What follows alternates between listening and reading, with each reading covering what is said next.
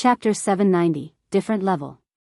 Everything had happened far too quickly. Long Rainbow was like a wild beast as he approached and ambushed Fire Dance stealthily. He had hidden his presence throughout the process. However, when he finally struck, he was like a venomous snake, both fast and accurate. What a pity. The glorious lions truly don't care about their reputation anymore. Previously, they've even declared that they wanted to go 1-on-2. Now, it's become a 2-on-1 instead. None of the audience had expected the battle to change so quickly. Words could no longer describe Fire Dance's strength. She was definitely the most powerful assassin they had ever seen in God's domain. Her strength attribute was absurdly high. She had been able to suppress a swordsman expert with so little effort. Her attack that filled the ring with starlight could also suppress everything before her. She was practically invincible in a 1-on-1 battle. Meanwhile, standing behind the woman, both Long Rainbow's pitch-black dagger and the hand wielding the weapon passed through Fire Dance's body without any resistance. Long Rainbow did not dare believe his eyes. The target he had carefully chosen was just an illusion. Just as he was about to warn Blood Sun, he discovered a silver short sword cutting across Blood Sun's waist, eliminating the swordsman's final strand of HP. Even after Blood Sun's HP reached 0, the man had not realized what had happened. Confusion as to why his HP had dropped to 0 filling his eyes. After Fire Dance killed Blood Sun, she released a sigh of relief. Long Rainbow had nearly forced her into a fainted state. With both Long Rainbow and Blood Sun having activated their berserk skills, she would most likely die before Violet Cloud could lend her support. Fortunately, the 1000 Transformations Phantom skill was no ordinary skill. It allowed her to swap positions with her doppelgangers without any telltale signs. The ability also didn't have a cooldown, allowing her to use it freely. All she needed to activate the ability was a thought. Hence, she had swapped positions with her doppelgangers the instant before Long Rainbow's dagger plunged through her. However, as soon as Fire Dance finished off Blood Sun, Long Rainbow reacted. Immediately, he used the assassin class's strongest skill, Absolute Strike, transforming into a streak of shadow that assaulted Fire Dance. Unfortunately, by the time the black shadow pierced Fire Dance's body, Fire Dance had long since swapped positions with another of her doppelgangers. When Long Rainbow's body rematerialized and reappeared behind Fire Dance's doppelganger, Fire Dance swapped position with said doppelganger again. Holding the petrified thorn in a reverse grip, she spun and with centripetal acceleration, she executed a perfect backstab, shoving her blade into Long Rainbow's back. Dang. Vanish? Fire Dance realized what had happened after Petrified Thorn was forced to a stop before it could strike the other assassin. Long Rainbow began to disappear immediately. Her lips curling into a smile, Fire Dance stated, "Unfortunately, even this move can't save your life." A second after Long Rainbow had disappeared, Fire Dance raised the Petrified Thorn above her and slammed it into the dueling ring's floor petrification domain. This was the epic ranked dagger's second skill. When activated, it dealt 500% weapon damage to enemies within 50 yards. Enemies hit would also suffer a 50% movement speed reduction for 10 seconds. In addition, the petrification domain increased Fire Dance's attributes and movement speed suddenly. With Fire Dance at the center, the ground began to turn stone gray, the affected area spreading outwards in the blink of an eye. Everything within 50 yards of Fire Dance turned stone gray. Meanwhile, Long Rainbow had been forcefully exposed. Golden, divine runes flowed around the assassin's body, and although Long Rainbow had not received any damage, his body had turned the same gray as the ground, his movement speed having plummeted. Damn it. This skill has a movement speed reduction effect. Long Rainbow's expression was grim as he watched Fire Dance dash towards him. Although he had activated magic immunity and his berserk skill, his basic attributes higher than Fire Dance's by a large margin, he was not confident of defeating Fire Dance in a direct confrontation. After all, even Blood Sun, who was the stronger of the two, had died while facing the female assassin head-on. His chances of victory were even lower. The only way he could win this match now was to eliminate the cleric Violet Cloud first. Once his skills cooldowns had completed, he could look for an opportunity to slay Fire Dance. However, that was no longer an option. Just as the 6 Fire Dances were about to reach Long Rainbow, the latter activated a skill that freed him from all control effects. Following which, he struck at the leading Fire Dance. Fire Dance did not bother resisting the attack, allowing Long Rainbow to strike as much as he wished. After Long Rainbow passed through Fire Dance's body unhindered, Fire Dance executed an eviscerate from behind the male assassin. However, 1,000 transformations had failed to hit Long Rainbow. The fragmented legendary weapon only struck the afterimage the assassin had left behind. Before anyone realized it, Long Rainbow appeared behind Fire Dance's true body, executing backstab. Long Rainbow had thought of this plan after Fire Dance had forced him out of stealth. He had deliberately exposed a weakness in his defense, launching a surprise counterattack while Fire Dance attempted to strike die. Long Rainbow shouted, his eyes bloodshot with fury as he thrust his blade in the end. However, his dagger still passed through the woman without any resistance. He had failed. How? Long Rainbow's eyes widened. Meanwhile, as soon as Long Rainbow's black dagger left Fire Dance's body, the doppelganger spun and slashed at the assassin. The two were too close. Even if Long Rainbow had predicted the attack, the Fire Dance's attack speed was simply too high. Furthermore, he had not yet recovered his stance after his full-powered attack. He could not defend himself. The silver 1,000 transformations became a stream of light that shot Long Rainbow's heart immediately. A damage of minus 10,648 points appeared above Long Rainbow's head, devouring more than 2/3 of the assassin's HP. Ignoring the pain, Long Rainbow abandoned his defense as he tightened his grip on his dagger and stabbed at Fire Dance. As an expert, his pride no longer allowed him to care about winning or losing this match. Only one thought went through Long Rainbow's mind. He needed to damage Fire Dance at least once. Although his attacks had only struck illusions, the pain 1,000 transformations caused him was absolutely real. Hence, Long Rainbow was certain that the Fire Dance before him was the real deal. Yet, just as his dagger was about to strike Fire Dance, Long Rainbow felt another sting in his back. As Long Rainbow's HP dropped like a stone, he turned his head to take a look, discovering that the real Fire Dance had appeared behind him without his notice. Following which, Long Rainbow fell to the ground, bitterness filling his eyes. Despite his berserk skill, even until his death, he had not managed to touch the real Fire Dance. This was the first time since he had joined God's domain that anyone had toyed with him to such a degree. And he had been completely powerless against it. Silence dominated the spectator stands compared to this battle. The previous battles had been a joke. The battle had only lasted several seconds, yet before anyone realized what was going on, the two great experts of the Glorious Lions battle team were dead. Although none of the audience members understood what had just happened, they had learned one thing from watching Fire Dance's battle. All attacks against Fire Dance were ineffective, while every one of her attacks was vicious. This fight had felt like a dream. Two great experts had died without offering the slightest resistance. Aside from their confusion, everyone among the audience admired and feared Fire Dance. The Glorious Lions' two great experts were undoubtedly extraordinary individuals. Even in the dark arena, their strength ranked at the top. Yet, even after these two great experts had activated their berserk skills, Fire Dance had defeated them without any berserk skill whatsoever. Berserk skills generally improved a player's combat power significantly. It should have been impossible for a player without a berserk skill to contend with a player with one active.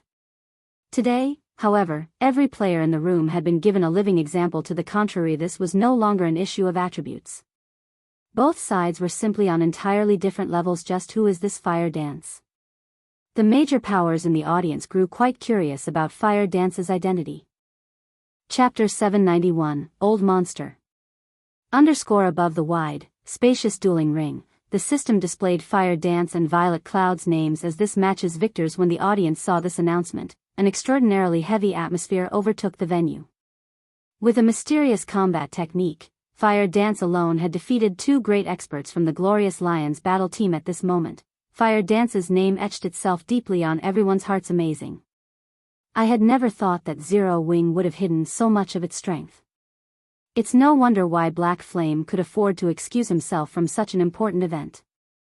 When Phoenix Rain looked at Fire Dance, she felt as if a whole new world had opened up to her. Although Fire Dance's combat realm was mediocre at best, the assassin's bewildering combat method was a first for her. Even Blue Phoenix, a Void Realm expert, would not have any defense against Fire Dance, much less Long Rainbow and Blood Sunday.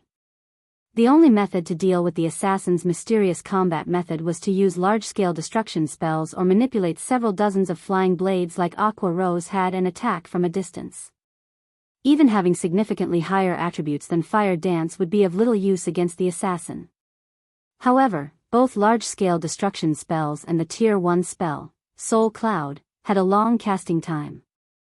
During this period, with Fire Dance's speed, she could kill her opponents several times over. If even magical classes would have such a difficult time against Fire Dance, physical classes would have even more trouble taking her down. Even Hua Qiushui, who watched from the spectator stands, was stunned by the match's outcome for quite some time. The Azura Battle Team, a team new to the Dark Arena, possessed such a strong framework. It was simply inconceivable whether it was Thousand Blades, who had fought in the first match, or Blood Sun and Long Rainbow, who had just been defeated. All three were experts that she had handpicked herself. She was very familiar with their strengths. Yet, all three had failed. She had never expected this outcome. Where did this Azura Battle Team come from? Hua Qiushui wore a gloomy expression. She was in a very bad mood. To avoid the unexpected, she had been as careful as possible, yet after dispatching the members of Team 2, they had still lost 2 matches in a row. If they lost another match, they would lose the entire competition. It's no wonder why he dared to challenge my Glorious Lions Battle Team. Sure enough, he has some ability. Hua Qiushui could not help but shift her gaze toward Ye Feng. Initially, she had seen Ye Feng a minor character that did not necessitate any attention. Now that he was the Azura Battle Team's leader, however, she could not afford to ignore him. Meanwhile, when Exemplary Willow saw Hua Qiushui's gloomy expression, she more or less understood the Glorious Lion's situation. However, Exemplary Willow was truly confused. Zero Wing was merely an upstart guild. She could deal with the guild's victory over the Star Alliance in the previous war, but it now forced Hua Qiushui's battle team into a serious predicament. This was simply inconceivable. Auntie Hua, we will win this competition, right? Exemplary Willow asked worriedly before the competition had begun. She had wagered all of the rare materials and equipment she had obtained after many difficulties on the Glorious Lion's victory. She had obtained the materials and equipment from Twilight Echo to use as bets. As a precaution, she had bet her funds on the Glorious Lions. On the off chance that the battle team lost, Twilight Echo's development would most likely stagnate. Rest assured, although the Azura Battle Team's performances were shocking, such powerful skills and equipment are not that easily obtainable. The fact that the Azura Battle Team had 2 or 3 such items is impressive. However, it is unlikely that they will show off any more in the following matches. Hua Qiushui responded confidently. Her confidence stemmed from the fact that the third match was a one-on-one. The Glorious Lions had sent their strongest fighter, Sirius, into this match. Hua Qiushui had also investigated Zero Wing during the small break after the last match. The guild only had so many experts. Aqua Rose, Fire Dance, and Violet Cloud were known as the guild's 3 greatest experts. After including Ye Feng, a hidden expert of the guild, Zero Wing only had 4. The other experts within the guild were mediocre at best. They had no reason to fear them. One of the remaining matches was a 1-on-1, while the other 2 were 3-on-3s. In a 3-on-3, Ye Feng was the only true opponent the Glorious Lions had to face. Even if the Glorious Lions members were no match for Ye Feng in a 1-on-1, with 3 people using their sure-kill skills simultaneously, they could easily finish off the swordsman as soon as the match began. Afterward, they could take their time finishing off the other 2 Azura Battle Team members. If Ye Feng fought in the 1-on-1, all the better. Sirius could win the competition by himself. The following matches would only be for show. Regardless of what decision the Azura Battle Team made, the outcome would be the same. It seems the Glorious Lions can't endure this any longer. Phoenix Rain's lips curled up slightly when she saw Sirius walk onto the dueling ring. The Glorious Lions lineup was gorgeous after all. The Super Guild Battle Wolf supported the Battle Team. Zero Wing was merely an upstart guild. The fact that it had forced the Glorious Lions into a corner was considered a miracle in the Dark Arena. Big Sis Rain, who do you think the Azura Battle Team will send for this match? Blue Phoenix could clearly feel the terrifying aura Sirius radiated. The instant Sirius entered the ring, her instincts warned of extreme danger. This was the first time she had experienced such a feeling. Although she had never fought Sirius, she could already see her defeat. The gap between them was simply too wide. He was someone she could currently defeat. Phoenix Rain only shook her head in response to Blue Phoenix's question. Even she didn't know what was going through Ye Feng's mind. After all, the man's performance until now had surpassed her expectations. Hopefully Ye Feng won't try to be a fool. As long as he doesn't fight Sirius, there is more than a 50% chance that Zero Wing will win the competition. Blue Phoenix nodded, agreeing with Phoenix Rain's words completely in the Dragon Phoenix Pavilion. Although Martial Dragon was strong, he was not so strong that she could not see the difference between them. On the other hand, Blue Phoenix could not even begin to guess how wide the gap was between her and Sirius. However, after giving it some thought, Blue Phoenix thought that this situation was reasonable. After all, Martial Dragon had only recently awakened his domain. Sirius, on the other hand, was already an old man in his 50s in front of an old monster like Sirius. Martial Dragon was no more than a newborn. Martial Dragon only had the potential to contend with Sirius in the future. Although Ye Feng was also very powerful, he was not yet qualified to face Sirius. Please, don't be a fool. Blue Phoenix suddenly worried, for Ye Feng experts were prideful beings. When they encountered stronger experts, they had the urge to challenge them. Furthermore, opportunities to fight against old monsters like Sirius were extremely rare if Ye Feng acted rashly and tried to fight Sirius himself. This competition would truly be over for the Azura battle team. Brat, what are you waiting for? Sirius, who waited in the dueling ring, chuckled softly as he said, or are you a coward? This old bastard. Ye Feng rolled his eyes at Sirius's provocation leader. Are you really going to face him? Aqua Rose, who sat beside Ye Feng, asked. After feeling the killing intent Sirius radiated, she had paled to a ghostly white. This was the first time she had felt such a cold and tangible killing intent. Just bathing in it stole her breath. The difference in their combat experience was like the difference between heaven and earth. They were on entirely different levels. Of course, I'm going to face him. Opportunities to fight such old monsters don't come by very often, Ye Feng said as he contained the excitement in his heart. Slowly, he approached the dueling ring. Chapter 792, The Ye Feng that cannot be underestimated. Seeing Ye Feng approach the dueling ring, Phoenix Rain frowned. Ye Feng is still too young and aggressive. Although Phoenix Rain could understand Ye Feng's desire to challenge powerful experts, he should also consider the time and place. Sirius was an old monster that Ye Feng had no chance against as he was right now. Even if he wanted to challenge Sirius, at the very least, he needed to awaken his domain first. Otherwise, the only outcome would be a miserable defeat. When Blue Phoenix saw this, however, she somewhat envied Ye Feng. Old monsters like Sirius stood at the true peak of God's domain. Hence, many gaming experts' ultimate goal was to challenge monsters like Sirius and emerge victorious to prove themselves worthy of standing at the peak as well. Blue Phoenix had yet to qualify to challenge such old monsters. However, Ye Feng did. Why wouldn't she be envious? Although Sirius had intended to provoke Ye Feng, this showed that he acknowledged the swordsman's strength. He believed that Ye Feng was qualified to challenge him. Otherwise, an old monster like Sirius would not stoop so low as to provoke a youth. If she were in Ye Feng's shoes, she, too, would accept this challenge to see what kind of heights she could reach. This kid is insane. He is actually challenging Sirius. A victorious smile emerged on Hua Qiushui's face when she saw Ye Feng walk up the dueling ring in order to recruit Sirius for the Glorious Lions battle team. She had made a powerful promise to the Battle Wolves. Had she not, the Battle Wolves would not have allowed Sirius to join the team. Even Hua Qiushui wasn't sure of Sirius's true strength. However, she was certain of one thing. When she had first met Sirius, she had wanted to test the man's skills. Hence, she had hired over a dozen top-class professional bodyguards to fight the old man. The outcome of that fight had far surpassed her expectations. Every one of the bodyguards she had hired was a top expert, yet, not one of these bodyguards had even laid a finger on Sirius. Before she realized what had happened, all of her bodyguards were lying on the floor. She had not dared to move a single muscle. She had felt as if chains had bound her.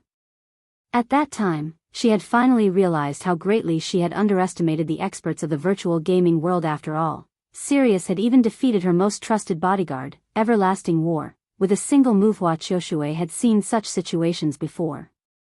However, that had been when she had hired ordinary people as bodyguards. In front of Sirius, even experts were no different than ants. Moreover, this had happened in the real world. Meanwhile, when Ye Feng and Sirius stood in the dueling ring, staring at each other, the stage's atmosphere seemed frozen. Not bad. Sirius nodded slightly as he watched Ye Feng. You have reached such a standard at such a young age. You can even endure my mental suppression. It's been a long while since I've seen such a promising brat. You also agreed to fight me. Before the match begins, what would you say to placing a bet? A bet? Ye Feng could not help but laugh when he heard this. What do you want to wager? The girl named Fire Dance on your team is very promising. It would be a waste for her to remain on your team. She could have an even brighter future, so I'd like to accept her as my apprentice. I can help her advance on her path. In the future, she will grow to surpass me. Hence, if your Azura battle team loses, I want Fire Dance to become my apprentice, of course. If our Glorious Lions battle team loses, I'll tell you how to advance your combat standards. What do you think? How to improve my combat standard? Ye Feng had to admit that he was tempted after reaching his level. It was extremely difficult to improve further. Awakening a domain was not a simple matter. Countless geniuses were stuck at this bottleneck and were unable to enter that realm. Even he had yet to discover any clues about awakening his domain yet. Sirius declared that he had such a method in Ye Feng's opinion. However, such a possibility should exist in the past. He had merely been the guild leader of a second-rate guild. He had very little information regarding the top powers of the virtual gaming world. These top powers had existed for decades. They all had their own methods to nurture experts. Hence, it was not entirely impossible for them to discover a method to awaken a domain. Unfortunately, this method was an absolute secret. Otherwise, how could the various super guilds nurture so many refinement realm experts? This was the difference between ordinary guilds and super guilds. A small guild was lucky if they even had a few top-tier experts. A large guild was considerably powerful if it had several refinement realm expert leaders. However, super guilds could easily nurture their own refinement realm experts. An expert nurturing system would be a powerful asset to Zero Wing. Ye Feng inwardly sighed. What do you think? Sirius asked seriously. This is not something I can decide. Fire Dance has her own plans. However, what if I offer something else as a wager? Ye Feng was sorely tempted by Sirius's proposal. If he could obtain a reliable method to improve his abilities, rather than search for the method himself, it would save him a lot of time. He could also use that method to nurture others. Something else? I'm not trying to look down on you, but there is nothing in the virtual gaming world that can tempt me. Sirius had not expected Ye Feng to propose a counteroffer. He could not help but laugh as he said, neither coins nor epic items are out of my reach. I just need to invest a little time to obtain them. If you are trying to tempt me with such things, don't bother. What about the stable design? Ye Feng smiled faintly. What did you say? Sirius was taken aback. You have the stable design? A super guild like Battle Wolves had no issue obtaining epic items. They needed little time to amass a collection. In fact, the Battle Wolves already had several epic items. Hence, epic items weren't tempting in the least to Sirius. The stable design was a different story. The various large guilds in God's domain were currently going crazy over mounts.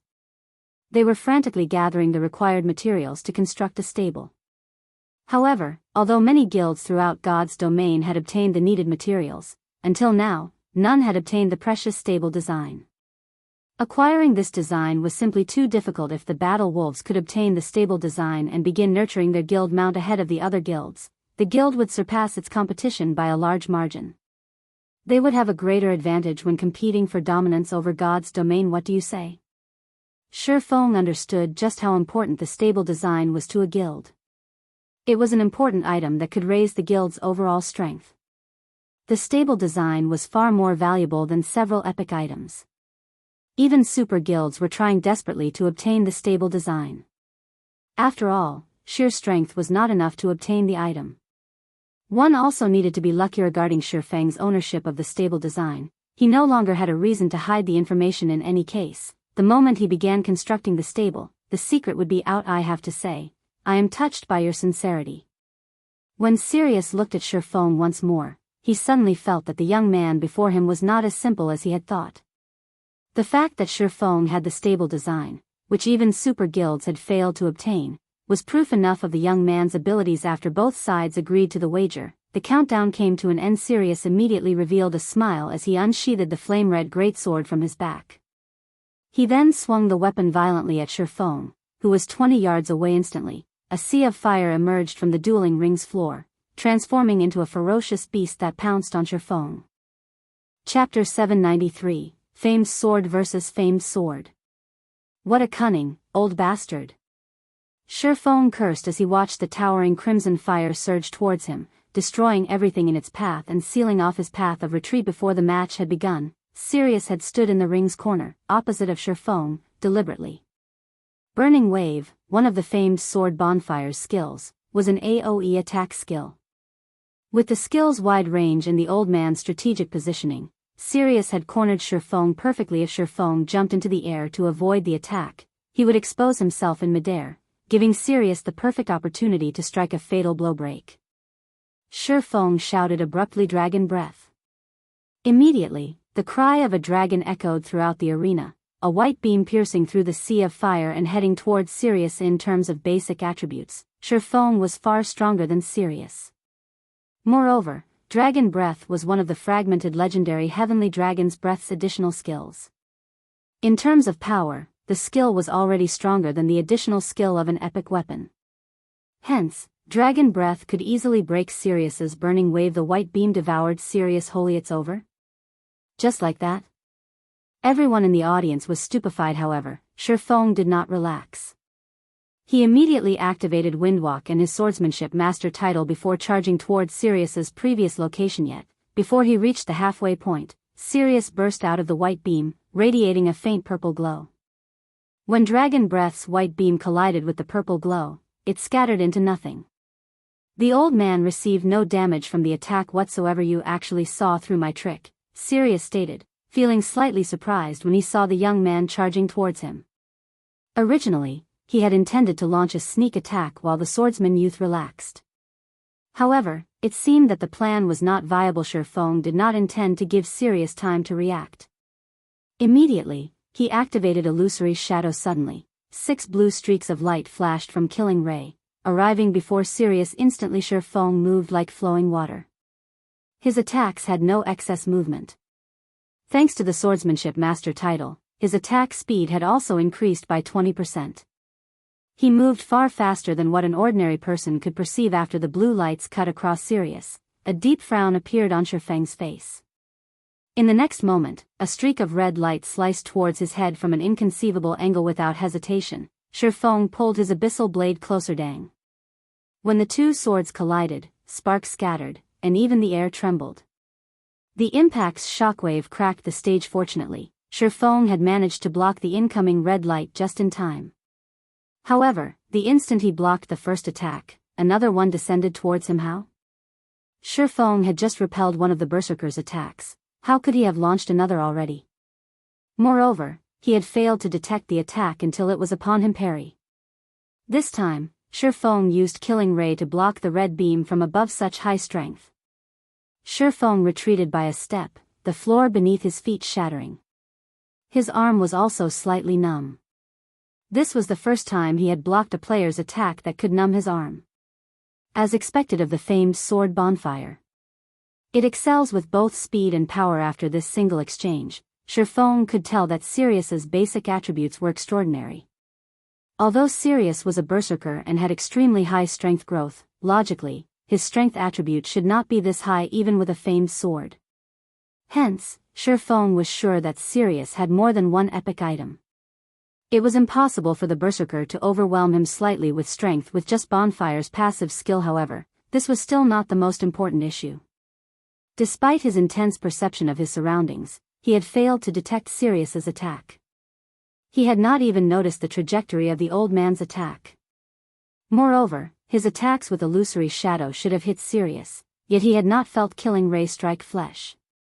Although the two combatants had only exchanged moves for a brief moment, everyone on the spectator stands was stunned. "They're so fast!" Phoenix Rain exclaimed. Ye Feng's attack speed was even faster than when he had faced Blue Phoenix. Even his hand movements were only a blur to her, not to mention the sword itself. "Big Sis Rain, why didn't Sirius lose any HP?" "I clearly saw Ye Feng's attack hit him," Blue Phoenix asked curiously. "Hit him?" Phoenix Rain shook her head. "Ye Feng hasn't touched him once. how could he lose any HP? Huh. But I saw the streaks of blue light pass through Sirius's body. Blue Phoenix's eyes widened. She couldn't believe it. However, the statement had come from Phoenix Rain, so it couldn't be false. This is Sirius's power, absolute control. Phoenix Rain explained slowly, saying, although it looked like Ye Feng's attack had hit Sirius, in reality, there was a paper-thin distance between Sirius and Ye Feng's sword. The gap is impossible to see with the naked eye. It's natural that you couldn't tell the difference. However, the system's judgment with attacks is very accurate. Even if the gap is 1/10 of a millimeter, the attack will not count. Blue Phoenix's mouth widened when she heard this. Is he even still human? Blue Phoenix doubted that she could evade an attack by a single centimeter, and she had even reached the Void Realm. Someone in the Refinement Realm only had a delicate control over their movements. Their perception was still far from comparable to a Void Realm expert. Hence, dodging an attack by 3 centimeters would be a miracle. Meanwhile, Sirius could dodge an attack by less than 1 centimeter. It was inconceivable. This is only the beginning. Sirius is far stronger than you can imagine. Phoenix Rain sighed as she watched Ye Feng defend against Sirius's attacks. In the dueling ring, Ye Feng's alarm grew as he fought the old monster. No matter how fast he swung his swords, he couldn't hit the berserker. On the contrary, Sirius's attacks grew powerful as the battle progressed. At this point, he was starting to struggle to keep up. Sirius's attacks always struck at his blind spots. The attacks also grew more precise. He had very nearly failed to block the old man's last attack. Finally, after over a dozen seconds, a streak of red light finally struck Ye Feng. However, the red light stopped just before it collided with Ye Feng's body, unable to proceed. Is this the strength of a domain?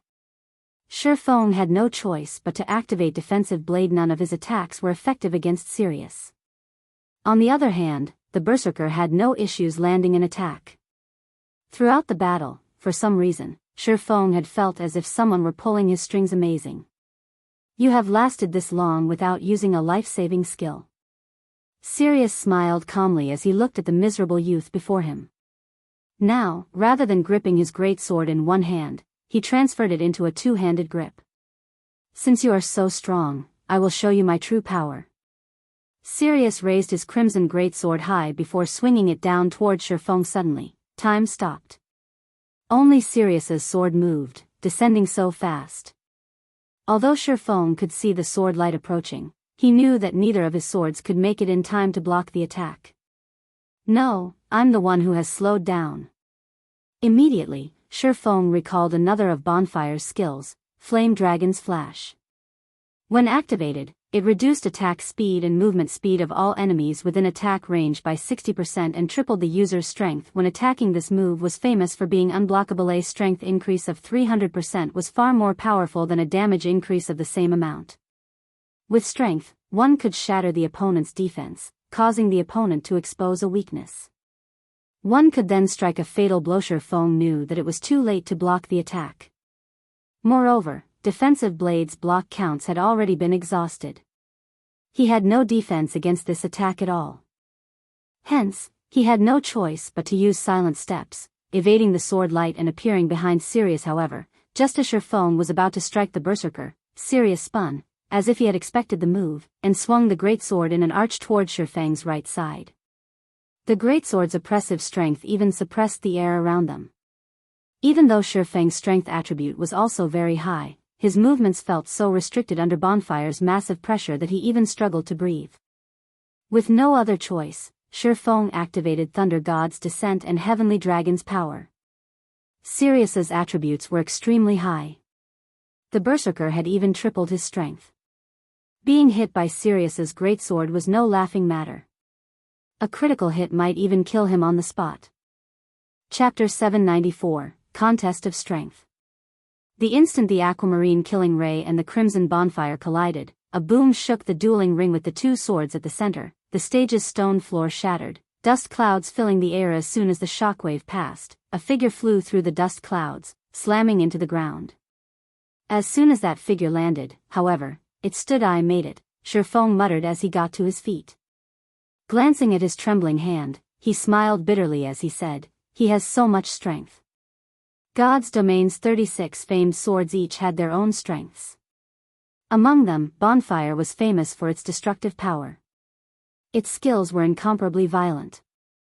In the hands of a berserker, the weapon could topple a city even though his basic attributes were slightly higher than Sirius's. After activating Heavenly Dragon's power and increasing his strength by 100%, the berserker's attack had still sent him flying fortunately. However, Heavenly Dragon's power had increased both his HP and defense by 300%. Thunder God's Descent also had a damage reduction effect, hence, even after receiving the attack, he had only lost a little over 200 HP. Fortunately, with Heavenly Dragon's power, Ye Feng's maximum HP reached more than 48,000. Even without the Thunder God's Descent, Sirius's attack could barely scratch Ye Feng. Ye Feng is strong. Even after Leader used Flame Dragon's Flash, he took so little damage. Blood's Son was almost speechless after seeing Ye Feng mostly unharmed. Everlasting War was similarly dumbfounded. His memory of Sirius's Flame Dragon's Flash was still fresh in his mind. While Sirius had offered him guidance, the berserker had used a single hit to finish him off, yet Ye Feng had only lost slightly over 200 HP. It was astonishing. Moreover, Ye Feng had lasted so long against Sirius. Ye Feng was the first person he had ever seen capable of such a feat. Not one member of the Glorious Lions battle team could last 10 seconds against Sirius. Activating their berserk skills had not changed that. Sirius could still end their lives in 10 seconds without relying on a berserk skill himself. The difference in combat techniques between Sirius and his subordinates was like the difference between heaven and earth. I had never realized that Ye Feng had held back so much of his strength. He can actually contend with an old monster. It feels as if he is even stronger than Martial Dragon. A light shone in Blue Phoenix's eyes. She couldn't help but admire Ye Feng's strength. If she had been the one to fight Sirius, the match would have ended by now indeed. Ye Feng is stronger than Martial Dragon. However, this is only in terms of skills and attributes. It really is a wonder how Zero Wing has obtained so many epic weapons and equipment.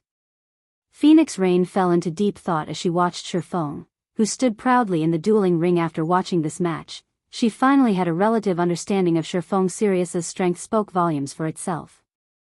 Yet, despite facing a monster like Sirius, Ye Feng could rely on his basic attributes to compensate for his shortcomings. One could just imagine how powerful his basic attributes were. One could not rely on dark gold equipment to gain attributes like this. Epic items were the only explanation. However, how precious were epic items? Even now, the Dragon Phoenix Pavilion only had a few. Yet, among the Azura battle team, more than one member wore or wielded their own epic item. By her estimations, Aqua Rose and Fire Dance should both possess at least one epic item. As for Violet Cloud, the cleric had yet to fight, so she did not know. However, this insight was frightening enough. After all, Phoenix knew very well that these epic items originated from Zero Wing. After Ye Feng activated his berserk skill, he would not waste time. Immediately, he charged at Sirius, going in for the kill with his HP and defense. He didn't need to worry about Sirius's attacks. He could afford to trade blow for blow. As Ye Feng was about to arrive before Sirius, he jumped into the air. He then raised Killing Ray, the power of fire and lightning gathering around the blade. Thunder Flame Explosion. Immediately, the attack suppressed the space around Sirius. The spatial suppression would reduce all enemies' movement speeds. With the skill's wide range, Sirius had nowhere to dodge. Sure enough, Sirius showed no intentions of avoiding the attack. Instead, he crossed Bonfire in front of his body, fully intent on receiving the descending element's boom. Fire and lightning devoured the berserker whole. However, the instant the elements came into contact with Bonfire, the famed sword absorbed them as if it were a black hole. This skill sure packs a punch. Sirius revealed an excited smile after Bonfire finished absorbing the flames and lightning. More cracks had appeared beneath his feet. However, thanks to you, I finally have a chance to use this skill to its limits. The berserk skill he had learned was somewhat unique. The skill's name was Baptism of Fire. To display the skill's might, he needed to absorb a certain amount of damage from a single attack. Furthermore, he could exert more of the berserk skill's strength depending on the damage he received from the one attack in the past. He had been lucky if his opponents allowed him to display 50% of the skill's might. However, Shi Feng's attack allowed him to exert 100% of the skill's effects currently. Baptism of Fire's strength bonus reached 120%. His attack speed increased by 100%, and his HP jumped by 200%. 6 blades of fire also appeared around his body. Meanwhile, Baptism of Fire lasted 1 full minute, which was more than enough time to end the match. Shi Feng had a bad feeling as he heard Sirius's words. However, before Shi Feng could react, the 6 flaming swords shot towards him so fast. Seeing the rapidly approaching swords of fire, Shi Feng instinctively brandished Killing Ray and the Abyssal Blade Peng. Peng! Peng! 6 brilliant fires scattered around him as he repelled the fiery weapons. However, the attack had also sent Shi Feng flying across 10 yards, 3 damages of over -300 points appearing above his head. How is this be possible? Every member of the Azura battle team was shocked when they saw Shi Feng fly through the air. They knew full well how strong Shi Feng's basic attributes were. This was the first time they had seen anyone or anything throw Shi Feng after he activated Heavenly Dragon's power. Heavenly Dragon's power increased Shi Feng's strength by 100%. With Shi Feng's current strength attribute, a 100% increase even allowed him to face down a High Lord, yet Sirius had sent him flying. How could they not be shocked? After landing, Shi Feng stared at Sirius with fear in his eyes. Is this the true strength of these old monsters? Shi Feng glanced at his trembling arms, excitement flaring in his eyes. Others might not know what had just happened, but as the person responsible for deflecting those swords of fire, Shi Feng understood the events well. Regarding strength, Shi Feng's was definitely higher than that of the fiery blades. However, Sirius could control the 6 swords of fire to their limits. 1 sword of fire might not have enough strength to overpower him, but if 2 swords combined their strength, then they would be stronger than him. Although combining the strength of 2 swords sounded simple, realizing the action was extremely difficult. To accomplish this feat, one needed both swords to attack the same location at the same time. Only by doing so could one combine the strength attribute of both swords. No ordinary player could achieve the precision and skill this feat required.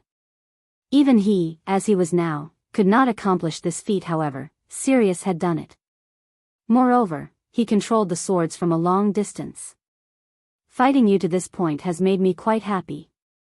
In return, I will show you my strongest, ultimate move, Sirius proclaimed as he smiled at Shi Feng excitedly. With a faint smile, he pointed bonfire at Shi Feng immediately. The 6 swords of fire shot toward Shi Feng, all 6 combining into one flaming weapon. Chapter 795, 6 Swords in One. When the 6 swords of fire merged into one, the crimson flames turned a brilliant white. Wherever this flaming white weapon went, the white stone floor beneath it melted. Seeing the white sword of fire fly towards him, Shi Feng's expression turned grim. Just how strong is he? Merging 2 swords of fire together was already an incredibly difficult task. If one could not synchronize the swords perfectly, even an error of 1/10 of a millimeter would ruin the combined strength, resulting in individual attacks. Yet, now, Sirius had merged all 6 swords of fire into one. The compounded strength was no laughing matter. The burning white weapon possessed 3 times the strength of the previous combination. Alright, it's time we put an end to this battle. Sirius narrowed his eyes. Show. A sonic boom resounded throughout the dueling ring as the fiery white sword covered a dozen yards in an instant, arriving before Shi Feng's heart. Although Shi Feng wanted to dodge the sword, Sirius had already locked onto him. If he moved in the slightest, Sirius would immediately adjust the sword's trajectory. Defending himself while moving was also far more difficult. His only option was to allow the flaming blade to come within critical range before dodging it. The instant the sword was within range, Shi Feng sidestepped it. It's useless. I've already predicted your actions. Sirius shook his head as he commanded the white sword of fire. With a thought, the sword suddenly changed its trajectory, stabbing toward Shi Feng's heart once more. However, Shi Feng had prepared for this moment. Suddenly, Killing Ray released a dazzling white glow. Flame burst. The white light caused the dueling ring's temperature to soar instantly. Killing Ray then transformed into a streak of white light that collided with the sword of fire. Boom. Everyone in the spectator stands felt their hearts shake and eardrums rupture. In the next moment, a small crater with a radius of over 2 yards appeared at the epicenter of the collision. The crater had been scorched black as if created by a meteorite. Meanwhile, like a cannonball, Shi Feng flew over 20 yards away. His HP instantly fell by more than 1,500 points. When he landed, the stone flooring beneath his feet cracked, the fissures extending over 5 yards from him. As the deafening boom passed, silence overtook the audience. Everyone was stupefied. Is this really a battle between humans? This thought continuously echoed through everyone's minds. The two fighters in the dueling ring felt more like Lord-ranked monsters, rather than players. Not only were they both astonishingly fast, but their strengths and reaction speeds were also incredible. They had used the system's slow-motion function to watch the two fighters clash. Otherwise, they would not have had a single clue about what had happened. Snow, do you know anything about that sort of fire? Is it a skill? Zhao Yueru asked, excitement flashing in her eyes. Even after watching the fight for a long time, she could not figure out why that burning weapon was so immensely powerful. Previously, it had only dealt Ye Feng around -300 damage. Now, not only had it dealt over -1,500 damage, but the strength it contained had also increased tremendously. However, she had only seen the 6 crimson swords of fire merge into one. If she could similarly combine her spells, just how devastatingly powerful could her spells become? Gentle Snow simply shook her head in response to Zhao Yueru's question. This was the first time she had ever seen something like this. The thought of combining attacks to improve the strength of a skill had never crossed her mind before. She had never imagined that the combined strength would yield such overwhelming effects. Although she could tell what her friend was thinking, she did not think that Sirius's attack was just as simple as merging the 6 swords of fire to attack simultaneously. After all, when they fought dungeon bosses, there were often instances where several spells struck the boss simultaneously.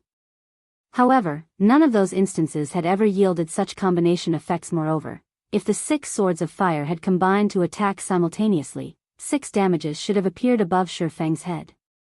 However, only one had appeared. Hence, Sirius's attack was not as simple as it seemed. Otherwise, with Ye Feng's current combat standard, there was no reason why he could not use such a technique as well. Since Ye Feng was not using this technique, that could only mean one thing: he was not capable of using it. Thinking up to this point, Gentle Snow trembled involuntarily. The combat technique Ye Feng had displayed had long since surpassed her imagination, yet even a powerful expert like Ye Feng couldn't use this combination technique. One could just imagine how powerful Sirius was. Moreover, at this point, it was obvious that Ye Feng had already activated his berserk skill. Even so, he was at a disadvantage. In contrast, Sirius had yet to suffer a single point of damage. While everyone focused on the battle, Sirius had launched another attack. He had no intentions of allowing Ye Feng to catch his breath. Again and again, the sword of white fire attacked.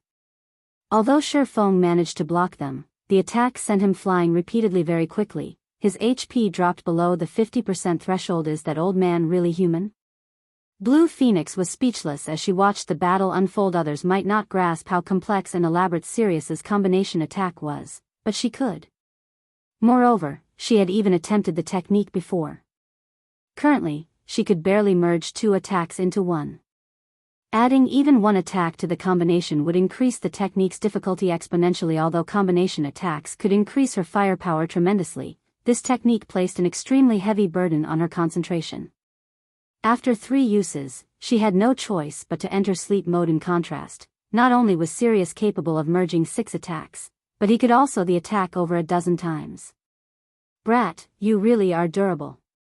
You are the first person to last so long against this move. However, now that you've used up that skill that enhances your attack power, the next attack won't just end with flying across the ring. Sirius laughed. Is this the true strength of a domain? As Ye Feng watched the flaming blade dart towards him again, he finally realized the gap between Sirius and himself. Although his attributes were superior, Sirius surpassed him when it came to skill application. Experts in the realms of refinement might be able to exert 100% of their combat power, but the old man before him could exert more than that. However, this battle had also helped him finally realize what he needed to work towards to fight against an old monster like you. I am truly fortunate, Ye Feng mumbled, his lips curling into a smile as he watched the brilliant white sword fly straight towards him. Fortunate? Sirius was momentarily speechless when he heard Ye Feng's mumbling. He had not expected Ye Feng to be a masochist. Ye Feng suddenly relaxed his body before tightening his grip on Killing Ray Blade Liberation. The weapon he chose was none other than the sacred sword Killing Ray. Blade Liberation's effects would change depending on the quality of the target sword. In previous instances, when he used the Abyssal Blade as the target sword, his strength and agility increased by roughly 90%. Meanwhile, Killing Ray was a higher quality weapon than the magic weapon. The instant Ye Feng activated Blade Liberation, a blue glow surrounded his body. With a light swing of his arm, the Killing Ray in his hand transformed into a bolt of lightning that ripped through the air towards the Sword of White Fire. Chapter 796, Godly Power. When lightning and fire clashed, the flash momentarily blinded everyone watching. With the boom that echoed throughout the venue, Ye Feng was forced to retreat by 3 steps before he could steady himself. Following which, a damage of over -100 points appeared above his head. As for the White Sword of Fire, the attack had thrown it to the side. When the audience saw this, they were flabbergasted. Just how strong is Ye Feng? Who is Ye Feng? Can current players really achieve this level? Before, the audience members had somewhat admired Ye Feng's strength. Now, however, that admiration had become shock. It was especially true for those who knew serious this should have been a one-sided battle. Nobody could have ever imagined that Ye Feng still had such a trump card. Even though they did not stand in the ring themselves, they could feel the violent power radiating from Ye Feng's body. Many of them had felt this power in the past. One only experienced this power while raiding a large-scale team dungeon. This was the power of a great lord. At this point, the pressure they felt from Ye Feng was even greater than the pressure they felt from the great lords they had fought before. They were breathless. Big Sis Rain, just who is Ye Feng? For a time, Blue Phoenix was at a loss for words as she stared at the glowing Ye Feng. After her own match against him, she had seen the gap between the swordsman and herself quite clearly. His strength had not been out of her reach now. However, it would seem that the strength Ye Feng had used against her had just been the tip of the iceberg. If she fought this kind of violent power, she would most likely die in an instant. Not responding to Blue Phoenix's question, Phoenix Rain remained silent as she continued to watch the man named Ye Feng. It seems I've truly underestimated Zero Wing. It's no wonder why they dared to pick a fight with exemplary Willow. So, the guild had still hidden such an expert. Joy flooded Phoenix Rain. She had not initially had much hope for the Azura battle team. She had only hoped to win a few matches and earn a small fortune in the Dark Arena. After all, the Dark Arena had only established recently. Many experts considered themselves to be above such brawls. Now, however, with the strength the Azura battle team had just displayed, they could definitely fight for a high rank in the Dark Arena. Ye Feng.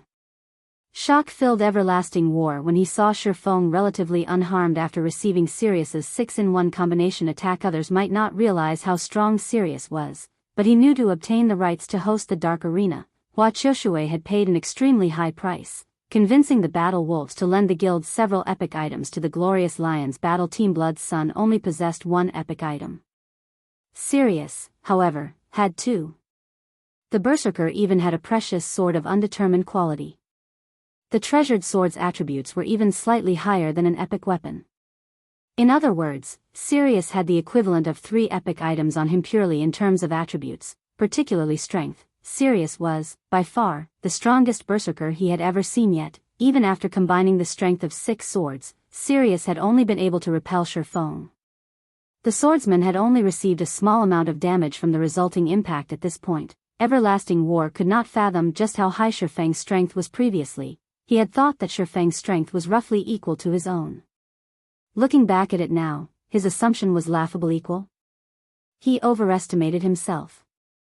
Meanwhile, in the dueling ring, the new development also surprised Sirius. So, this is why you were so confident about facing me.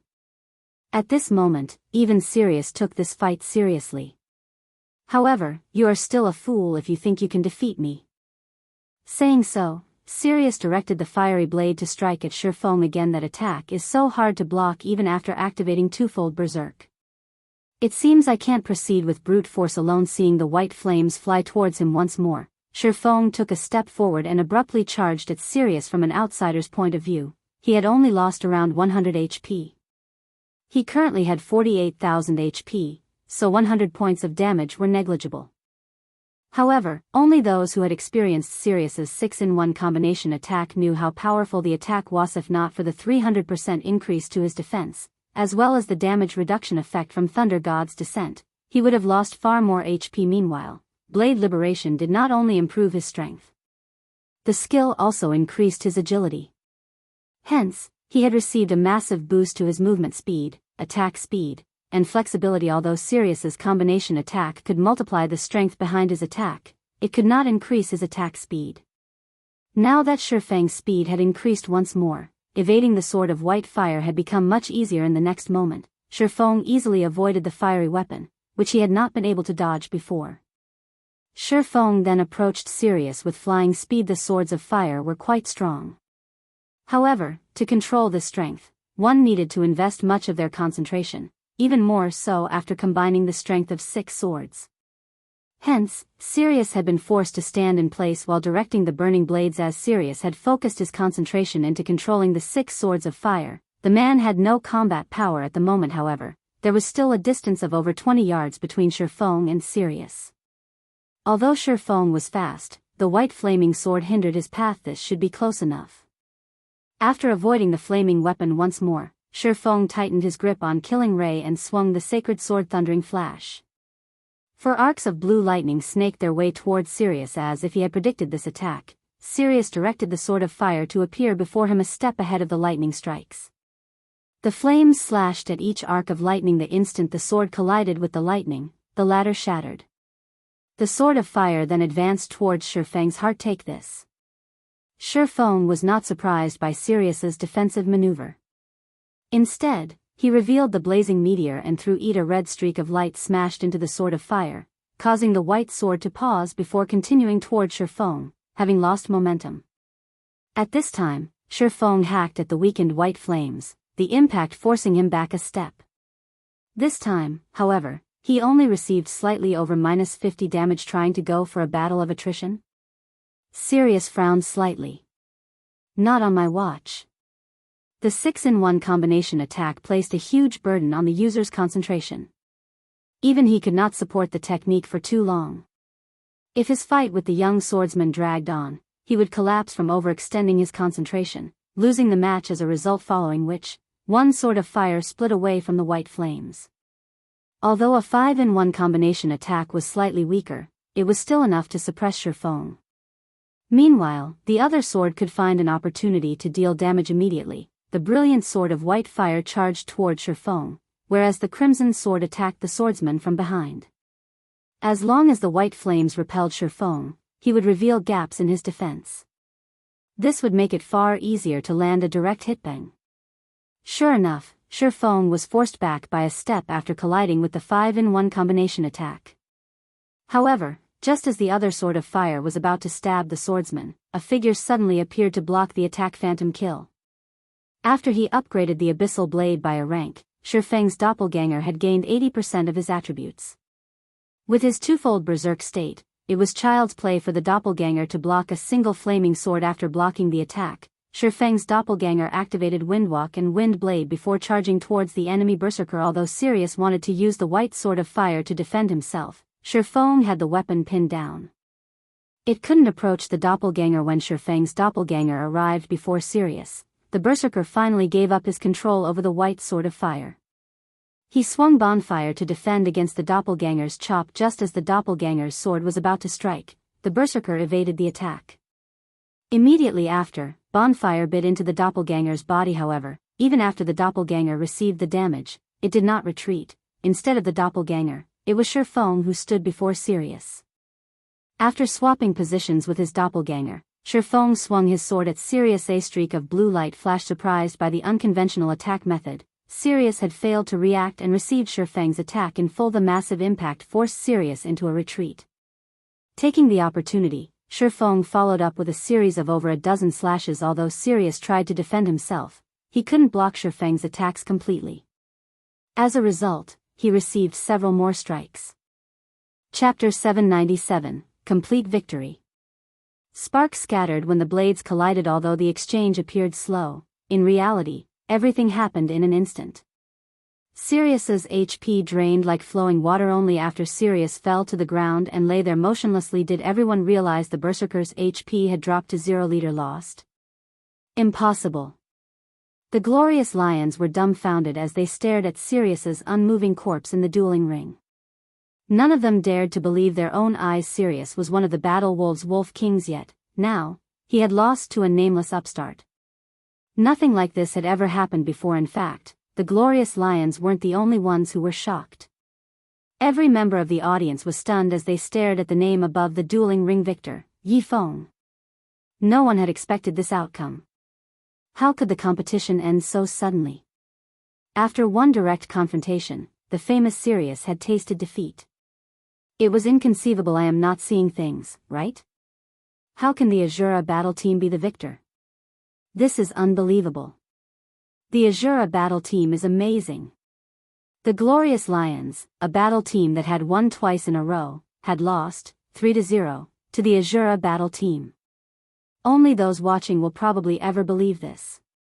Even now, the audiences had yet to recover from their daze. It was as if the last, brief exchange from before had etched itself into their minds. The techniques in this battle were definitely worth studying. The Glorious Lions were not weak. The Azura battle team was just a little stronger. Although I've lost some materials from betting on the Glorious Lions, it was worth watching this battle. Many among the audiences had bet on the Glorious Lions battle team's victory. However, the majority of these people were not disappointed. On the contrary, the upper echelons from various major powers felt as if they had raked in a huge profit. The high-level battles that had taken place in this competition had taught them much. Particularly, it had allowed them to understand the true strength of each battle team.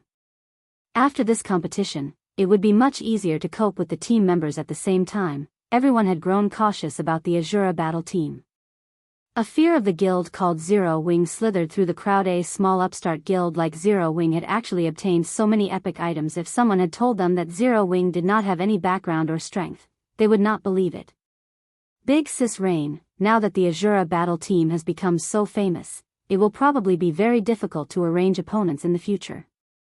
Although Blue Phoenix was happy for Ye Feng, in the Dark Arena, the stronger a battle team was, the more difficult it was to find an opponent. Every battle team in the Dark Arena fought to gain the arena's hosting rights. However, that was not an easy goal. Firstly, a battle team needed to participate in 10 games, winning 8. Only then would a battle team have the right to challenge the Dark Arena's organizer. Only after defeating the organizer's battle team would one obtain the hosting rights. Hence, the various battle teams would not accept challenges easily. It was even more difficult for strong battle teams. Everyone wanted to rack up victories by challenging weaker teams. Of course, to prevent some people from avoiding battles completely, the Dark Arena had a time limit. If a battle team could not find an opponent within 10 days, the Dark Arena would choose an opponent randomly. Hence, the stronger teams in the Dark Arena did not need to fear a lack of challengers. They just had to wait a relatively long time before they could complete all 10 required games. Much would change in God's domain after 100 days. It doesn't matter, Phoenix Rain said as she shook her head. Previously, I worried that the Azura battle team would lose miserably. As for future matches, it seems that we're going to make a fortune from now on. Big Sis Rain, did you agree to another match before this? A realization struck Blue Phoenix. That's right. As the Azura battle team is a new team, with members from a small guild, many people had requested a battle. A few had even promised to bet favors and a certain number of materials. It's a pity that each battle team can only compete in 3 matches every 10 days. It would be great if we could arrange a few more matches. Phoenix Rain laughed. When she thought about the next 2 battle teams they had to face, she could not help but pity those teams. Chances were that the players from those teams held a deep resentment for her right now. Every one of them had assumed that the Azura battle team was quite weak. None of them would have imagined that the team was actually a dark horse. Only finding opponents for the last 7 matches would give her a slight headache. Hopefully, Ye Feng can hold back in future matches. Otherwise, finding an opponent will be a problem, Phoenix Rain muttered softly. Lost. He actually lost. When Hua Qiushui heard the applause and cheers, her face twisted into an ugly expression. Losing a game was not a major issue for her. After all, the Glorious Lions only needed to win 8 out of 10 games.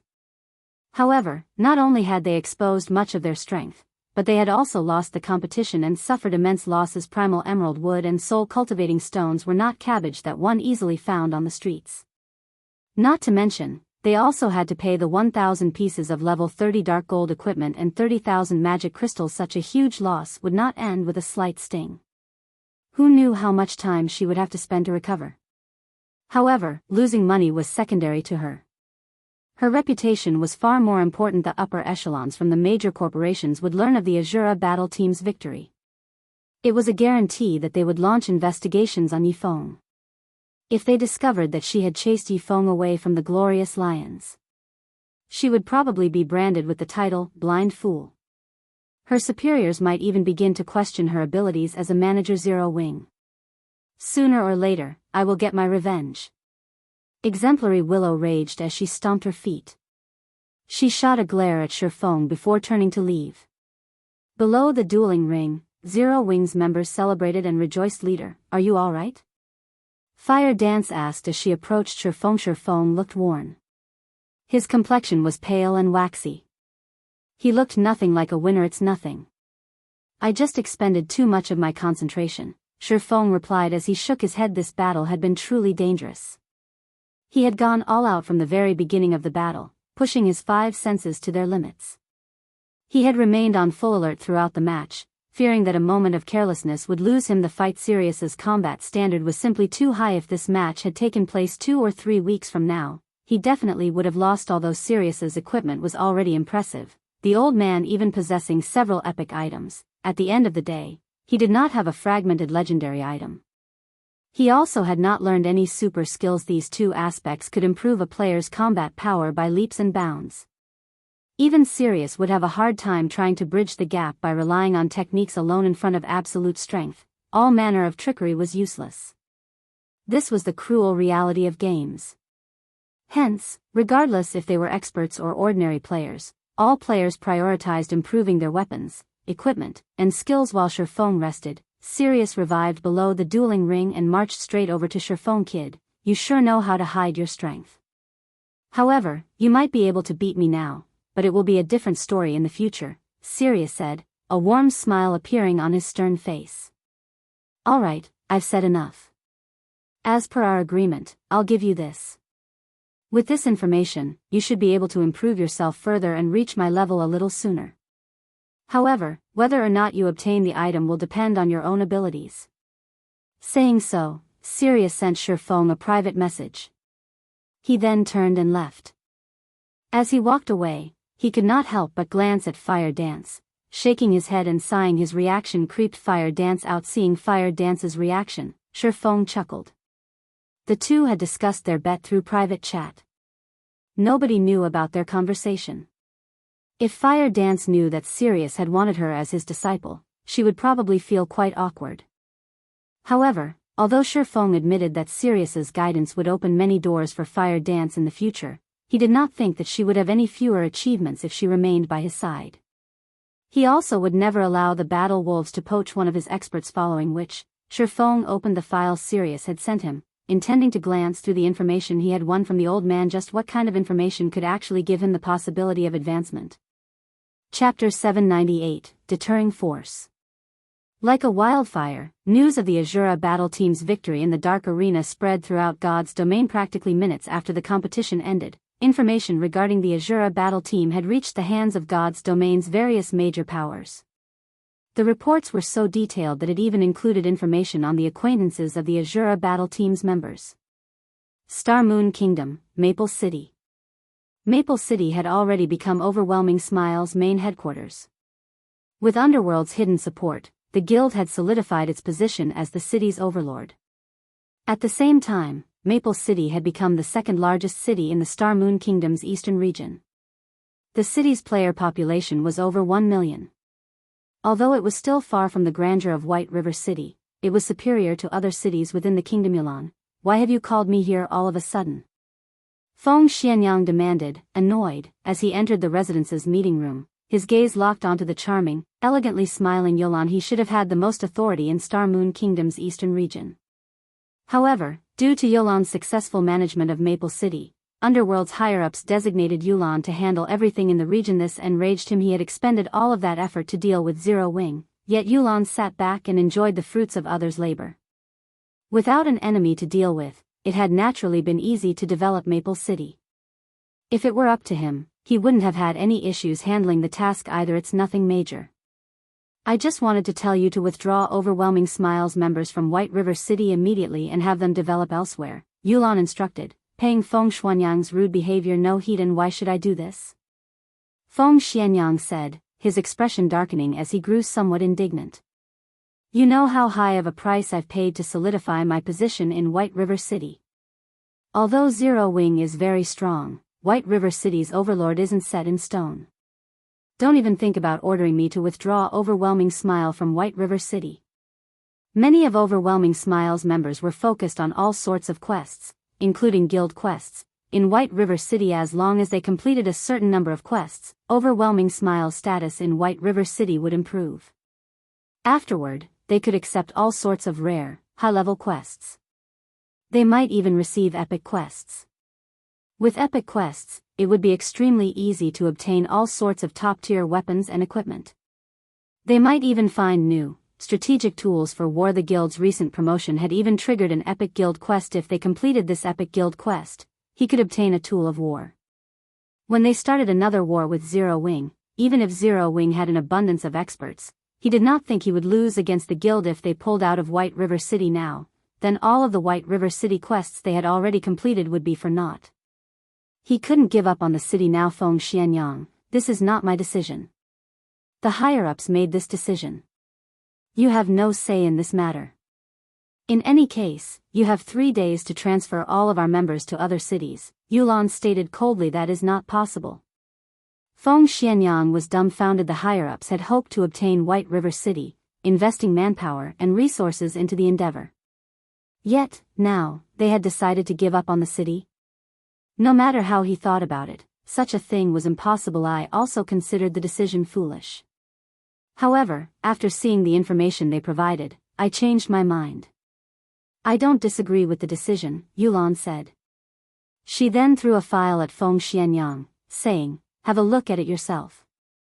This is... Feng Xianyang boiled with rage when he saw the folder's title Zero Wing Report. Zero Wing was Feng Xuanyang's sworn enemy. If not for Zero Wing interrupting his plans again and again, White River City would have been his by now. He wouldn't have suffered under Zero Wing's oppression as he did now. To make things worse, Zero Wing had flourished in the war in the Stoneclaw Mountains, becoming one of Star Moon Kingdom's large guilds that could even rival first-rate guilds. This had also weakened Overwhelming Smile's position in the city significantly. Now, Overwhelming Smile's members had to tread carefully when encountering Zero Wing players on the city streets. This humiliated Feng Xianyang. However, he endured because he knew that this was still not the time to pick a fight with Zero Wing. Now, after striving silently for a long time, he had finally obtained an opportunity to seize White River City. Hence, no matter what, he could not give up in this competition for dominance. As long as he obtained White River City, the favor Yulan received from Underworld's upper echelons would also vanish. At that time, he would become the absolute leader of Underworld's branch in Star Moon Kingdom rather than playing underling to a greenhorn wench who had only been a member of the organization for a short time. However, after Feng Xianyang read the Zero Wing report, his excited expression froze, his eyes widening with shock. He paled as if he had seen a ghost. How can this be? Feng Xianyang couldn't believe his eyes. How has Zero Wing appeared in the Dark Arena? They even defeated a battle team that has the backing of a super guild. Currently, Underworld was considered one of the virtual gaming world's major powers.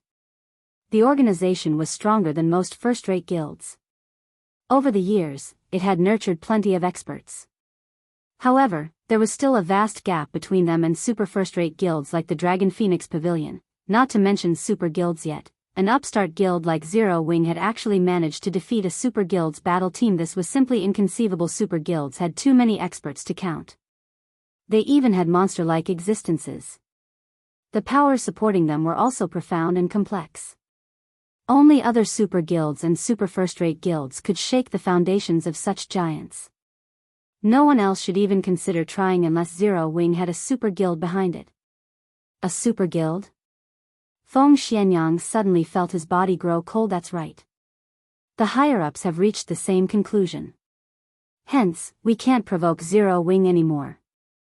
There is no reason to continue wasting our time in White River City. In truth, Yulan doubted that Zero Wing had the support of a super guild. However, the Mana Pulse Cannon in the Stoneclaw Mountains and the various magic array scrolls. Now, they also had to consider the performance in the Dark Arena. A mere upstart guild was not capable of achieving these feats. Hence, it was quite possible that a super guild supported Zero Wing from the shadows. Even though it was only a possibility, Underworld would not take this risk. I understand. I'll transfer the majority of our members to other cities.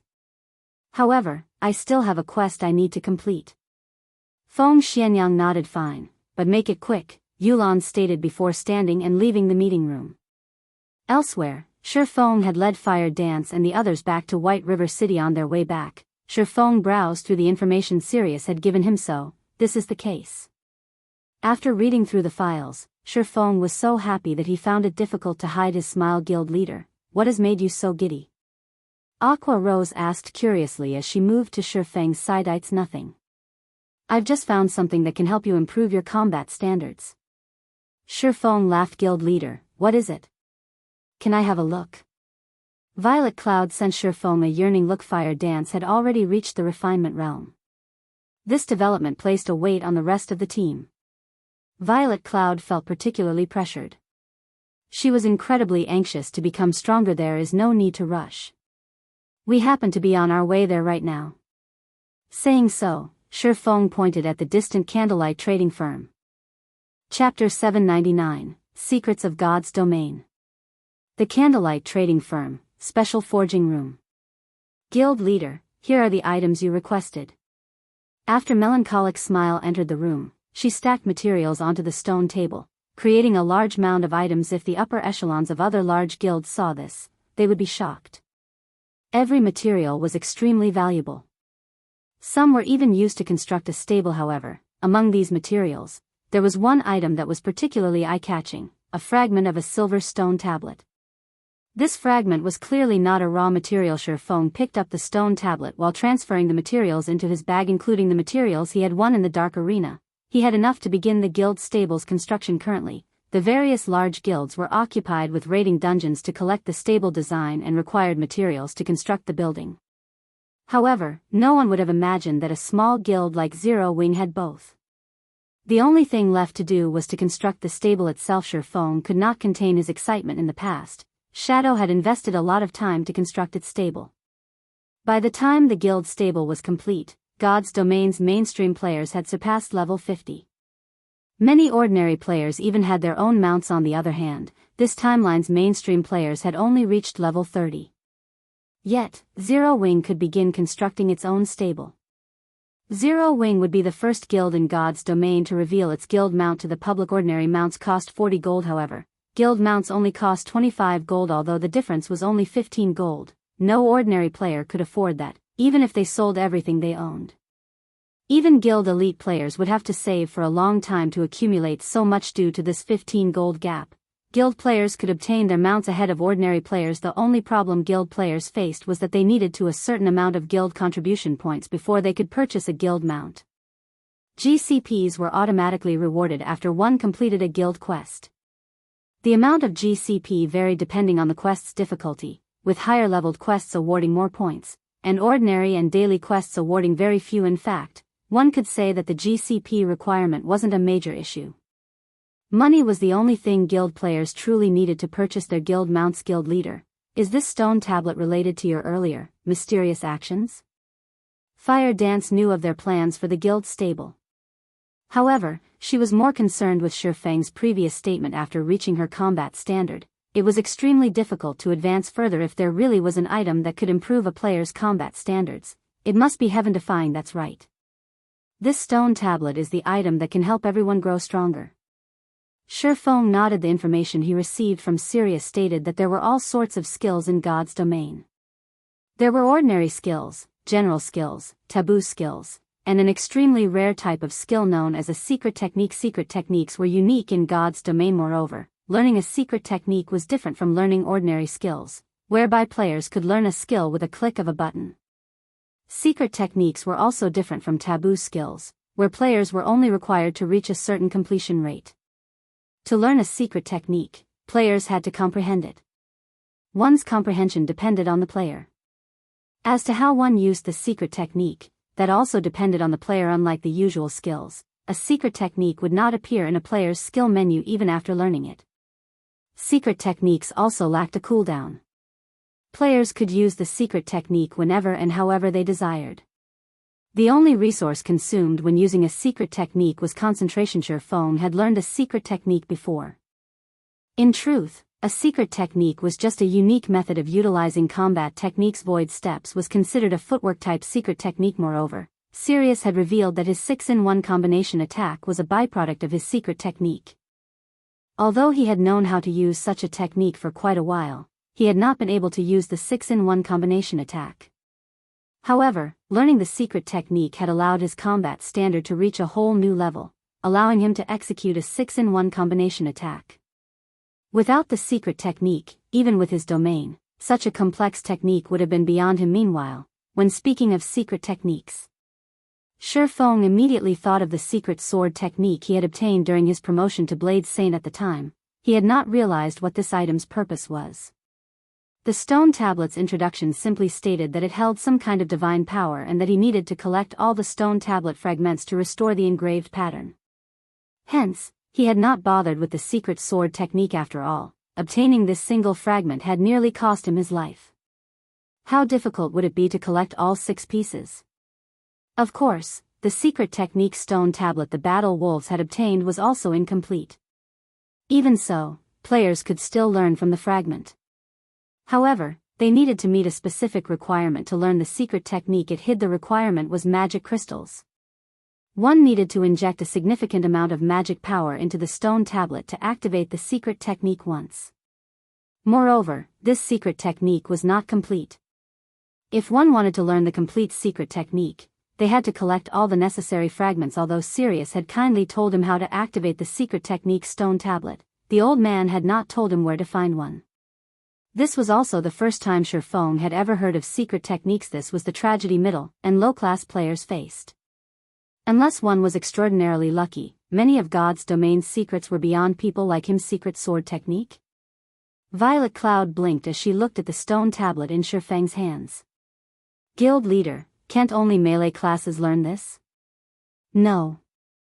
Any class can learn a secret technique. However, some are more suitable for certain classes. Fortunately, there is no limit to how many players can learn it. Take Void Steps and Sirius's 6-in-1 combination attack for example. These combat techniques are not necessarily suitable for our classes. However, if utilized properly, they are still significantly effective, Ye Feng explained, smiling. In reality, the secret technique Sirius had learned was more suited to magical classes, while Void Steps was more suitable for assassins rather than swordsmen. When used, however, they could still improve a player's combat power significantly. Aside from suitability, how much one had of a secret technique was also important. Sirius had learned his secret technique from a fragment. Hence, he could display immense power with the technique. On the other hand, Ye Feng had learned Void Steps by copying another player. His skill with the technique was less than garbage. Hence, his capabilities with Void Steps were limited. If he had learned the secret sword technique before his fight with Sirius, he would have had a much easier time taking the old man down. Hearing Ye Feng's explanation, his companions were speechless. They had all seen Sirius's 6-in-1 combination attack. They had never imagined that the stone tablet before them was actually something so amazing. If they could learn such a combat technique as well, they would have a higher chance of winning their battles, even against more powerful opponents.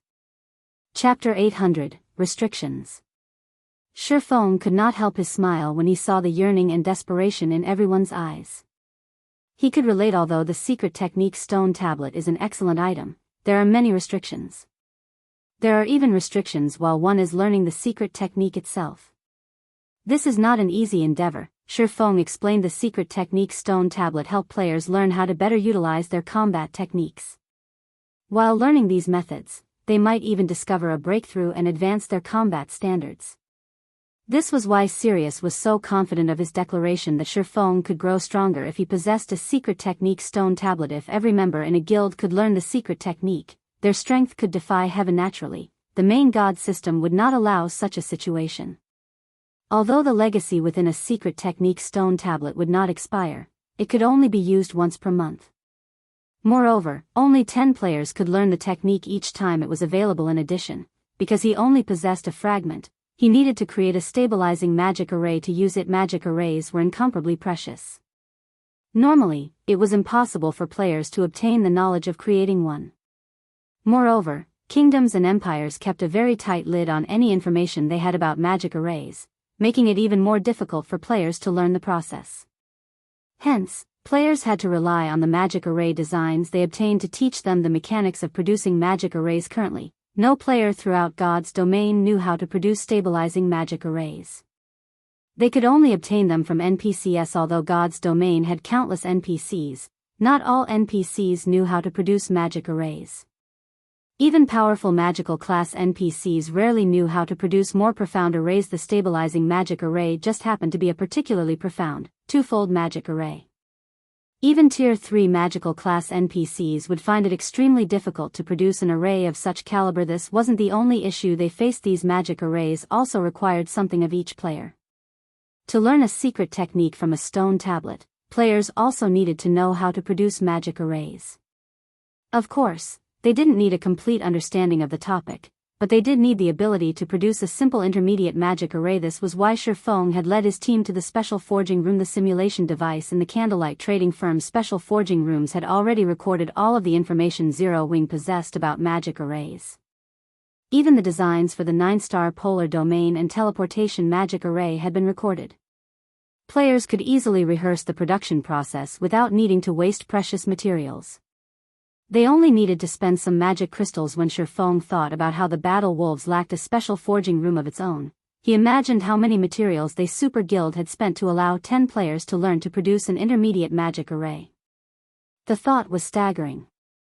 However, the Battle Wolves was capable of such a feat precisely because it was a super guild. A first-rate guild could never afford to learn a secret technique without a special forging room. If you wish to learn the secret technique, you'll have to learn to produce intermediate magic arrays. All of the necessary information can be found inside the simulation device. Learn the technique as quickly as possible. Once you can produce intermediate magic arrays, you can learn the secret technique, Ye Feng explained as he pointed towards the flowing ball of water inside the forging room. Learn to produce intermediate magic arrays? Aqua Rose repeated with a frown. This task would be very difficult. As a cursemancer, she relied on incantations and runes to cast her spells, so she had little understanding of the subject. In reality, when magical class players cast a spell, they drew runes or chanted incantations to guide the surrounding elemental mana to form a magic array. Of course, higher-tiered spells required more runes and incantations. As she understood it, a Tier 1 spell's magic array was the equivalent of a basic magic array, while a Tier 2 spell's array was the equivalent of an intermediate magic array. Moreover, when constructing a magic array, the system would not offer any assistance or guidance. Players had to draw the runes or chant the incantations themselves. Hence, the requirement was quite strict. In other words, without any assistance from the system, she needed to complete a relatively complex Tier 2 spell in a set period of time. Furthermore, the magic array she needed to craft would be far more complex than any of her spells. It would be very difficult for her to produce an intermediate magic array. If a magical class player already had such troubles, this would be a nightmare for physical class players. This is mandatory. Even I can't do anything about it. You have to rely on yourselves for this task, Ye Feng said as he spread his hands in a helpless gesture. He could not help them. He had only been able to produce the 9-star polar domain so quickly because of the understanding he had gained in his previous life. Hence, it would take a relatively long time for the others to produce an intermediate magic array. Fortunately, he could use this opportunity to deal with the guild stable, following which, Ye Feng left the candlelight trading firm and headed towards the Adventurers Association.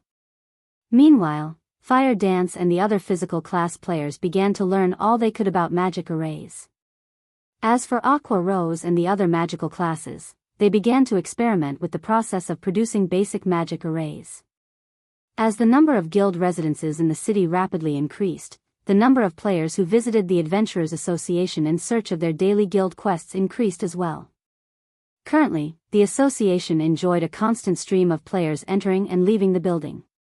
When the players inside the building saw the 6-winged guild emblem on Ye Feng's chest, their gazes turned green with envy. Many of the female players acted like ravenous wolves when their eyes landed on Ye Feng.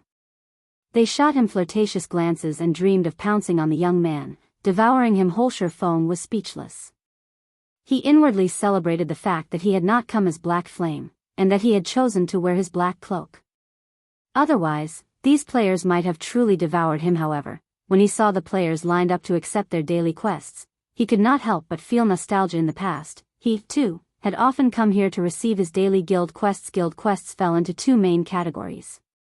The first category consisted of the daily guild quests that players could accept at the Adventurers Association, while the second consisted of the NPC commissioned quests that were sent to guild residences. Any guild member could accept a daily guild quest. However, the rewards were mediocre at best. Very little EXP was awarded as well. Meanwhile, NPC commissioned quests were different. Even the most ordinary commissioned quest provided decent remuneration and EXP reward. Some even rewarded relatively good weapons and equipment. Unfortunately, guild residences did not receive enough NPC commissioned quests to supply every member within a guild. These quests were also directly related to a guild's popularity. The higher a guild's popularity was, the more well-known it was among NPCs. After reaching a certain level of popularity, even NPCs from other cities and towns would commission a quest. Currently, Zero Wing had the highest popularity among all of the guilds in White River City. Every day, Zero Wing's guild residents received more than 1,000 commissioned quests. Among them, there were over 100 high-level quests. Aside from its high popularity, Zero Wing received so many quests because of its residents' smithy. Every day, the smithy would provide a certain number of quests. Hence, Zero Wing received far more commissioned quests than other guilds. Large guilds like Overwhelming Smile only received several hundred commissioned quests each day. With only several dozen high-level quests, Zero Wing walked the path of the elite, so it had far fewer members than its competitors. As a result, the percentage of players within the guild that could accept commissioned quests each day was relatively high. On the other hand, due to having too many members, other guilds' ordinary members even found it difficult to receive an ordinary commissioned quest, not to mention high-level commissioned quests. In the second-floor reception hall. "Sir, how may I be of service to you today?" a beautiful female receptionist asked Ye Feng, smiling. "I wish to construct a stable." "Please compile the necessary quotes for me," Ye Feng said, handing over the stable design. Chapter 801, Mount Taming. After the female receptionist accepted the stable design, she tapped on the magic crystal ball before her. Immediately, a miniature, half-transparent building appeared before Ye Feng. This was the construction model for the stable. It allowed players to select and modify the building. Unlike other buildings, which were categorized by ranks such as ordinary and luxury, stables were only differentiated by size. There were many wild and demonic beasts in the world of God's domain, and all of these monsters came in different sizes.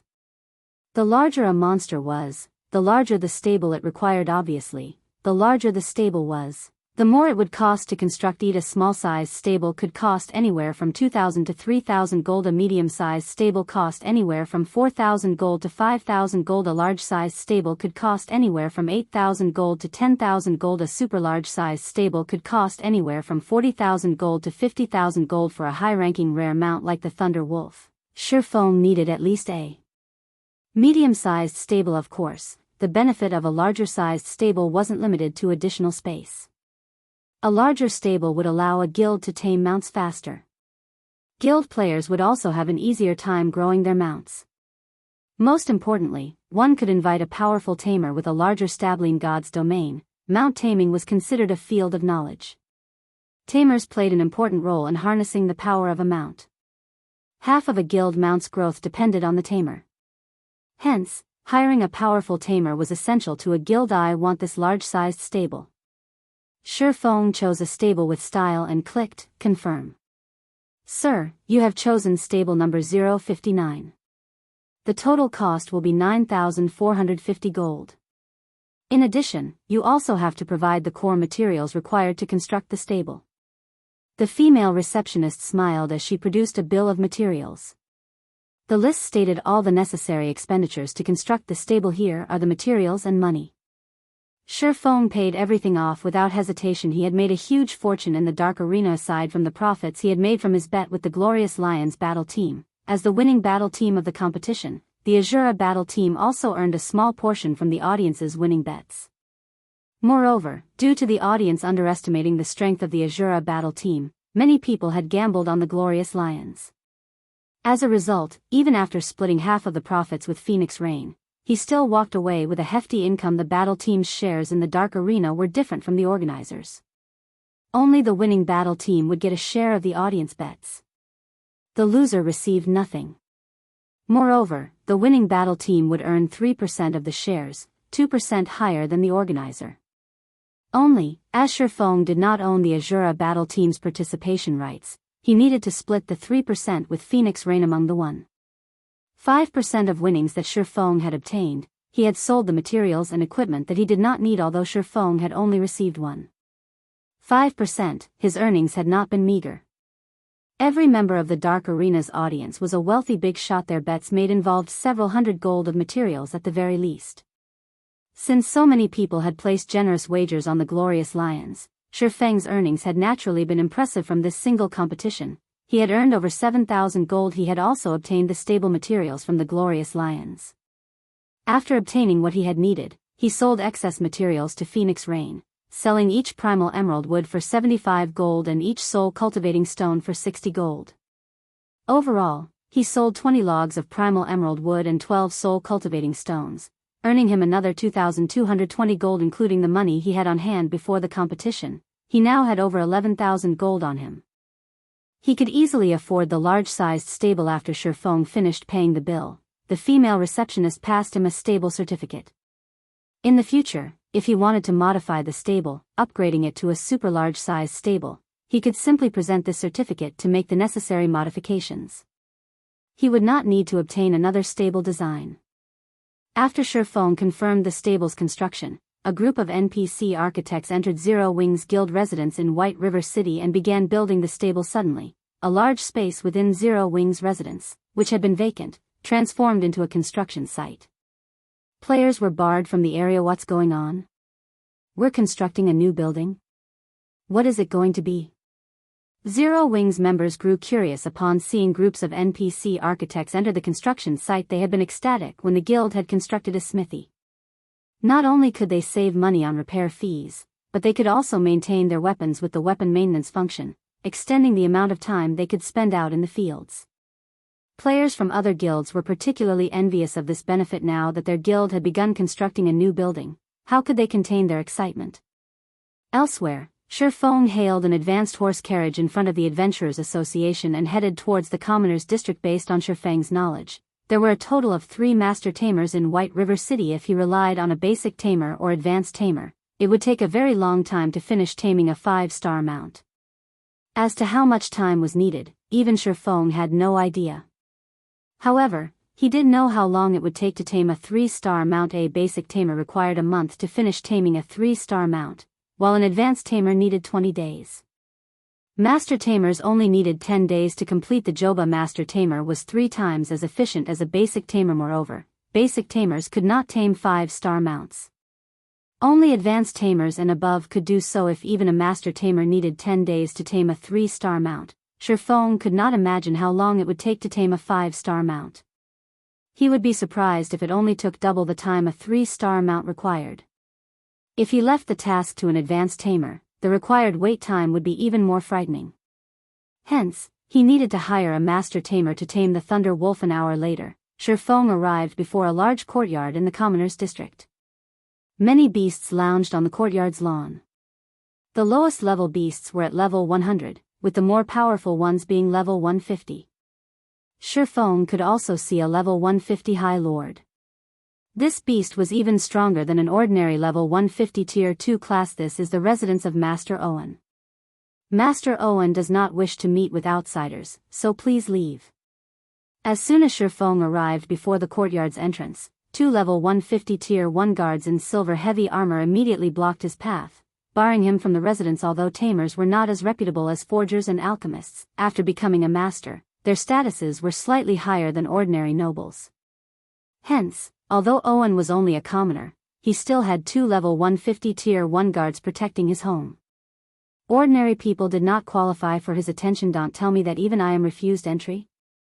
Shi Feng flashed his identity as White River City's count immediately. The 2 Tier 1 guards fell to one knee, kneeling before Shi Feng with respectful expressions. This scene dumbfounded passing players. Just who is that? Amazing. He can actually force Tier 1 NPCs to kneel before him.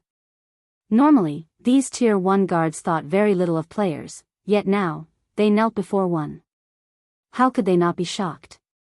Huh? Ye Feng? Why are you here? Immediately after Shi Feng revealed his true appearance, a crisp voice sounded from beside him. Turning towards the voice, Shi Feng noticed a beautiful girl in deep purple mage robes approaching him. This girl was accompanied by a white-haired, old man. Chapter 802, Silver Legend. Upon seeing the old man, one of the 2 level 150 guards hurriedly stood to greet the old man, while the other quickly opened the large metal gates. Master Owen, welcome back. The guard said respectfully. Shi Feng was slightly surprised by this sudden development. Of course, his surprise was not due to the old man's identity. After all, this was not the first time he had met Owen. The true source of his surprise stemmed from Thoughtful Rain, the purple-robed beauty beside the old tamer. Although Owen was not a noble, he had a higher status in White River City than ordinary nobles. He was an advanced NPC that current players could not meet easily. Only a major noble like himself might be able to arrange a meeting with Owen. Thoughtful Rain, on the other hand, had yet to become a major noble in White River City, yet she had obviously become acquainted with the old man. It seemed that the girl was more capable than he had initially thought. I've come to make a request of Master Owen, Shi Feng explained as he watched Thoughtful Rain approach. The last time he had met Thoughtful Rain was when she had introduced him to Everlasting War. Back then, Thoughtful Rain had only had the level and equipment of an elite player. However, after this short time had passed, not only had the girl reached level 35, but she also wore equipment that elites would envy. She was almost fully geared in level 30 fine gold equipment. The deep red staff she held was known as the Elemental Requiem, and it was a level 30 dark gold ranked staff.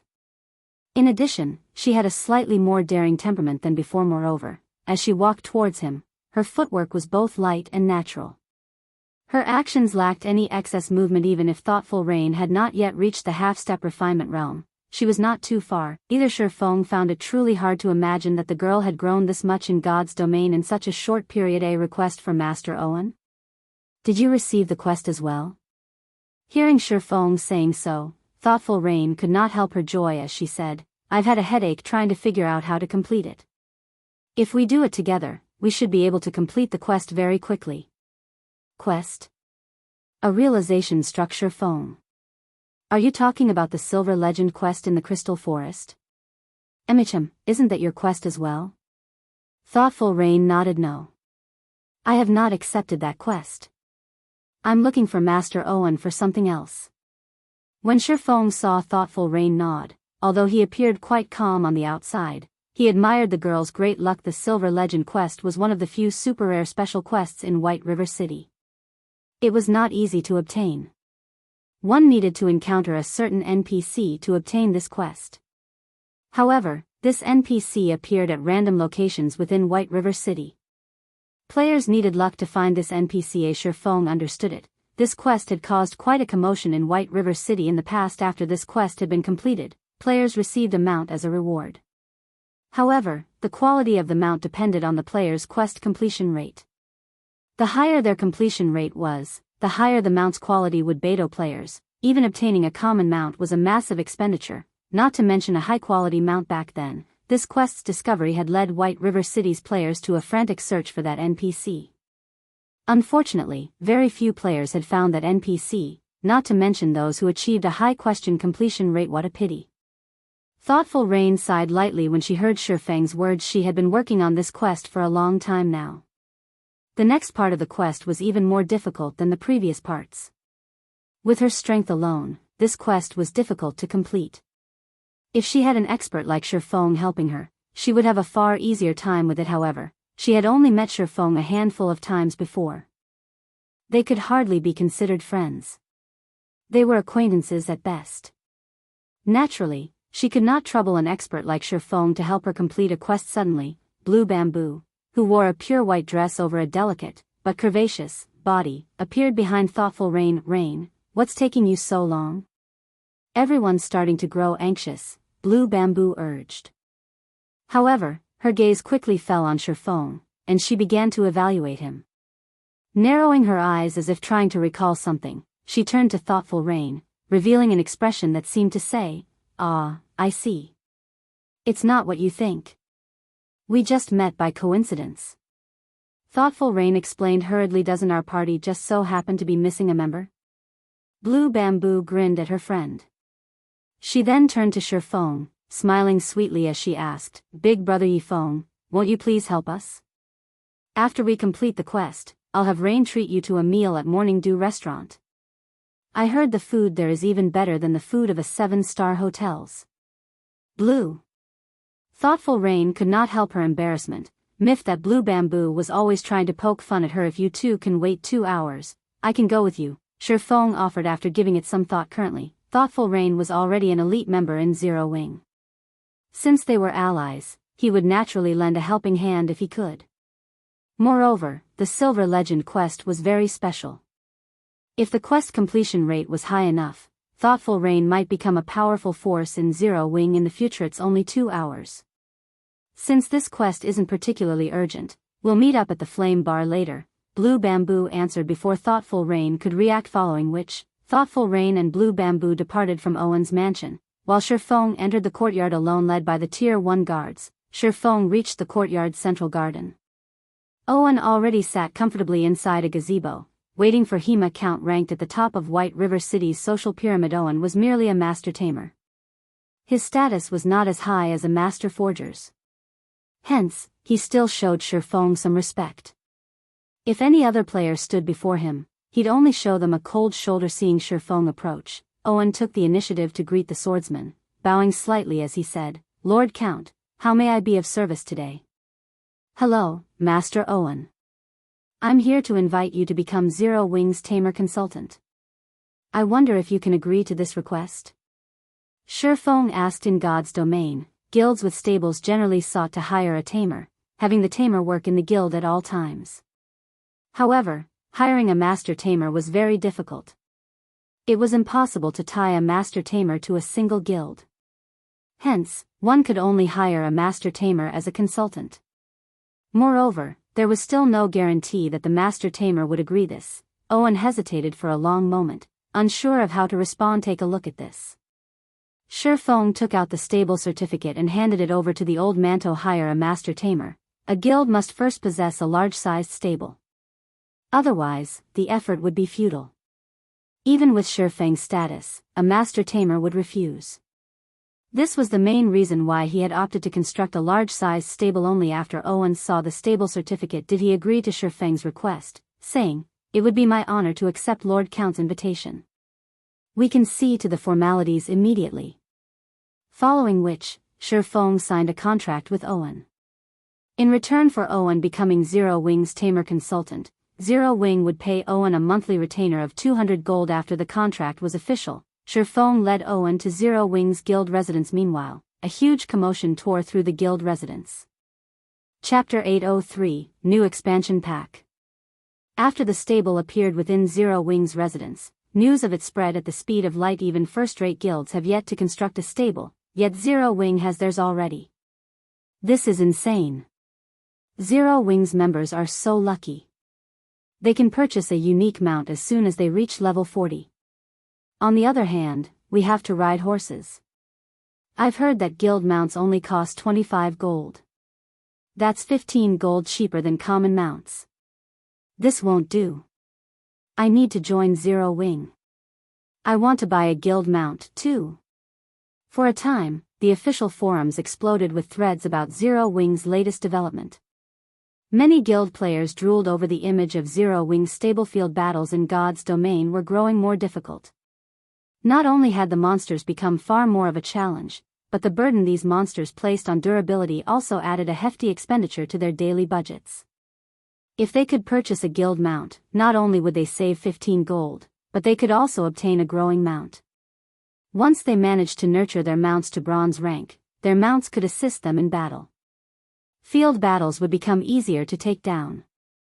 The consumption of equipment durability could also be decreased significantly. At the same time, the various large guilds throughout Starmoon Kingdom also felt an immense weight drop onto their shoulders to obtain the stable design and the necessary materials to construct the stable. They had spared no effort.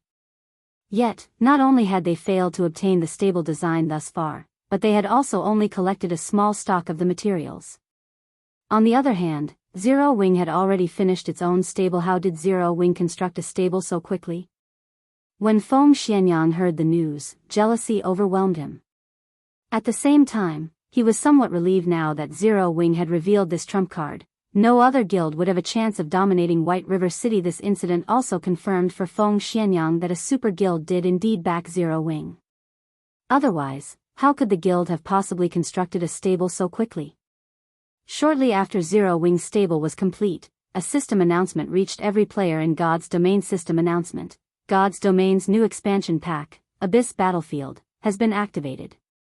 All players can now register at the War God's Temple in the various cities to participate in the war. System announcement: God's Domain's new expansion pack, Abyss Battlefield, has been activated. All players can now register at the War God's Temple in the various cities to participate in the war. System announcement: God's Domain's new expansion pack, Abyss Battlefield, has been activated. All players can now register at the War God's Temple in the various cities to participate in the war. The system announcement repeated 3 times, echoing in everyone's minds. Immediately, players began to search for information on the new expansion pack. They were shocked by what they found after they read about the new expansion pack. Every player, ordinary and guild players both, were ecstatic. Meanwhile, Ye Feng, who had hurriedly led Owen to Zero Wing's residence, was also stunned when he heard the system announcement. Why has the Abyss Battlefield appeared so soon? Ye Feng could not help his frown. Is it because of the stable? The more Ye Feng thought about it, the more he agreed with the possibility. In the past, the Abyss Battlefield expansion had released when mainstream players neared level 40. At that time, super guilds had almost finished constructing their stables. Although the Abyss Battlefield was called an expansion pack, in reality, it was just the introduction to another way for players to experience the game. Ordinary players had almost no opportunities to experience a true battlefield. Guilds also tried to avoid massive wars involving hundreds of thousands of players. Hence, to give ordinary players the experience of a true battlefield, the system had introduced the Abyss Battlefield through the War God's Temple in the various cities. Players had one chance to enter the Abyss Battlefield each day. If they died, they would be returned to their respective cities. The Abyss Battlefield was a massive map. Players transferring in from different cities would appear in different towns within the Abyss Battlefield.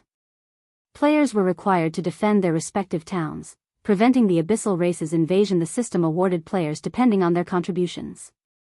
EXP and honor points were the usual rewards. These honor points could be exchanged for various rare potions and magic scrolls. Players could also trade the points for the double EXP buff. In the Abyss Battlefield, players received EXP from the monsters they killed. These monsters' drops were also relatively good. Moreover, even if players died in the Abyss Battlefield, they would not suffer the usual penalties. On the contrary, they would be rewarded depending on their performances. Hence, when the Abyss Battlefield had been introduced during Ye Feng's previous life, players had flooded the area. Ye Feng could only manage a bitter smile. Although constructing the guild stable had provided massive advantages, it had also hastened God's Domain's evolution, following which, Ye Feng led Owen to the underground warehouse of Zero Wing's residence. Heavens! Are my eyes playing a trick on me? Owen's face lit up when he saw the Thunder Wolf inside the massive cage. I never thought I would actually meet a 5-star beast in my lifetime. Master Owen, may I know how long it will take for you to tame it? Ye Feng asked. This is my first time encountering a 5-star beast. However, based on my calculations, I will need roughly 25 days. Owen caressed his white beard before offering his answer. I'll leave the task to you, then, Ye Feng said. When he heard how long the Thunder Beast's taming would require, he was shocked. Even a master tamer required 25 days to tame the Thunder Beast. If he had hired a weaker tamer to do the job, even ordinary players would have their mounts before the Thunder Beast was ready. Please leave it to me. I will nurture the Thunder Beast into the best mount you've ever seen. Owen said, his eyes glowing with excitement. After Ye Feng finished dealing with the guild mount issue, he took a horse carriage to the Flame Baron. His way, Ye Feng could clearly hear the fevered discussions regarding the Abyss Battlefield. Meanwhile, in the Flame Bar, many players who had come to relax could not pull their eyes from the establishment's corner and the three great beauties sitting there. The girl in long, purple robes, in particular, moved the male players' hearts with every movement. However, as soon as these players saw the six-winged emblem on two of these beauties, they immediately discarded any thoughts of approaching the women. Zero Wings Guild emblem was a taboo in White River City. No player dared to provoke Zero Wings members inside White River City. Even the domineering members of Overwhelming Smile proceeded with caution. Blue, is this person really that strong? A female berserker in deep blue heavy armor could not help but ask. This female berserker had a graceful body and pearly white teeth. Of course. He is one of our guild's experts. Blue Bamboo said pridefully. An expert. The female berserker smiled. Even the two men beside her smiled. Ordinary layers might think of guild players as experts, but to them, guild experts were a joke. They had killed well over 100 guild experts in the fields by now. Look. He's here. Blue Bamboo said as she pointed towards Ye Feng after he entered the building. Chapter 804, Wind God Spear. Is he the person you were talking about? The female berserker and her two male companions shifted their gazes towards Ye Feng. The young man wore a black cloak and silver armor. From his waist hung two exquisite long swords, one white and one black. Every one of his movements felt natural and graceful. His actions lacked any awkwardness, so much so that, if they did not focus on this young man, their minds might ignore him altogether. Moreover, the young man did not give off the familiar pressure they usually felt from experts. On the contrary, he felt safe and relatable. As Ye Feng made his way through the bar, players seemed to move out of his way as if trying to avoid him intentionally. It was as if they couldn't sense Ye Feng's existence. It did not take long for Ye Feng to move through the crowd and reach the party. Big brother Ye Feng, you've finally arrived. We were just talking about you. Blue Bamboo said, giggling. Let me introduce you. This great beauty is Autumn Goose, this gentleman with the beard is called Death Wind, and this handsome man is Gunfire. They are members of Wind God Spear. Hello, Ye Feng said, smiling as he looked at the three people. Inwardly, however, he was surprised he was familiar with the name Wind God Spear. The name belonged to an independent organization similar to the famous Midnight Tea Party, and it based its operations in the Dark Knight Empire. Independent players that disliked the restriction of guilds and preferred adventure would usually form independent organizations to conquer certain quests that could not be completed alone. Among the independent organizations in the past, Wind God Spear had been relatively famous. This organization had once completed several legendary quests. Legendary quests were difficult enough to give even super guilds pause, not accepting one unless they were extremely confident in succeeding. However, the Wind God Spear contained countless players who would not hesitate to take up the challenge. To put it simply, they were a bunch of lunatics with no fear of death. When everyone had believed that the organization would fail, the Wind God Spear shattered these naysayers' beliefs, completing one legendary quest after another. Aside from those who loved to challenge deadly quests, the Wind God Spear also contained players with a furious love of battle. Every member within the organization was a battle maniac. They had often challenged God's Domain's experts in the past. These players would even hunt down the older monsters from super guilds for a duel. Unfortunately, Ye Feng was not privy to the outcome of those fights. However, seeing as the Wind God Spear had still been around after a decade and had even become a legend in the eyes of many independent players. As for the three people before him right now, Ye Feng had heard of two of them before, the Shield Warrior Death Wind and the Berserker Gunfire. Both of them had taken part in a legendary quest in the past. Even an apex expert of God's Domain would not have more than a 20% success rate against a legendary quest. Meanwhile, these two had completed a legendary quest before.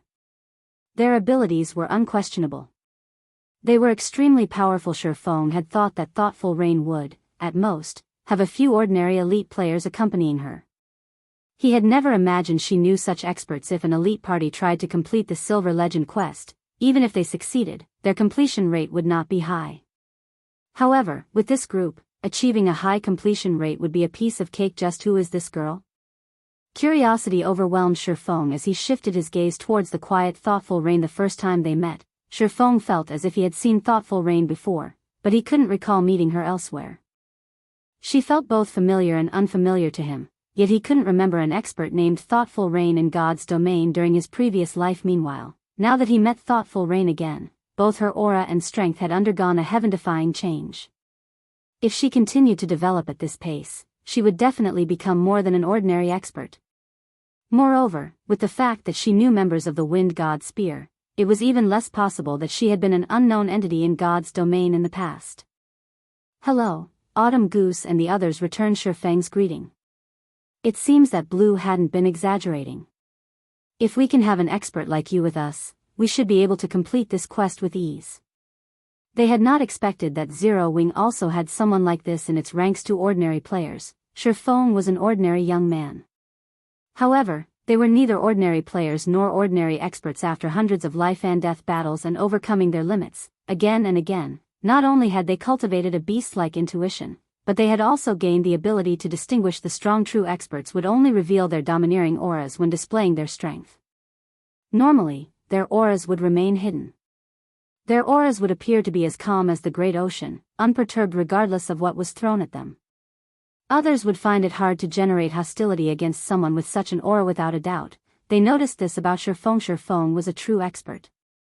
He was far beyond the ordinary experts they usually encountered. "Big Brother Wind, who is this guy?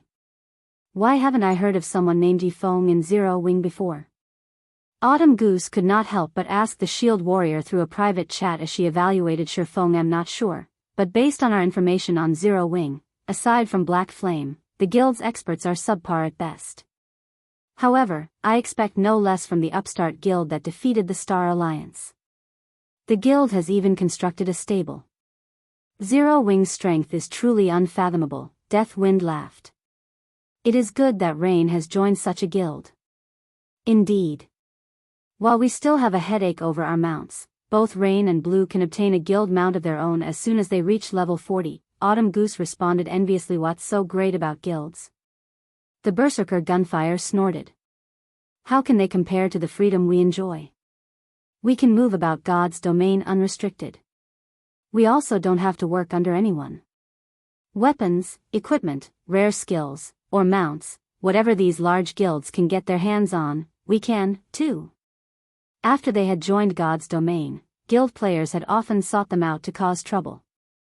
The various large guilds occupied all of the valuable leveling areas. Hence, they had formed the Wind God Spear. Not only had they fought the various large guilds in the Dark Knight Empire, but they had also made these guilds suffer abundant losses.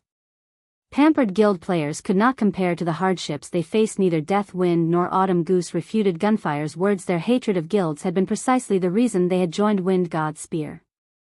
Now, they would never bother with joining a guild since everyone's here. "Let's head over to the Crystal Forest," Thoughtful Rain said as she invited Ye Feng to their party. Moreover, she had even passed the party's leadership to Ye Feng. Gunfire was not pleased. No matter how he looked at it, Death Wind should be the party leader as he was the most qualified for the role. Death Wind possessed a wealth of leadership experience.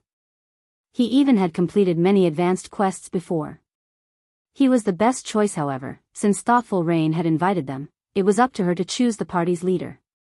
Arguing against it would be inappropriate, following which, Ye Feng and the others headed to the teleportation hall and teleported to the Crystal Forest. The Crystal Forest was a small level 40 to level 50 map.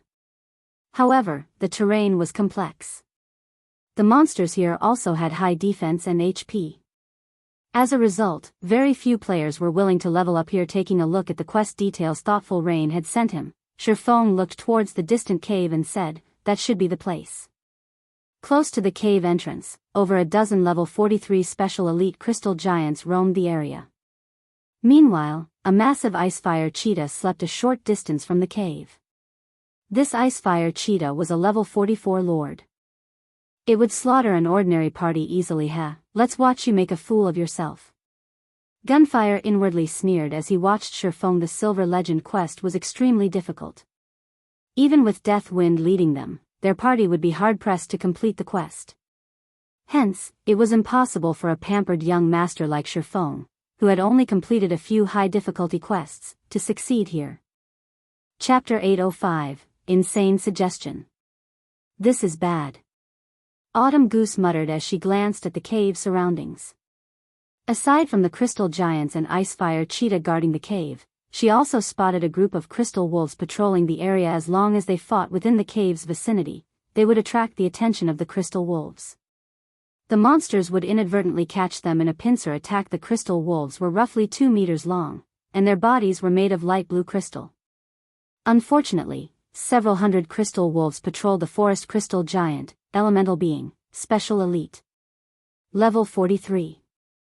HP 510000/510000. Icefire cheetah, elemental being, lord. Level 44. HP 400000/40000000. Crystal wolf, elemental being, common. Level 41. HP 48000/48000. If they took on so many monsters at once, it would be extremely difficult for them to make it to the cave. Furthermore, there were large level gaps between them and the cave's guardians. They were only level 35, yet they had to face a level 44 lord and over a dozen level 43 special elites simultaneously. This would not be an easy endeavor. As a monster's level increased, not only would its HP increase, but its attributes also increased. A level 44 lord dealt no less damage than a level 30 high lord. The level 44 lord might even be slightly stronger. Facing down a level 30 field high lord would be suicide. Not to mention, they would also have to fight so many crystal giants and crystal wolves. Every one of these monsters had high HP and defense. Without a team of at least 50 level 40 elite players, defeating these monsters would be incredibly difficult. Thoughtful Rain frowned at this situation. Why don't we clear away those crystal wolves first? Thoughtful Rain suggested after a moment of thought. I think it would be wiser to take out the crystal wolves first as well. If we trigger a battle while trying to enter the cave, with a speed-type boss like the Icefire cheetah chasing us, we won't be able to avoid a pincer attack. Deathwind nodded in agreement. After we get rid of those crystal wolves, I'll hold back the boss while you guys enter the cave. With the Icefire cheetah's size, it should not be able to get in. Even if he were strong, with only one healer in the party, he could not tank a level 44 lord for very long. After all, there was a vast difference between his attributes and the boss's. Moreover, the Icefire cheetah was a speed-type boss, the bane of MTs. It was extremely difficult to avoid the attacks of a speed-type boss. The level gap only made the situation worse. Leader, what do you suggest? Gunfire asked as he turned to the silent Ye Feng, grinning. The members of the various large guilds were accustomed to using Zerg tactics to solve their problems. Regardless of what kind of problems they faced during a quest, they just needed to send a large group of players to deal with it. Now, however, they only had the strength of a party. Moreover, this quest was located in such a high-level map. Unlike Deathwind, who had long since grown accustomed to high-level monsters and could remain cool-headed in such a situation, Ye Feng would have no idea what to do here. However, their quest was quite difficult. Normally, they would challenge monsters that were, at most, 5 levels higher than them. Even then, the fight would be risky. Now, they had to face a level 44 lord. The slightest mistake could cause a party wipe. Ye Feng glanced at the crystal wolves before shifting his gaze back towards the Icefire cheetah. I suggest that we charge for the cave. There is no need to waste time on the crystal wolves. Once we enter the cave, the Icefire cheetah won't be able to follow us. Afterward, we just need to deal with the crystal giants and crystal wolves. Moreover, the cave is cramped inside, so the crystal wolves won't be able to use their wolf pack tactics. It should be fairly easy to annihilate them. In truth, Ye Feng wasn't overly worried about the Icefire cheetah or the crystal giants. His biggest worry was the crystal wolves. Thoughtful Rain and the others had no idea just how scary those crystal wolves. Werewolves love to hunt in groups. Naturally, this was the case for the crystal wolves in the crystal forest. Although they could only see a few hundred in the area, once the battle began, these crystal wolves would call for reinforcements. If they could not finish the crystal wolves off quickly enough and allowed the monsters to use their summon skill, they would have to fight far more than just a few hundred crystal wolves. If the crystal wolves summoned the Crystal Wolf King, tragedy would befall them. The Crystal Wolf King was the crystal forest's ruler. It was also a level 50 Great Lord. In Ye Feng's previous life, countless players, who had ventured to the Crystal Forest in search of ores, had died under the Wolf King's paws. Hence, after the general populace learned of this beast, many players had tried to avoid provoking the Crystal Wolves. If their party attacked the Crystal Wolves, they would find death waiting for them. Charge for the cave? Autumn Goose was dumbstruck. How are we supposed to shake off the crystal giants and enter the cave? Although Death Wind could pin down the Icefire Cheetah for a short time, if the others wanted to enter the cave, they had to deal with the crystal giants. The crystal giants were level 43 special elites, not common monsters that even noobs could defeat.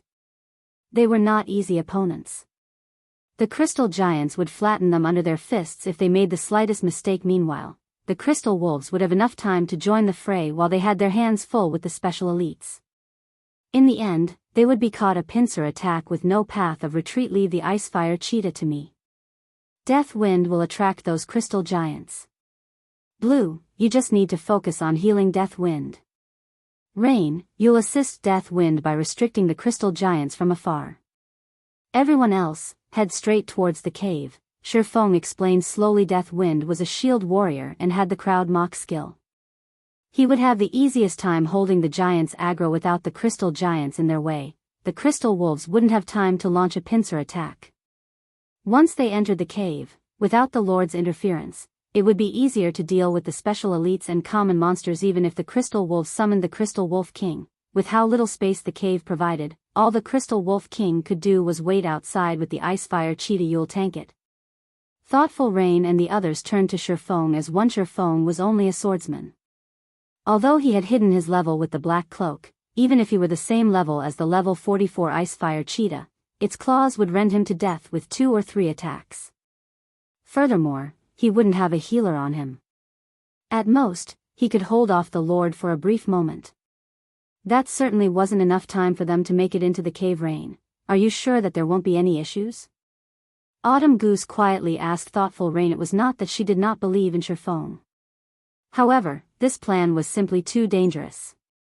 The slightest mistake could compromise their lives.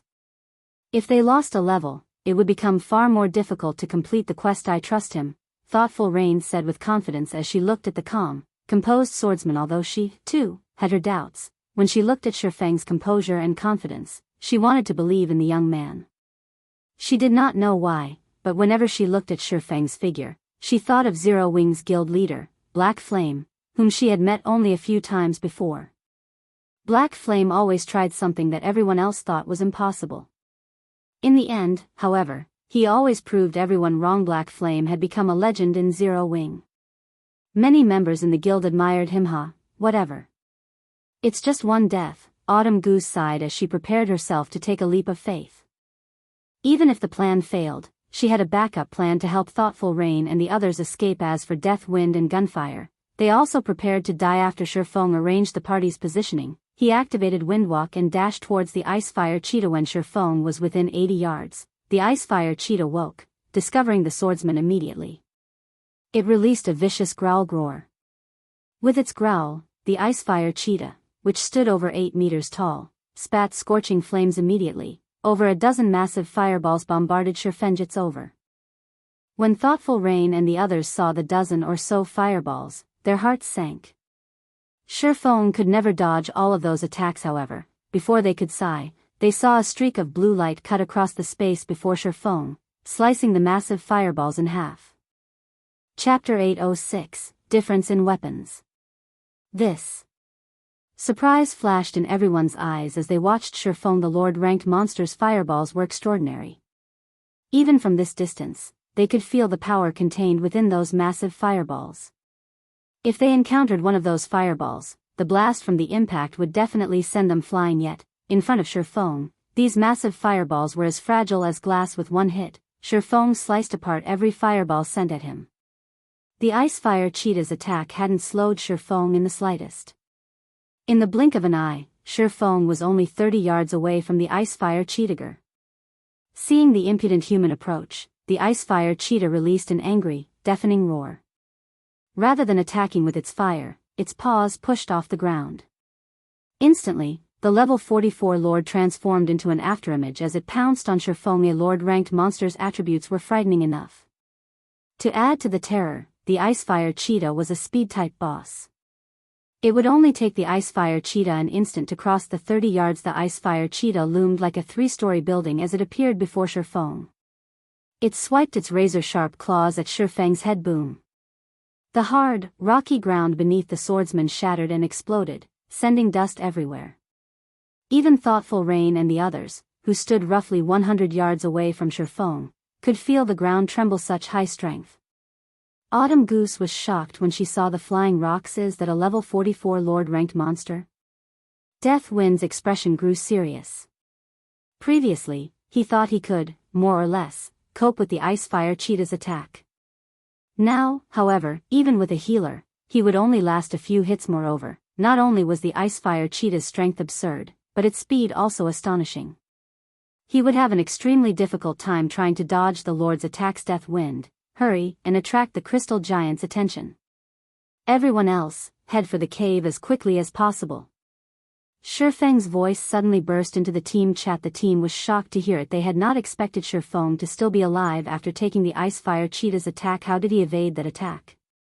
When the dust settled, Gunfire's eyes nearly fell out of their sockets. Ye Feng actually stood beside the Icefire Cheetah's claws, completely unharmed. The Lord's attack had only created a massive crater beneath its feet. The Icefire Cheetah was incredibly quick. Even Gunfire had failed to catch a clear look before the Lord's claws landed. If even his eyes had trouble keeping up with the monster, he would have no hope of evading its attacks yet. Without a doubt, Ye Feng had done just that at this moment. However, everyone shoved away their shock as they charged towards the cave. Death Wind immediately cast Crowd Mock on the Crystal Giants, attracting the dozen or so special elites aggro. The Crystal Giants were not speed-type monsters. Rather, they relied on their strength. Their movements were relatively slow. Although ordinary players would still find it difficult to evade the Crystal Giant's attacks, an expert like Death Wind could easily evade simultaneously the attacks of 2 or 3 Crystal Giants. Even if he could not dodge, he could block them with his shield. Meanwhile, Thoughtful Rain cast ice walls and ice spheres to limit the giants' movement, allowing the others to shake off the special elites and head into the cave. Such immense power. There were too many Crystal Giants. For a time, even Death Wind struggled to cope with the attacks he was receiving, and he was forced to defend with his shield. However, the instant a Crystal Giant's fist struck his shield, the impact forced Death Wind to retreat by 4 steps before he steadied himself, a damage of over -800 points appearing above his head. Why are these Crystal Giants so strong? Autumn Goose wore a solemn expression when she saw the damage above Death Wind's head. Death Wind was a level 35 shield warrior with over 14,000 HP. He was also fully geared with level 30 top-tier equipment. Even his shield was a level 30 dark gold ranked shield. The shield warrior had also learned plenty of passive skills that increased his defense. Death Wind would lose around 200 HP when he blocked an attack from a level 35 special elite with his shield. Now, the level 43 Crystal Giant dealt over -800 damage with one punch. Its strength could rival a level 35 chieftain. If Death Wind failed to block or dodge the attack, the shield warrior would only last 3 or 4 hits. Autumn Goose's gaze shifted towards the distant Ye Feng once more. Currently, Ye Feng was tanking a level 44 lord. If even a level 43 special elite was so strong, just how horrific was the lord? However, even now, the Icefire Cheetah had yet to land a single hit on Ye Feng. If she or anyone else tried to tank the lord, the Icefire Cheetah would have long since claimed their lives. She never thought that there was such a massive gap between them. Autumn Goose and the others did not realize that Ye Feng was actually struggling. One could say that he was on thin ice with every move. Ye Feng's attributes were very high. However, he was only level 39. The Icefire Cheetah, on the other hand, was level 44. Moreover, it was a lord-ranked monster. Previously, when Ye Feng had faced the level 50 special elite blood warrior, he only managed to defeat it after using all of his strength. The Icefire Cheetah was much stronger than the blood warrior. Not only did it possess higher strength, but it was also significantly faster. If not for his reaching the Void Realm and accurately predicting the cheetah's attack trajectories, the level 44 lord would have already shredded Ye Feng to pieces. Of course, Ye Feng had the ability to suppress the Icefire Cheetah. He just needed to activate his Berserk skill. Unfortunately, Berserk skill's cooldowns were too long. On the off chance that they encountered danger later on, without the trump card of a berserk skill, they would be easy prey. Aside from berserk skills, he could also summon a Tier 2 demon with the Bible of Darkness. With a Tier 2 demon acting as a meat shield, killing the Ice-Fire Cheetah would not be a problem. However, doing so would reveal the Bible of Darkness to outsiders. He could not use it casually. Moreover, as a veteran gamer who had adventured in God's domain for over a decade, he knew how important it was to maintain his peak state. Currently, his job was to hold the Ice-Fire Cheetah back, not to kill it. He had no reason to go all out. This should be enough. While dodging, Ye Feng glanced towards the other party members, noticing that they had almost reached the cave. He then began to move towards the cave as well. After everyone entered the cave, and Ye Feng shook off the Ice-Fire Cheetah. Death Wind blocked the crystal giants and the quickly approaching crystal wolves. The rest of the party members then launched their own attacks. The cave was cramped, so only 3 crystal giants could attack the shield warrior at a time. Even if Death Wind blocked the attacks with his shield, the cleric Blue Bamboo could heal him in time and keep his HP full. So hard. Autumn Goose felt her hands numb as she hacked her greatsword at a crystal giant. Meanwhile, the crystal giant she attacked only received around -1,300 damage. This defense could rival a Lord-ranked monster's. As for Gunfire, his damage was around the same as Autumn Goose's. His normal attacks only dealt around -1,200 damage. Only with his skills could he deal over -2,000 damage. Among the party members, Thoughtful Rain was the most awkward. As these monsters were elemental beings, their magic resistance was quite high. Despite her top-tier equipment, her spells dealt less than -1,000 damage. Only Tier 1 skills were slightly more effective. Peng. The crack of crystal echoed throughout the cave, and the players shifted their gazes towards the sound's origin. A damage of -5,458 points appeared above the head of a crystal giant. A deep groove had appeared on the Special Elite's hard crystal exterior. Chapter 807, War Spirit Possession. How can his attack power be so high? Autumn Goose and the others were momentarily stunned. Despite wearing top-tier equipment, their attacks barely scratched the crystal giants. These monsters' defense was so high that their weapons couldn't injure the Special Elites yet. Not only had Ye Feng's attack dealt a frightening amount of damage, but it had also wounded the monster, decreasing its combat power. However, before Autumn Goose and the others could recover from their surprise, Ye Feng executed Chop on the crystal giant. 3 arcs of blue sword light converged to a single point and flew towards the crystal giant. The attack even sliced apart space, a black seam appearing along the sword light's trail. When the black seam encountered the crystal giant, the Special Elite's crystal exterior shattered.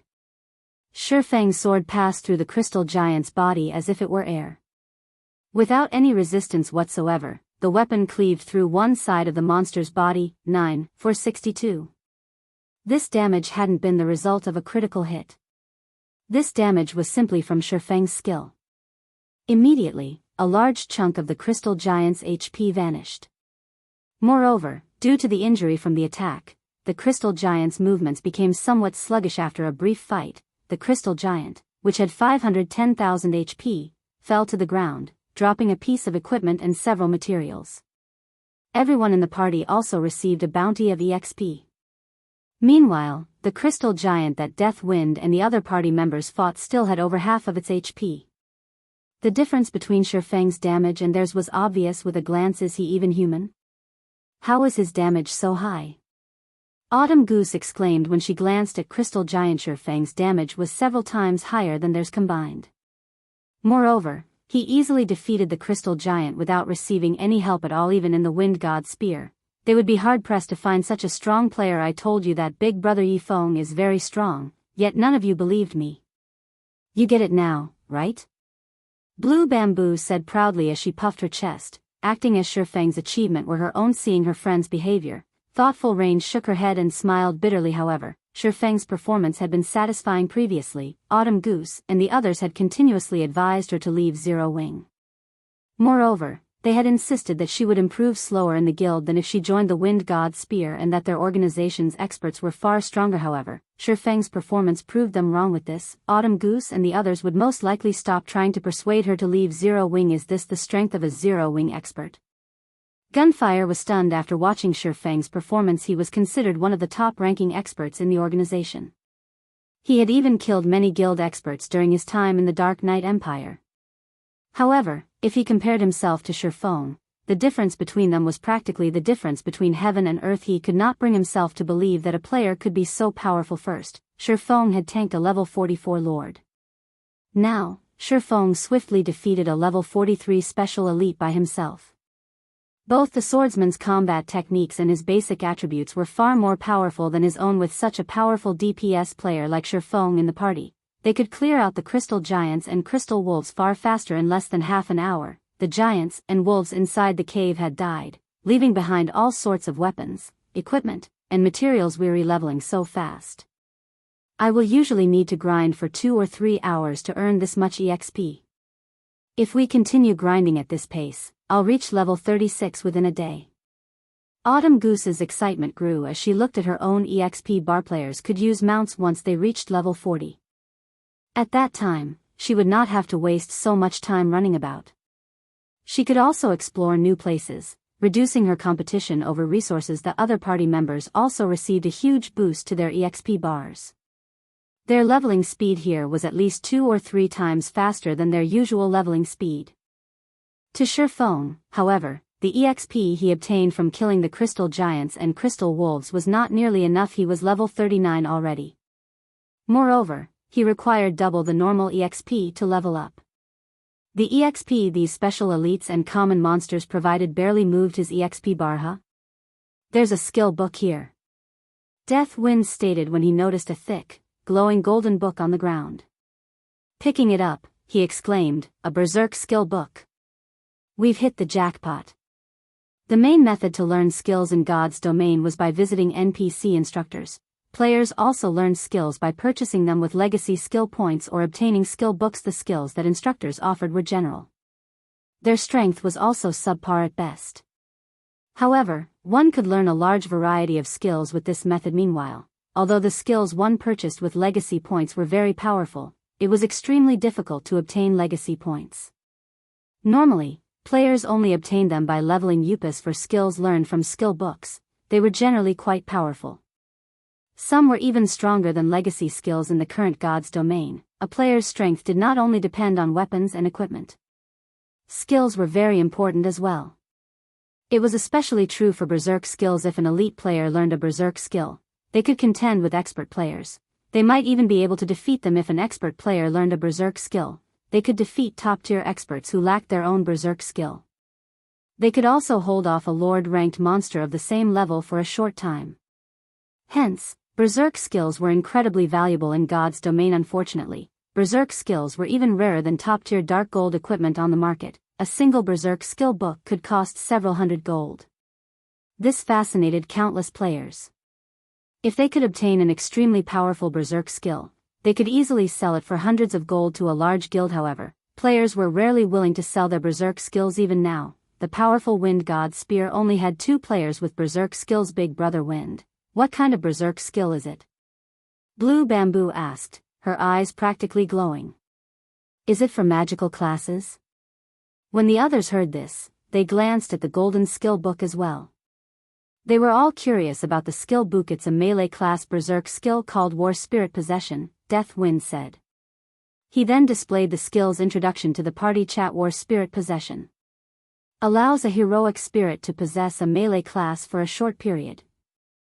When activated, decreases all skill cooldowns by 30%, increases damage by 20%, strength by 90%, agility by 50%, and endurance by 50% for 60 seconds cooldown, 8 hours. Cannot be stacked with other attribute increasing skills. Such a powerful berserk skill. Many in the party fell speechless after reading the skill's details. Generally, a berserk skill only increased one attribute. Berserk skills that covered multiple attributes were extremely rare. This skill book excited Autumn Goose, Deathwind, and Gunfire, who were all melee classes. On the other hand, Blue Bamboo and Thoughtful Rain were slightly disappointed with this berserk skill. Questing by themselves or fighting other players would become much easier. Don't just focus on the skill book. There's still a fine gold treasure chest here, Ye Feng informed the others as he pointed towards the large, golden treasure chest that sat deep inside the cave. Chapter 808, Ye Feng's Invitation. A fine gold treasure chest? Hearing Ye Feng's words, everyone spun towards the distant, glowing altar. 5 crystal pillars stood around the altar, glowing a faint blue. A golden treasure chest sat above the altar. Next to the treasure chest sat a massive, pitch-black egg. Runes decorated the egg's surface, and a faint, white mist flowed into it. Rain, that should be the item you're looking for, Autumn Goose said as she pointed towards the egg. Due to the quest's introduction, the team knew that the quest would award a mount. That giant, sealed egg was the reason for their visit to the crystal forest. That should be the one. Thoughtful Rain nodded. However, when she looked at the altar, her expression darkened slightly. A faint, blue barrier enveloped the altar. An NPC also stood next to the altar with his eyes closed. If one used an identification skill on this NPC, they would discover that he was actually a level 100, Tier 3 Illusionist. Gerard, Illusionist. Level 100. HP 8,000,000/8,000,000. The indicator above this illusionist was red, informing players that this Tier 3 NPC was an enemy. A Tier 3 class was the equivalent of a Great Lord of the same level. Although NPCs had far less HP than Great Lords of the same level, players would rather deal with a Great Lord than a Tier 3 NPC. Furthermore, the illusionist before them was a level 100, Tier 3 NPC. The instant everyone noticed Gerard's presence, they felt a weight land on their shoulders.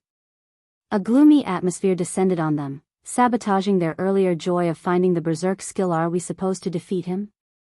Blue Bamboo asked softly as she pointed at Gerard, worried that her voice would attract the NPC's attention. Nobody in the party had an answer to the cleric's question. If they had to defeat Gerard to complete this quest, then this trip had been in vain. Even a level 100, Tier 1 NPC could beat them. Black and blue, much less a level 100, Tier 3 NPC. The difference in levels and attributes was simply too massive. None of the equipment currently available in God's domain could make up for this gap. Just as everyone considered giving up. No. There should be a way to complete this quest, Ye Feng suddenly said through the party chat. You have a plan? Everyone turned to Ye Feng in surprise. Surviving Gerard's attacks would be a miracle, not to mention stealing the giant egg he guarded. How could they possibly walk away with that egg? As far as they were concerned, this task was impossible. That was a level 100, Tier 3 NPC, not a common monster. Yes. That NPC is clearly maintaining the defensive magic array and injecting most of his mana into that giant egg. There are two possible outcomes if we approach him.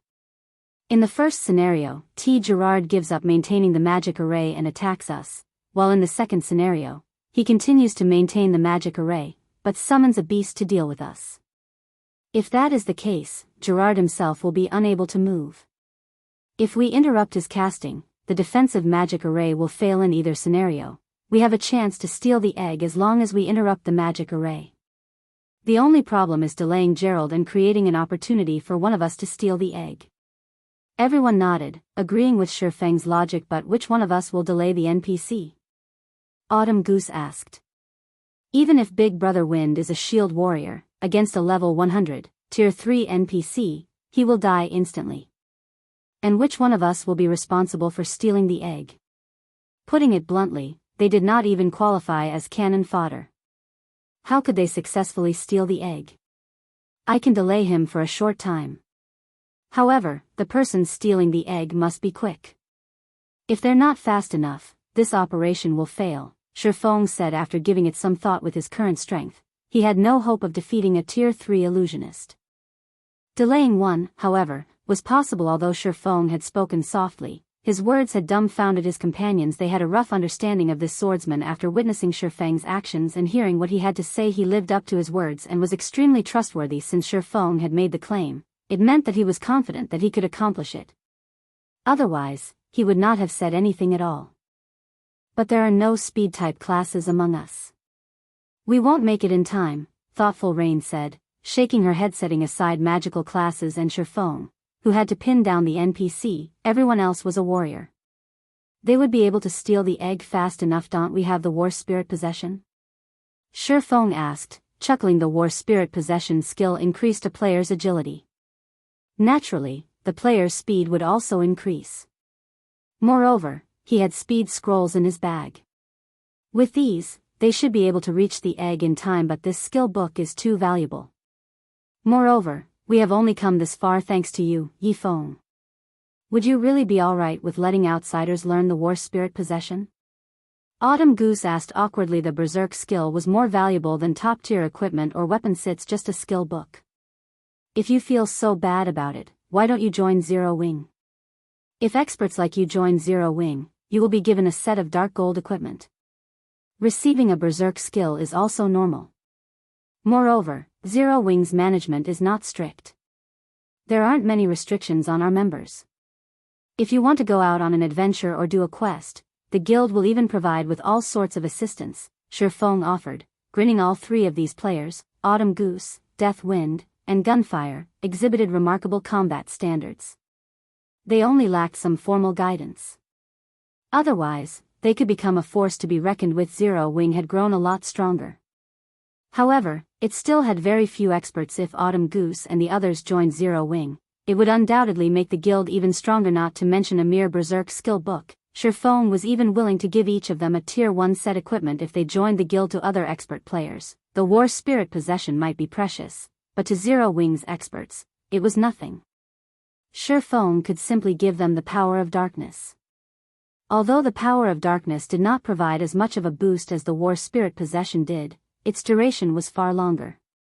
Overall, the power of darkness was stronger than the war spirit possession by a large margin. Moreover, compared to several berserk skill books, Ye Feng was more interested in the fine gold treasure chest. That treasure chest was even rarer than a berserk skill. After Ye Feng's blatant attempt to recruit them, Autumn Goose and the others pondered their options for some time. Previously, they had felt nothing more than disdain for guilds. However, after seeing Thoughtful Rain and Blue Bamboo's daily lifestyle in the game, in addition to the fact that Zero Wing was home to an expert like Ye Feng, their impressions of Zero Wing had changed significantly. Even an expert like Ye Feng was willing to help Thoughtful Rain with her quest. It was simply unthinkable in other guilds. Moreover, Thoughtful Rain adventured with their group often. She had never been restricted. On the contrary, every time Thoughtful Rain joined them on a quest, she offered an abundance of useful information that she had obtained from her guild. The information was usually out of their reach and had been incredibly convenient when they quested. In the end, after a serious discussion between the three, Autumn Goose walked up to Ye Feng with a solemn expression. Chapter 809, Power of a Tier 3. Although we don't think that joining Zero Wing would be a mistake, we have many friends in the Wind God Spear. Various guilds are also targeting the Wind God Spear in the Dark Knight Empire. It is not in a favorable position right now. We won't abandon the Wind God Spear during such a crucial time, so please forgive us for rejecting your goodwill. Autumn Goose spoke with determination. Ye Feng could tell that the berserker loved and was devoted to the organization. After all, they were all companions who had experienced life and death with each other. How could they abandon that for personal gain? If he were in their shoes, he wouldn't do such a thing, either. Moreover, Autumn Goose understood that should they join Zero Wing, if they were seen fighting with the members of the Wind God Spear, those guilds would turn to Zero Wing and cause trouble. Zero Wing would be dragged into the Wind God Spear's messy. Understand? If you wish to join a guild in the future, please consider Zero Wing. Ye Feng nodded. However, you cannot refuse the War Spirit Possession skill book. We cannot complete this quest without it. Ye Feng had understood that it would be very difficult to poach members from the Wind God Spear. After all, it was an organization of players that detested guilds. To begin with, however, he had still wanted to try. He would take any opportunity he was given. After all, on the off chance he succeeded, he would make a huge profit. Meanwhile, Thoughtful Rain and Blue Bamboo, who had watched this from the side, were somewhat disappointed. If Autumn Goose and the others had joined Zero Wing, they would have a much easier time questing and adventuring together. Following which, after a brief discussion, it was decided that Autumn Goose would learn the War Spirit Possession. Right, take these, Ye Feng said. He retrieved 5 silver magic scrolls from his bag, handing them to his 5 party members. Is this a Tier 1 instantaneous movement magic scroll? Death Wind could not help his shock after examining the scroll. There were all kinds of magic scrolls in God's domain. Among them, the most precious were the summoning scrolls, although the instantaneous movement magic scrolls followed closely behind. Instantaneous movement magic scrolls allowed players to teleport from one location to another. Although it was limited, players could travel 300 yards in the blink of an eye with a Tier 0 instantaneous movement magic scroll. 1,000 yards with a Tier 1 scroll, and 4,000 yards with a Tier 2 scroll. It was one of the best tools for retreat. However, these scrolls were extremely rare. Even dungeon and field bosses rarely dropped them. Deathwind had only ever heard about such scrolls on the market. One Tier 0 instantaneous movement magic scroll sold for more than 1 gold, not to mention a Tier 1 instantaneous movement magic scroll. Now that they had these scrolls, they could immediately escape the area once they obtained the egg. They could even avoid the ice-fire cheetah that still guarded the cave's entrance. Autumn Goose and Gunfire were similarly speechless. Big brother Ye Feng, you're rich. Can I mooch off of you in the future? Blue Bamboo joked as she smiled at the Tier 1 magic scroll in her hands. Blue Thoughtful Rain immediately flicked her friend's forehead. To think that the girl was still in the mood to fool around at such a crucial time. Begin the operation. Upon seeing Autumn Goose in position, he charged towards Gerard the illusionist. When he was 80 yards from the NPC, Gerard discovered Ye Feng's presence. Foolish fellows. You rushed to your deaths. I'll send all of you to hell. Gerard smiled disdainfully as he swung his staff. Immediately, a black magic array appeared beside Gerard. A two-headed hellhound launched itself from the magic array. Are you kidding me? A level 100 Lord-ranked monster? Isn't this cheating? Blue Bamboo's jaw dropped when she saw the Crimson Hellhound. A Tier 3 NPC was already enough trouble. Now, said NPC had summoned a level 100 Lord. This was absurd. Everyone else's expressions similarly darkened. Ye Feng, however, only revealed a faint smile. The Hellhound hadn't surprised him in the least. An illusionist was a Tier 3 class. It was not unusual for one to summon a Tier 2 Lord. Powerful illusionists were even capable of summoning Tier 3 Lords. A Tier 3 illusionist was even more effective in battle than a Tier 3 Great Mage. Of course, while illusionists were capable of summoning powerful monsters, they were very weak. After emerging from the magic array, the Hellhound opened its 2 mouths and spewed crimson flames. The fire engulfed over half of the cave, and any rock that these flames touched instantly turned into molten magma. At this time, Ye Feng activated Thunder God's Descent, increasing his movement speed and attack speed by 150%. He then transformed into a shadowy streak as he dodged the oncoming fire before continuing towards Gerard. By the time the Hellhound ceased its fiery attack, Ye Feng was less than 40 yards away from the illusionist, following which, Ye Feng activated Absolute Time, silencing Gerard and cancelling his spellcasting. Despicable ant. You dare to ruin my work. Gerard grew enraged. However, under a silent state, even Gerard could not cast any spells without leaving Absolute Time's effective area. Suddenly, Ye Feng threw the blazing meteor in his hand. Flame God's Fury. A streak of crimson light appeared before Gerard. Peng. What? The party members exclaimed when they saw what had happened. Gerard had actually caught Ye Feng's blazing meteor between his fingers. Sure enough, the difference between our attributes is simply too massive. Ye Feng smiled bitterly. However, he had already achieved his initial goal. Gerard focused solely on him. In the next moment, both Gerard and the Hellhound charged at Ye Feng. Both the Tier 3 illusionist and the Hellhound's attributes were far higher than Ye Feng's. Like a powerful gale, the two enemies closed the distance between themselves, and Ye Feng, not daring to be careless, Ye Feng immediately swapped the aura of time for the aura of wind and activated Wind Rider. His speed soaring once more, he made a mad dash for the cave's exit. Autumn Goose had also activated War Spirit Possession and dashed for the giant egg. However, Ye Feng's situation was precarious. To avoid receiving the brunt of Gerard's full strength, he had to remain inside Absolute Time's field. Unfortunately, Ye Feng was slightly slower than the Hellhound. However, by relying on his understanding of the terrain, dodging the Lord's direct attacks was still relatively easy. Only, the Hellhound's attack range was quite long. In addition to the limited amount of space he had to dodge to, he received some splash damage from the Lord's attacks. The flying rubble alone devoured nearly 2,000 of Ye Feng's HP. He could only survive a few hits. Autumn Goose was extremely anxious. Upon arriving before the giant egg, she began to collect it. Why is there a collection time? Autumn Goose's anxiety jumped as she glanced at Ye Feng. While she had approached the giant egg, Ye Feng had lost 1/4 of his HP. If she delayed any longer, they would all be in extreme danger. Time seemed to crawl by. Autumn Goose had spent a total of 3 seconds collecting the giant, black egg. As for the locked fine gold treasure chest, she simply chucked the thing into her bag. Meanwhile, Ye Feng had less than 1/3 of his HP remaining. Damnable thieves. Don't even think of leaving this place alive. Discovering that the giant, black egg had been stolen, Gerard was furious. Waving his staff, he shattered the restriction absolute time placed on his magic power. Over a dozen silver-colored elemental balls appeared around his body before flying towards Autumn Goose and Ye Feng. Ye Feng shouted sternly. He then unfurled his own instantaneous movement magic scroll and vanished from the cave. Chapter 810, Zero Wings Horror.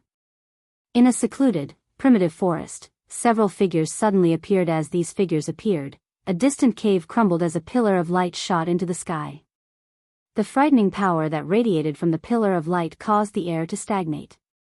A long, terrifying roar echoed throughout the forest. These players finally realized just how truly terrifying a level 100, Tier 3 NPC was. Astonishingly, Ye Feng had actually survived against the NPC for so long and escaped relatively unharmed. He was a monster. Autumn Goose, Death Wind, and Gunfire sighed. They had been given an opportunity to deepen their relationship with an expert as powerful as Ye Feng. If they had accepted his offer to join Zero Wing, the swordsman might have even offered to tutor them. However, they had rejected his offer quickly. Use your return scrolls. Ye Feng urged once he accounted for the whole team. Although the Tier 1 instantaneous movement magic scroll was a powerful escape tool, their pursuer was a level 100, Tier 3 NPC. Gerard would not let them get away easily. Hearing Ye Feng's reminder, everyone quickly took out their return scrolls and began to activate them. The seconds ticked by. They were all on edge. If Gerard caught up to them, they wouldn't have another chance to escape. Fortunately, the Tier 1 instantaneous movement magic scroll had put quite a bit of distance between themselves and Gerard. Even if the illusionist managed to escape the cave, he wouldn't discover their exact location immediately. Sure enough, Gerard had not found them as they finished activating their return scrolls. White River City's teleportation hall. That was close. I thought we were dead for sure, Blue Bamboo said as she patted her chest. Even though she had returned to the city, some fear still lingered in her heart. A level 100, Tier 3 NPC was practically invincible to current players. This had also been the first time she had ever seen a monster shatter a player's attack. One could imagine just how vast the gap was between either side's attributes. Fortunately, they had completed their quest. As soon as Blue Bamboo finished speaking, a sound of a system notification reached their ears. System, you have been targeted by Gerard.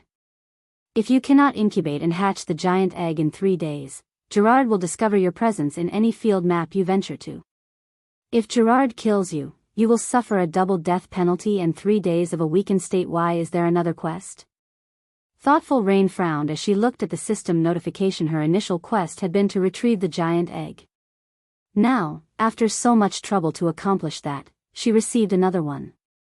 Moreover, the penalty for failure was considerably severe. If she failed this quest, a level 100, Tier 3 NPC would hunt them down. Unfortunately, players at this stage of the game had no hope of killing this NPC. In other words, they would no longer be able to explore or level up if she failed. Autumn Goose and the others wore similarly horrified expressions.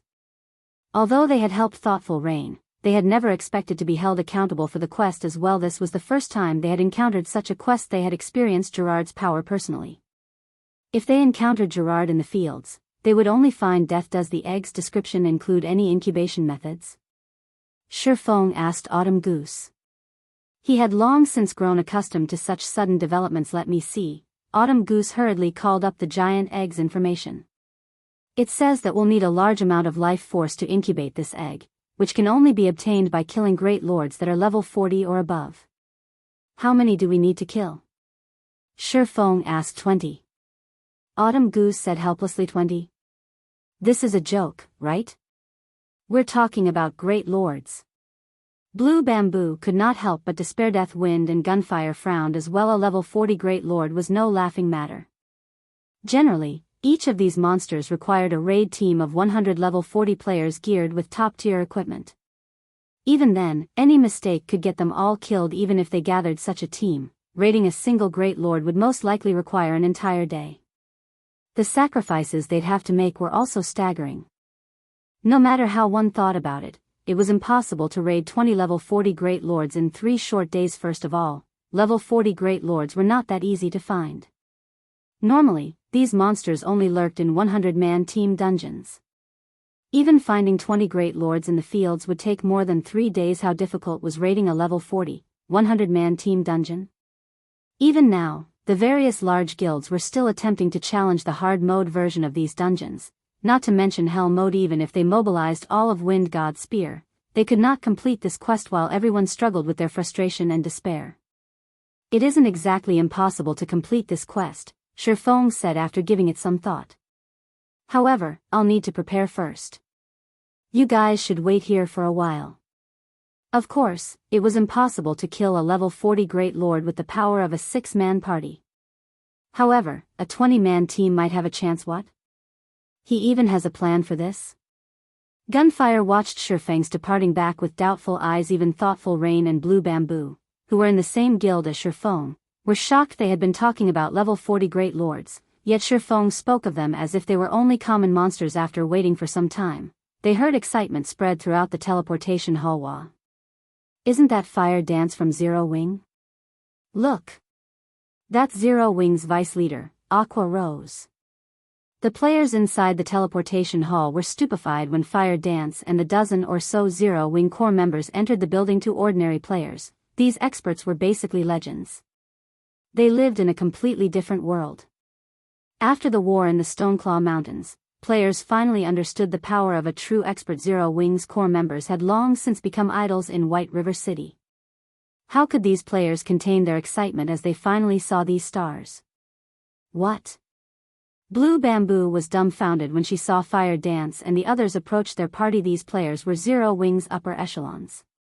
Every one of them was a top-tier expert in Star Moon Kingdom, yet after a single call, they had hurried over. Even Violet Cloud, whom she admired greatly, was here. She could not believe this was happening. Just who is Ye Feng? Autumn Goose could not help but turn to look at Ye Feng. Death Wind and Gunfire were similarly shocked. They had still felt disdain and disinterest towards guild experts. However, after seeing these experts from Zero Wing, they suddenly realized how little they knew. They could feel an intense pressure from each of these experts. Fire Dance, in particular, felt as if they stood before a humanoid lord-ranked monster. With a single glance from the assassin, they trembled with fear.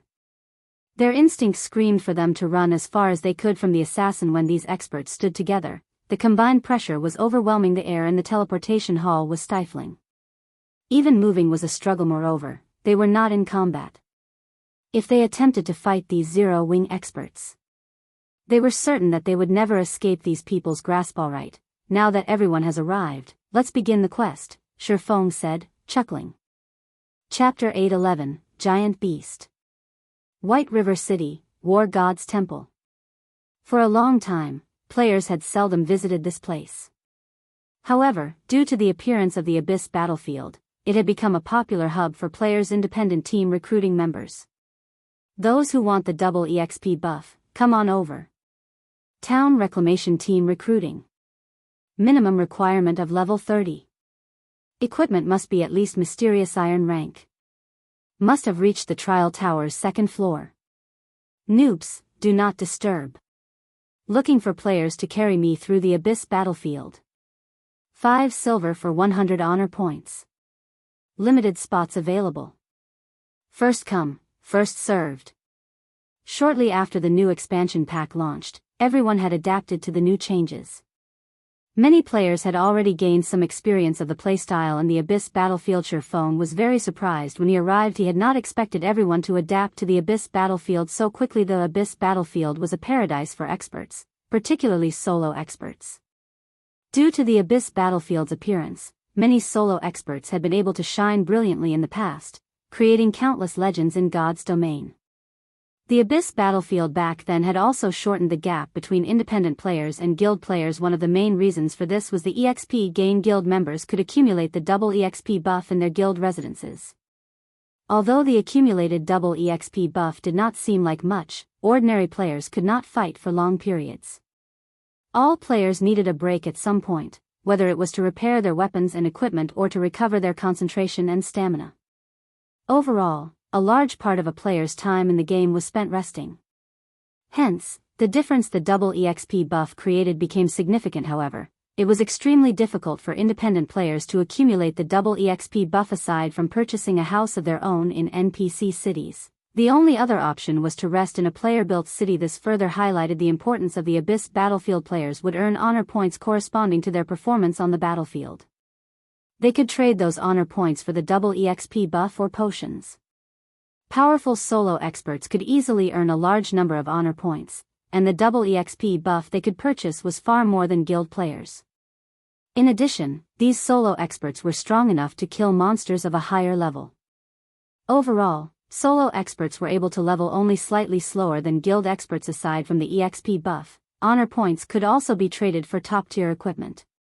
Although the equipment's attributes leaned more towards PvP, it was still valuable. The various large guilds also took advantage of the Abyss battlefield to grind for top-tier equipment. There were many bosses in the Abyss battlefield. Every town that monsters conquered would contain multiple bosses. The weakest among these bosses were lords, while most were great lords. Some towns were even protected by high lords or mythic monsters. Guilds didn't need to look far to find field bosses. However, although there were many advantages to the Abyss battlefield, it had its downsides as well. Every player who entered the battlefield was allotted one life each day. In addition, the monsters dropped neither materials nor money, they only dropped weapons and equipment. If one's goal was purely to obtain top-tier equipment, the Abyss battlefield was the perfect place for them. Ye Feng led his team into the Abyss battlefield. After entering the Abyss battlefield, players were transported to the human race's campsite. As soon as Ye Feng and the others arrived, they were greeted by a sea of players. White River City's players weren't the only ones who had gathered at this campsite. Players had arrived from every city in Starmoon Kingdom. They were all gearing up and preparing to set out. However, as this was a battlefield, one could see wandering abyssal monsters in every direction. Players generally formed 100-man groups in the Abyss battlefield. That way, they had a higher chance of survival. After all, the longer they remained alive, the more opportunities they would have to earn honor points. This run has been the best. I earned 500 points during this run. I can afford a basic double EXP potion. I'll get 10% of the double EXP buff with that. I might be able to reach level 32 by the end of the day. That's nothing. I heard that the players in Heaven's Burial's main army have conquered a town. With the honor points they earned, they can purchase 3 basic double EXP potions. For those that perform well, they might even earn enough points to buy a basic body strengthening potion. Wow! That much? One of those potions could improve my attributes by 10% and reduce my stamina consumption by 15% for 2 hours. The basic body strengthening potion costs 5 times as much as the basic double EXP potion. What did you think? They cleared out the abyssal monsters of an entire town.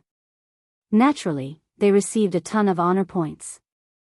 The various guilds are dispatching their armies to clear out these monster towns. With enough basic body strengthening potions, raiding dungeons will be a breeze. It's a pity that my guild is so small. We are nowhere near strong enough to clear out a town. The players around the campsite chatted as they stood in line to repair their weapons and equipment. They envied the players who had joined large guilds. Unlike those players, they had to accumulate honor points slowly by killing wandering abyssal monsters in the Abyss battlefield's outermost regions. Let's go. Ye Feng opened the battlefield's map. After examining it for a moment, he headed towards the nearest small, ruined city. Wow, those guys got guts. They are leaving the campsite with just a 20-man team. Are they tired of living? I think they're experts. So what if they're experts? Once they start fighting, they'll learn that even experts are useless here. Moreover, didn't you see which direction they went? They are heading towards South Lake City. None of the players who have gone there have returned alive. The players resting at the campsite fell into a heated discussion when they saw Ye Feng's group of cloaked figures. The Abyss battlefield was comprised of various regions. Different regions had different threat levels. The outermost region was the safest. However, there were far fewer monsters here.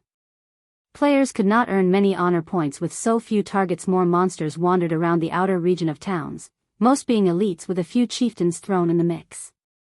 Ordinary players who ventured into these areas quickly lost their lives. However, one could earn quite a sum of honor points if they survived. Monsters were abundant inside a town. There were also plenty of lord-ranked monsters present. Sometimes, even great lords would appear in towns.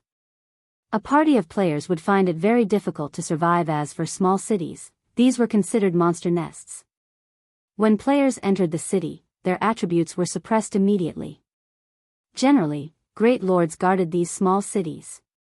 Sometimes, one even encountered a mythic monster. Even a 100-man elite team would find it very difficult to survive here. Grand lords generally ruled over medium cities, and players had a very high possibility of encountering a mythic monster in large-sized cities. Players were guaranteed to find a mythic monster waiting for them. Even a guild-organized 1,000-man army risked a one-way trip by attempting to challenge these locations. Naturally, Ye Feng understood the battlefield's layout. He was far more familiar with the battlefield's rules than any other player to grind for great lords. Towns were the safest choice. However, Ye Feng had a time limit. Hence, he had no choice but to pick a small city. After traveling for over 2 hours, Ye Feng and the others finally arrived at South Lake City. The entire city had become a nest for abyssal monsters. One could smell the rich scent of blood from the city's edges. That a grand lord? Autumn Goose's heart pounded when she saw the giant monster, which was over 100 meters long, hovering above the city. Chapter 8:12, Siege. How can a monster be so massive? Every member of the party was flabbergasted as they watched the massive figure in the sky. This was a bone dragon with a body that stretched over 100 meters and a wingspan that covered over 200 meters. As its name suggested, its entire body was made of bone. Its massive skeletal head loomed like a small mountain. Smoldering green fire danced in its hollow eye sockets. The bone dragon created storms with every flap of its skeletal wings. Frost bone dragon, undead, Grand Lord. Level 45. HP 64,000/64,000,000. This was the first time Autumn Goose and her companions had ever seen a Grand Lord, and they stared, struggling to breathe. The frost bone dragon had a staggering 64 million HP. However, this was not the bone dragon's biggest threat. At the rank of Grand Lord, a monster could inflict a powerful mental pressure, preventing players from exerting their full strength. That thing can probably instant kill me with its breath attack. Gunfire involuntarily gulped as he watched the bone dragon circle above the city. Are we really going to kill monsters here? There are too many. Blue Bamboo asked worriedly as she glanced at the sea of abyssal monsters within the city wall. Skeleton soldier, undead, elite. Level 42. HP 140,000/140,000. These skeleton soldiers bore a shield and weapon in each hand. They also stood together in large groups with over 100 other skeleton soldiers. If they fought one of those skeleton squads, it was highly likely that they would attract even more skeleton soldiers. Skeleton captains also roamed the city. Skeleton captain, undead, chieftain. Level 42. HP 1,300,000/1,300,000. If they fought here, an endless stream of monsters could easily surround them. Their chances of survival would plummet. Why don't we check somewhere else? Autumn Goose suggested they could deal with these numbers if they were merely common monsters. However, the weakest monster in the city was an elite. Chieftains even called this city home. Even a 20-man team had little hope of surviving this place. Although they knew Ye Feng and the others were quite strong, the skeleton captains were not isolated. From where they stood, they could spot as many as 6 captains. Who knew how many more would appear once they started fighting? It was simply too dangerous to fight here. Relax. You guys just need to watch from the sidelines. Ye Feng laughed, not bothering to explain. After stabilizing their mental states, Fire Dance and the others burst into action. Ordinary experts might struggle against this sea of monsters. To Zero Wings core members, however, this wasn't even a challenge. This was a paradise. Fire Dance and Flying Shadow charged into the crowd of skeleton soldiers, luring the elite monsters. Meanwhile, Minor Wind and the other ranged classes launched their bombardment from a distance. Immediately, they had attracted the attention of nearly 800 skeleton soldiers and 3 skeleton captains. Autumn Goose and her friends Anxiety mounted the army of skeleton soldiers, and the 3-meter-tall skeleton captains that wore black, thorny armor seemed to have an unstoppable momentum as they charged to meet Zero Wing's group. Deathwind, who stood between his team and the monsters, felt a massive pressure weigh him down just as the skeleton soldiers were about to reach the team. Cola, Yi Wumian, and Turtledove made their move. Justice roar. Angry howl. The 3 MTs tore the aggro from the small team and forced the monsters to focus on them. Take this.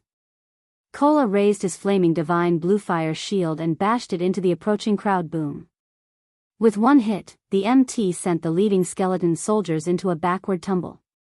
Cola then used Devotion, and a golden glow blossomed over an area of 15 by 15 yards, a damage of around -500 points appearing above the head of every skeleton soldier. As for Turtledove and Yi Wumian, they also dominated over their opponents. With each crash, they knocked down a group of skeleton soldiers. When they used an AoE skill, they devoured hundreds of HP from several dozen soldiers. The 3 MTs stood like an iron wall as they blocked the undead's advance. The 3 skeleton captains had just as much trouble. Even against the chieftain's attacks, Cola and the others did not retreat by a single step. They dodged the majority of the attacks sent at them, launching counterattacks and dealing over -2,000 damage to each chieftain. So strong. Gunfire could not help his shock. Not only could these 3 MTs hold back the hundreds of elite monsters and 3 chieftains, but they also dodged most of the incoming attacks, barely losing any HP. They should have stabilized the aggro by now. Let's start attacking as well, Blackie said excitedly. As Blackie spoke, he activated Stars of Light. Aqua Rose also used the Tier 1 spell, Death and Decay. Meanwhile, Ye Feng had switched to the Aura of Fire and activated Firestorm. At this time, Cola and the others suddenly stomped the 3 skeleton captains, causing all 3 to lose their balance and fall to the ground. Immediately after, the 3 MTs retreated. In the next moment, the area before Cola and the others transformed into hell itself. Huge stars fell from the sky, black smoke emerged from the ground, and fire erupted into the air. The ground shook as if the end of the world had arrived. Boom. Boom. Boom. After several seconds, most of the 800 or so skeleton soldiers had been annihilated. The 3 skeleton captains had lost close to half of their PEV. Everyone's level bars exploded with EXP. Blue Bamboo even leveled up on the spot, climbing from level 34 to level 35. At this time, Cola and the others slammed their shields into the 3 skeleton captains and began building their aggro once more. Meanwhile, Shadow Sword and Rampant Blade used charge and appeared before a skeleton captain. They then swung their greatswords at the chieftain's joints, momentarily freezing the captain's movement. 2 critical damages of over -5,000 points appeared above the chieftain's head. As for Fire Dance, she appeared behind another skeleton captain and used Absolute Strike, 28, for 67. Fire Dance immediately followed up with a backstab, her attack triggering 1,000 transformations critical point effect. The fragmented legendary weapon then transformed into a streak of silver light as it pierced and shattered the skeleton captain's sturdy armor. A frightening damage of -19,482 points appeared above the skeleton captain's head. Is she even human? Fire Dance's damage shocked Autumn Goose and her team. Thoughtful Rain and Blue Bamboo were also shocked into silence. This was their first time they had seen their guild's upper echelons grind monsters. The difference between the way they normally grinded was like the difference between heaven and earth in a party dungeon. A chieftain-ranked monster was a boss. In front of Fire Dance, however, it was no different than a common monster. Not a single one of Fire Dance's attacks dealt less than -10,000 damage. Under the continuous bombardment of Zero Wing's core members, the 3 skeleton captains had not even had a chance to land a finger on Cola and the other 2 MTs. Meanwhile, Violet Cloud, one of the team's healers, had become one of the main damage dealers. Each of her numerous mana balls dealt over -600 damage to the skeleton captains. As a result, the chieftain's HPs fell at a rate visible to the naked eye. After just 20 seconds, the 3 skeleton captains and the remaining skeleton soldiers crumbled to the ground, transforming into piles of bones and dropping several pieces of equipment. They also granted every player with a significant amount of EXP. Chapter 8:13. Frightening leveling speed. Seeing the scattered bones and their rapidly rising experience bars, Autumn Goose, and the others were at a loss for words. Facing hundreds of level 42 elites and 3 level 42 chieftains would be a challenge even for a 100-man team of level 40 elite players. Now, however, a dozen or so players had easily defeated these monsters. Although they had realized that there was a gap between them and Zero Wing's core members, this battle made it clear just how wide that gap was. This grinding and leveling speed is amazing.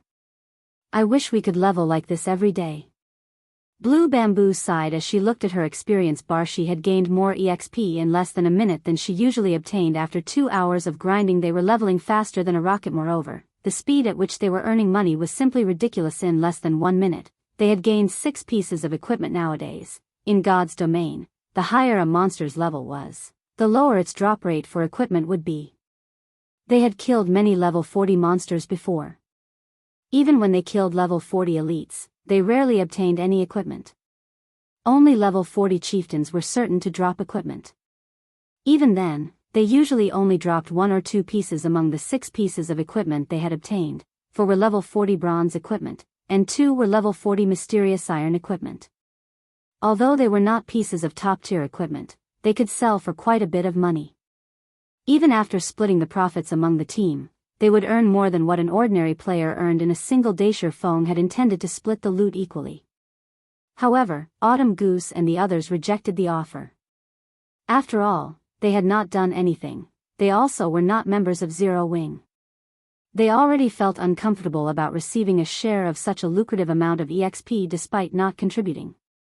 As for Thoughtful Rain and Blue Bamboo, the 2 girls similarly rejected the offer. In the end, Ye Feng had no choice but to pass the equipment to Aqua Rose to store in the guild warehouse. Fire Dance, Flying Shadow, Minor Wind, Lure the monsters.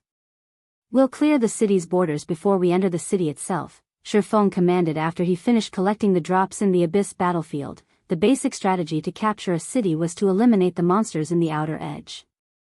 If they did not take care of the minions outside the city, once they started fighting in the city, a single roar from a boss could very well attract every single minion.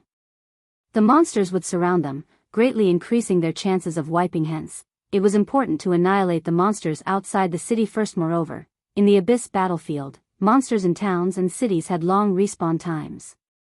They didn't have to worry about endless respawning. They also wouldn't have to waste a lot of time getting out of the city, following which, Fire Dance, Flying Shadow, and Minor Wind lured wave after wave of monsters towards Cola and the others. After the MTs had built up their aggro with the skeleton captains, Ye Feng would use Firestorm. Anyone else who possessed AoE skills would join him with their own attacks, finishing off the skeleton soldiers quickly. Afterward, everyone would focus their attacks on the chieftain-ranked skeleton captains. The team finished off a wave of monsters every 5 minutes, rapidly filling their experience bars. After 3 hours of hard work, Autumn Goose and the others reached level 35, whereas Blue Bamboo reached level 36. The 5 felt as if they were dreaming as they watched their absurd leveling speed. Weary leveling so fast. I'm the same level as the boss now. Gunfire was flabbergasted by his own level. Autumn Goose and Death Wind had similar reactions. Even expert players needed to grind for 2 or 3 days just to reach their level. It should be known that there were 48 hours in a single day in God's domain. Now, however, they had only taken 3 hours to level up. Their leveling speed was ridiculous. Furthermore, the monsters outside the city were no threat to Zero Wing's members at all. Finally, after grinding for over 9 hours, the team had managed to kill all the abyssal monsters in South Lake City's outer region. Meanwhile, Thoughtful Rain and the others had reached level 37, whereas Fire Dance, Aqua Rose, and the other members of Zero Wing had reached level 39. As for Ye Feng, he had reached 81% of level 39. He was only 19% away from the level 40 threshold. After clearing out the monsters from the city's north side, Ye Feng led everyone into the city. South Lake City was far more dangerous inside its walls than it was outside. Abyssal monsters had a hierarchy. The lowest monsters generally lived in the outermost regions. As players ventured deeper into a city, they would encounter higher-ranked and stronger monsters. Rather than increasing inside the city, the concentration of monsters decreased significantly. However, it was not difficult to spot the skeleton warriors that roamed the city streets. Skeleton Warrior, Undead, Special Elite. Level 42. HP 550,000/550,000. The city was also home to plenty of skeleton captains. Even a level 40, 100-man elite team would have to be extremely careful upon arriving here. One mistake could attract hundreds of skeleton warriors and 7 or 8 skeleton captains, leaving the team surrounded. Fortunately, Zero Wing's core members would have little trouble handling such a situation. They could defeat a monster army of such size with relative ease. However, Ye Feng's goal was not to level up, but to kill great lords. Hence, he prioritized scouting the city over grinding. Ivy discovered a great lord over here. Flying Shadow, who used stealth to scout the city, reported through the team chat. I'm in the city plaza. Only, there is another team of players fighting the Great Lord right now. Who are they? Ye Feng asked, surprised. The others were surprised and curious as well. South Lake City was many times more dangerous than monster towns in the Abyss battlefield. Even a level 40, 100-man elite team had to be extremely careful here. Their team had spent so much time clearing out the monsters around the city, yet someone had gotten ahead of them and had already begun killing a great lord. They're a 100-man team. These people are wearing a guild emblem, so they should be the main force of some guild, Flying Shadow reported as he observed the situation. The lowest leveled player is level 34, while the commander is level 36. Currently, they've dropped the Great Lord's HP by a third and have yet to suffer any losses. Field Great Lords were different from Dungeon Great Lords. They were a lot stronger. However, they did have a little less HP. The fact that the team had taken 1/3 of a level 40 plus Great Lord's HP without losing a single member showed that the team was extraordinarily strong. Hold on, I'll send you their battle video. Flying Shadow then started recording a short video before sharing it with the team. I've never seen their guild emblem before. I don't think that it's a Star Moon Kingdom guild. However, the fact that they can handle a Great Lord this well shows that the guild is certainly not ordinary. Upon receiving the video, they watched the short clip of this guild in battle. In the video, the corpses of abyssal monsters filled the wide fountain plaza. Meanwhile, a group of players faced a giant skeleton. The giant skeleton stood over 10 meters tall. The skeleton wore black, heavy armor and wielded 2 massive war axes. Skeleton General, Undead, Great Lord. Level 43. HP 18,000/18,000,000. The skeleton general brandished its war axes madly, each swing causing the earth to tremble. However, the players fighting the skeleton general were very coordinated. Their MTs guided the skeleton general's attacks to an area void of other people. Meanwhile, the healers and ranged damage dealers responded when and how they needed to, decreasing the Great Lord's HP continuously. Overall, the players were quite organized. This is interesting. I hadn't expected to meet them in a place like this. Ye Feng's lips curled up into a faint smile after seeing the players in the video. Chapter 814, Legendary Guild. These people have relatively good combat standards and equipment, but why haven't I heard of this guild before? Even after racking her mind, Aqua Rose could not figure out which guild these players were from. The skeleton general displayed frightening power. Not only did it possess extremely high strength, but it was also very fast. Even for Cola, tanking this great lord would be a burden. Although these players did not possess an MT like Cola, who had extremely high defense and strength, they made up for the lack of strength with the cooperation of 4 MTs. The team's damage dealers also kept the boss in check. This made it possible to raid the skeleton general. Moreover, the team's damage dealers and healers were very powerful. Almost all of them dealt over -1000 damage with each attack, causing the skeleton general's HP to decrease slowly but steadily. It was only a matter of time before they defeated the Great Lord. No ordinary guild was capable of such a feat. Generally, only the experts of famous large guilds could raid a level 43 Great Lord so easily. However, Aqua Rose knew nearly every famous guild in the virtual gaming world, but she had never seen this guild emblem before. Look, that skeleton general seems to be summoning a companion. Cola shouted as he watched the surrounding monsters gather towards skeleton general, who stood in the plaza's heart with a grim expression. The others were also shocked. They had not expected the boss inside the city to have such a move. With this, killing the skeleton general would be far more difficult. After all, one was already required to go all out against a great lord. More monsters joining the fray might become the last straw that broke the camel's back. Everyone finally understood why Ye Feng had them clear out the surrounding monsters while on their way. Rather than avoiding confrontation, this boss is too overpowered. It has lured another great lord. Flying Shadow, who hid in the plaza, stated as he watched the blurry figure fly straight towards the skeleton warrior. Agonizing Banshee, undead, Great Lord. Level 40. HP 17,000/17,000,000. Although the agonizing Banshee had less HP than the skeleton general, it was a magical class monster. It posed more of a threat than the first undead. The instant the agonizing Banshee arrived, she released a piercing screech, forcing over a dozen players into a confused state. These players lost all control over their bodies as they began behaving like raving lunatics. The sudden development was precarious for the team. Let's head over and take a look, Ye Feng said, laughing as he watched the agonizing Banshee massacre the team of players. It was not unusual that Aqua Rose had not heard of this guild. After all, the guild wasn't famous, it was an upstart guild. The guild's name was Immortal Light. Immortal Light was based in the Twin Towers Kingdom. The Twin Towers Kingdom and Star Moon Kingdom were adjacent to each other. Hence, Ye Feng knew quite a bit about the Twin Towers Kingdom. Although Immortal Light was only an upstart guild, it had performed exceedingly well in the competition for dominance over the Twin Towers Kingdom. It had stolen over a dozen cities from the first-rate guild, Emperor's Light, going as far as to occupy the third largest city in the Twin Towers Kingdom. In Ye Feng's previous life, Immortal Light had been one of Shadow's allies. However, Immortal Light was much stronger than Shadow had been in God's domain. It was very difficult for a small guild to survive. Hence, these guilds needed to work together. However, Immortal Light was different from Shadow. After 10 years of development in God's domain, it had become a first-rate guild and had occupied over half of the Twin Towers Kingdom. It had even dominated various cities in other kingdoms. Back then, it had developed into a guild that could rival even Ouroboros. Meanwhile, Immortal Light's guild leader, Sindhart, was a very famous expert in God's domain.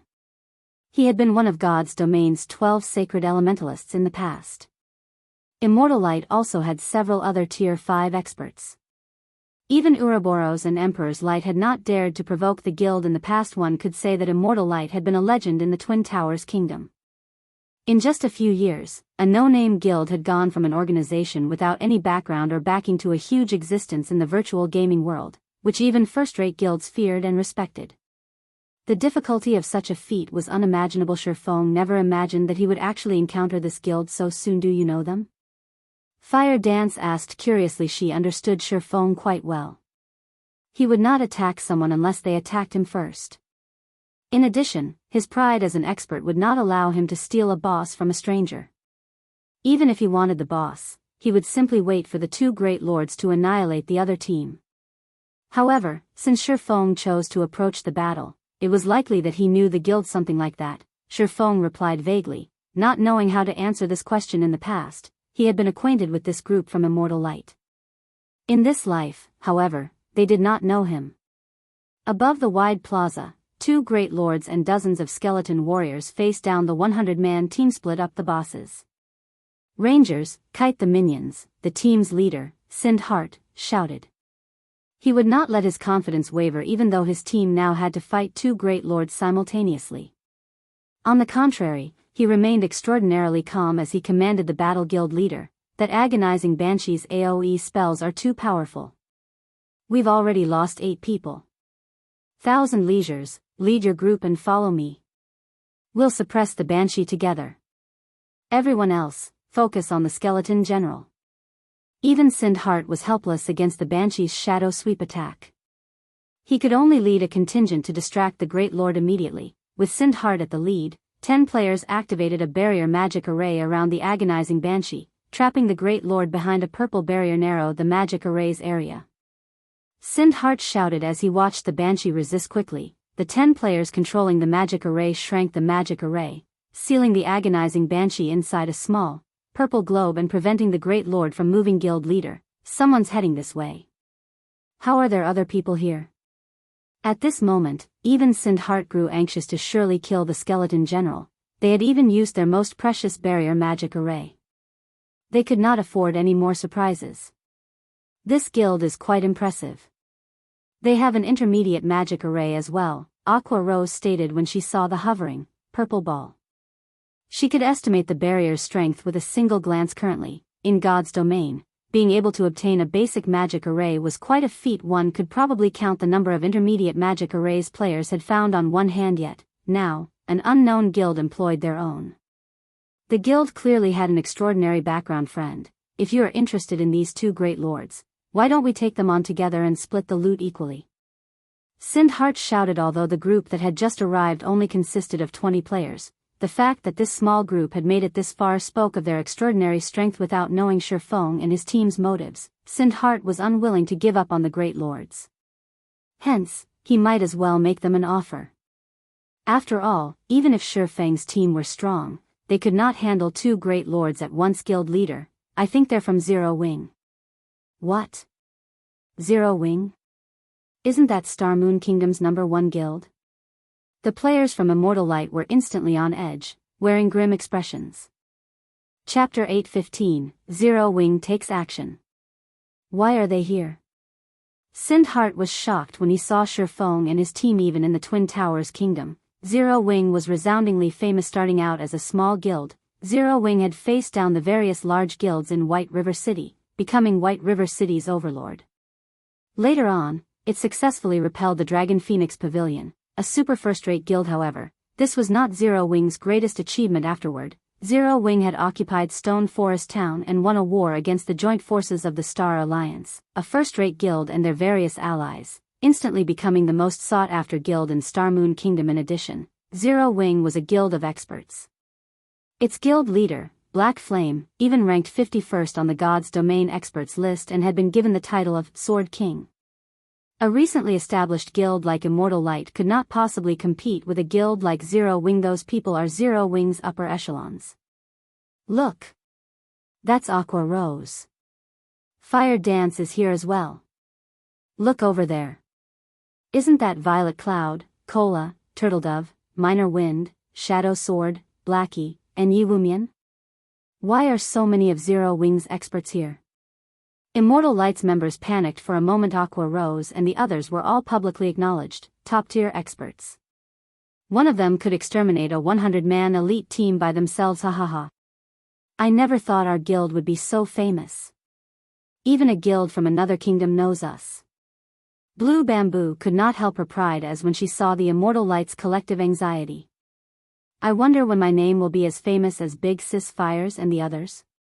Fire Dance and her fellow echelons couldn't help but laugh when they heard Blue Bamboo's excitement. In reality, even they had never imagined that they would, one day, become famous experts in God's domain. Before they had met Ye Feng, they had never dreamed of such a thing. Now, however, they were targets for players' admiration. Is Zero Wing really such an amazing guild? When Autumn Goose overheard the Immortal Light's members, she was shocked. She and her companions were independent players from the faraway Dark Knight Empire. Hence, they had only heard rumors of Zero Wing's strength through the forums. They had never witnessed the guild in action. In their opinion, however, even the large guilds in the Dark Knight Empire were subpar at best. Hence, how strong could a guild from a kingdom possibly be?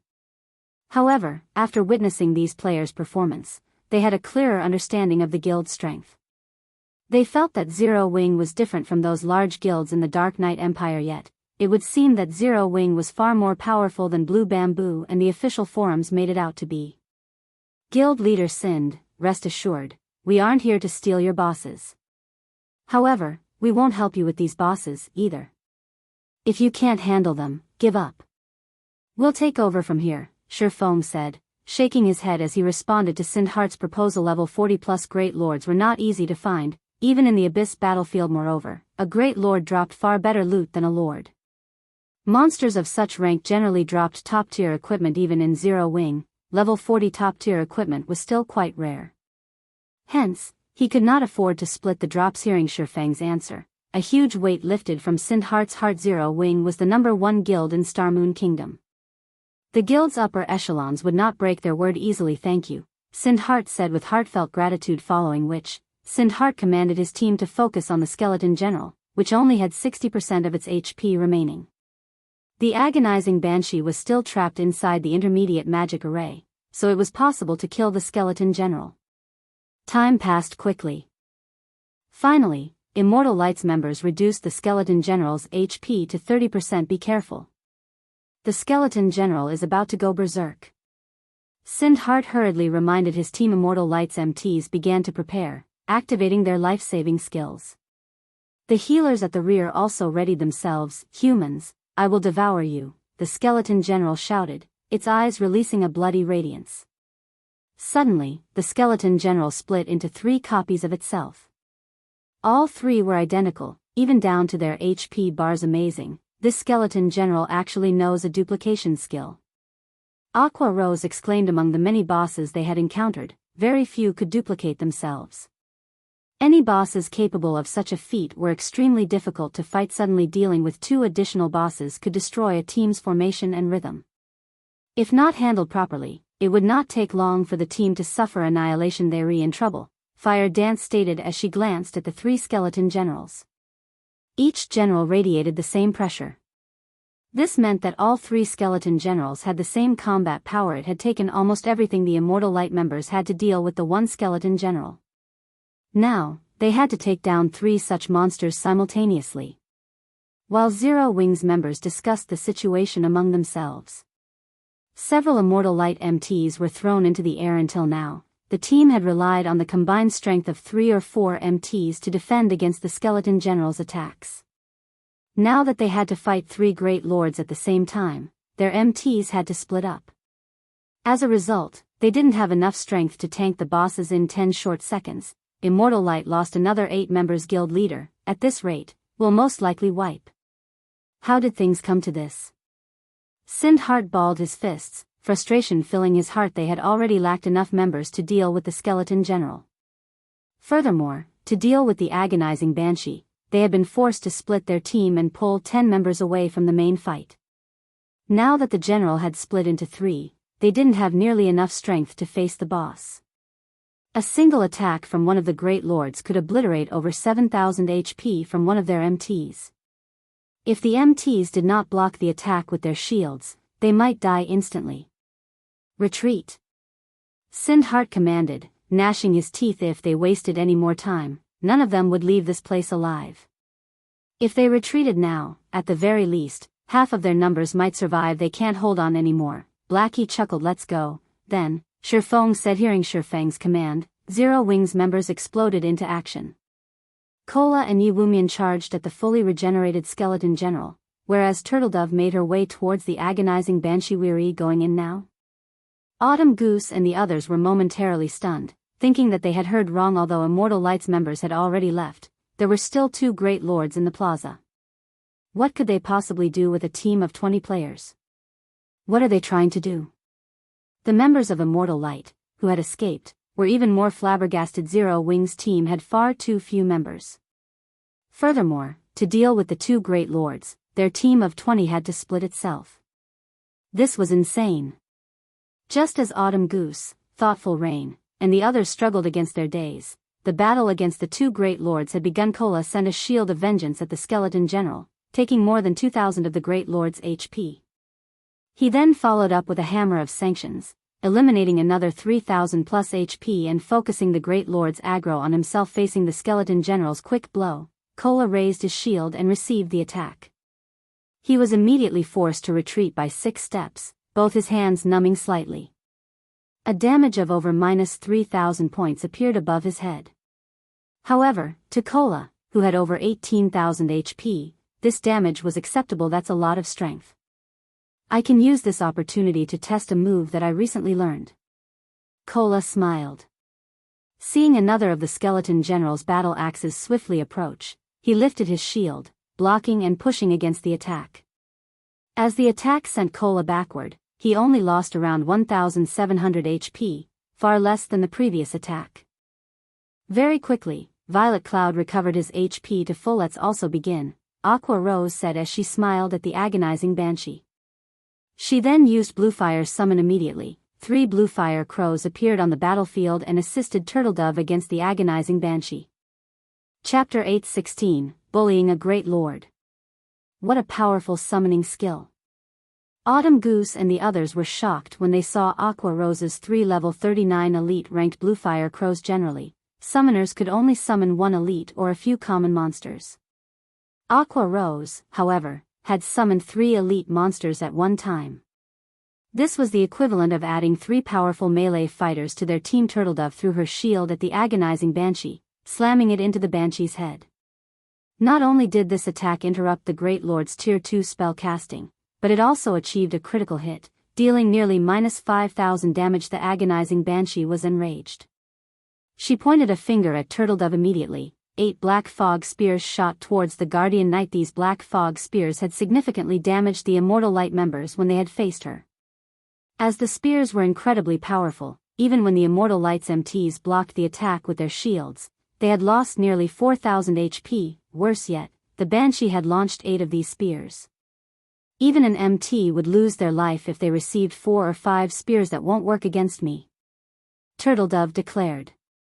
Rather than retreating, she charged towards the black fog spears. Just before the spears reached her, Turtledove raised her shield and leaped forward, smashing into one of the black fog spears. The remaining spears simply flew past Turtledove's body, missing her completely. Boom. Upon collision, Turtledove was forced back by 2 steps. She lost nearly 1,800 HP. In the next moment, however, a healing light touched the Guardian Knight, returning her HP to full status immediately. That is an MT from Zero Wing? Sindhart was astonished as he watched Turtledove handle the agonizing Banshee's attacks so gracefully. When their strongest MT blocked one of the black fog spears, he had lost over 3,400 HP instantly. In addition, due to the incredible speed of the spears, he hadn't been able to avoid the following attacks in time. Generally, he would receive roughly 3 spears, destroying more than half of his HP. On the other hand, Turtledove had neutralized the black fog spears with such ease. The other Immortal Light members were similarly stupefied when they saw Turtledove tank a Great Lord by herself. None of them could believe their eyes. Normally, they needed at least 4 or 5 MTs to rotate tanking a single Great Lord. Even so, there were times when they failed to hold the boss. Turtledove was definitely stronger than they were. However, the members of Immortal Light did not know that Turtledove currently wore a Tier 1 set equipment. Her plate armor was even epic rank. Although equipping the Divine Frost armor had caused Turtledove to lose the final set effect of the Yin-Yang Walker set equipment, the former not only reduced the damage she took, but one of its passive skills also reduced the agonizing Banshee's movement speed and attack speed. Although the black fog spears were quite fast, Turtledove could easily determine the best evasion route with the speed reduction effect. Moreover, Turtledove was a Guardian Knight. Her magic resistance was very high. With over 18,000 HP, she could even survive a direct hit from a Tier 2 spell very quickly. Kola and Turtledove had pinned down the 2 Great Lords. Now, everyone just needed to focus everything they had on 2 bosses. Are those monsters really Great Lords? Blue Bamboo felt as if she were dreaming as she watched Turtledove tank the agonizing Banshee without assistance. Even now, she alone had maintained Turtledove's HP at full. Normally, when she raided High Lords with Autumn Goose and the others, they needed at least 3 healers to focus on a single MT. Even so, their heals were not always sufficient. Yet, despite facing a Great Lord, only she was the only necessary healer to keep Turtledove alive. Autumn Goose also wondered if the agonizing Banshee seemed very weak. She even doubted that the MT needed her assistance as she focused solely on damage. However, Autumn Goose was very aware. The agonizing Banshee was not weak at all. Rather, Zero Wing's members were just that strong, which resulted in such a misconception. Only now did she understand why Ye Feng had been so confident, why all of these experts from Zero Wing were so confident. Now that the MTs had solidified their hold on the bosses, Zero Wing's members had no issue dealing sufficient damage. The assassin class relied on speed to deal massive amounts of damage over time. Fire Dance, however, played the class differently. Standing behind the skeleton general, Fire Dance launched streak after streak of silver light at the Great Lord. Despite the skeleton general's incredible defense, the female assassin's damage was mind-boggling. 9, 480-30, 121-16, 916-20, 518. Ye Feng's damage was also impressive. None of his attacks dealt less than -6,000 damage. From time to time, his chop achieved a critical hit, dealing over -20,000 damage with a single attack. As for the other melee classes like Shadow Sword and Rampant Blade, they never dealt less than -3,000 damage with their powers combined. These several players devoured the skeleton general's HP of 18 million at a rate visible to the naked eye. Are they even human? The Immortal Light members were astonished. The total damage Ye Feng, Fire Dance, Shadow Sword, Rampant Blade, Blackie, and a few other core members of Zero Wing dealt was higher than their 100-man team's total damage previously. Their attacks had only dealt over -1,000 damage to the Great Lord. Even Sindhart, the most powerful player on the team, had only dealt over -2,000 damage to the skeleton general. Ye Feng and Fire Dance, however, easily managed tens of thousands of damage. From time to time, they even dealt over -30,000 damage despite the skeleton general and agonizing Banshee being two daunting great lords. Against Zero Wing, they were no different than helpless common monsters. The two bosses could only struggle against the small team of players. Even with its prided speed and strength, the skeleton general, in particular, rarely landed a hit on the Guardian Knight Cola due to Fire Dance and Ye Feng's coordinated attacks. Even when the Great Lord used a Tier 2 skill, Cola easily took the hit with a life-saving skill. As for the team's healers, aside from the slight pressure they felt when the skeleton general used a powerful skill, they needed to do so little to keep their companions alive that they had time to join the attack on the Great Lords. In just 5 minutes, the skeleton general's HP fell to 30%. Wumian, pin one of them down and leave the other to me. Everyone else, focus on the skeleton general. Cola is tanking. Ye Feng shouted after seeing the skeleton general begin to split itself into 3 clones. Although this move was quite powerful, all 3 copies shared the same HP. As long as they had enough players to tank the 3 skeleton generals, they could cope. As soon as the skeleton general had completed its cloning, Yi Wumian lured one away. As for Ye Feng, he activated Heavenly Dragon's power. After all was said and done, a Great Lord was still a Great Lord. Unlike MTs, Ye Feng did not possess any damage reduction skills or very high defense. He didn't have a shield, either. If he wanted to withstand the boss's attacks, he had to rely on his own strength. Unfortunately, he could not contend with a level 43 Great Lord with his normal strength attribute. Only by activating a Berserk skill could he pin a skeleton general down by himself. Among the many Berserk skills Ye Feng possessed, Heavenly Dragon's power had the shortest cooldown, which was 3 hours. The Power of Darkness had a 6-hour cooldown, whereas Blade Liberation had a 10-hour cooldown. The last one also had side effects he needed to worry about. Hence, Dragon's power was Ye Feng's best option. Moreover, Heavenly Dragon's power was his best-suited Berserk skill for head-on confrontations. It was the best option against bosses. Chapter 8:17, Suffocatingly Explosive Power. What is he trying to do? Sindhart and the others were confused as they watched Ye Feng charge towards a skeleton general. No swordsman could solo a Great Lord. Even a Berserker, a class famed for its strength, would fly through the air if they tried to block a Great Lord's attack with their weapons. Peng. Ye Feng used Killing Ray to block one of the skeleton general's descending battle axes. Sure enough, my attributes aren't high enough to deal with this Great Lord. The resulting impact had forced Ye Feng to retreat by 3 steps, his hand numbing slightly. Meanwhile, a damage of over -700 points appeared above his head. However, to Ye Feng, who had close to 50,000 HP after activating Heavenly Dragon's power, such a small amount of damage was nothing. His battle recovery regenerated nearly 500 HP every 5 seconds. Violet Cloud waved her staff, and immediately, a faint golden film blanketed Ye Feng's body. Bluish-green life force flowed into the swordsman. Suddenly, a recovering status appeared over Ye Feng's status bar, recovering over 1,600 HP every 5 seconds for 15 seconds. In the blink of an eye, Ye Feng's HP was full. Seeing that its first attack had failed, the skeleton general swung its other battle axe at Ye Feng violently. Having predicted the skeleton general's attacks, Ye Feng sidestepped abruptly, using the abyssal blade to receive the descending battle axe while thrusting Killing Ray towards the skeleton general's armor. A streak of blue light flashed. Although Killing Ray could not compare to the fragmented legendary ranked 1000 transformations, after equipping a magic device, its sharpness was only slightly weaker than the 1000 transformations. As a result, it easily pierced the skeleton general's robust armor. A critical damage of -15,824 points appeared above the skeleton general's head. The Great Lord bellowed, angry with the damage it had received.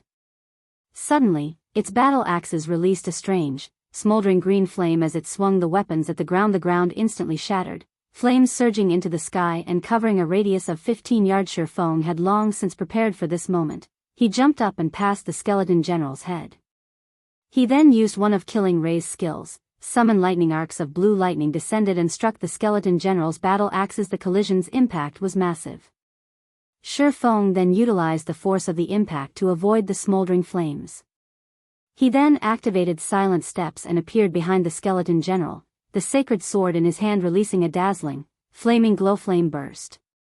15 brilliant explosions discharged behind the skeleton general, one after another. 48, 167-117, 954-49, 715.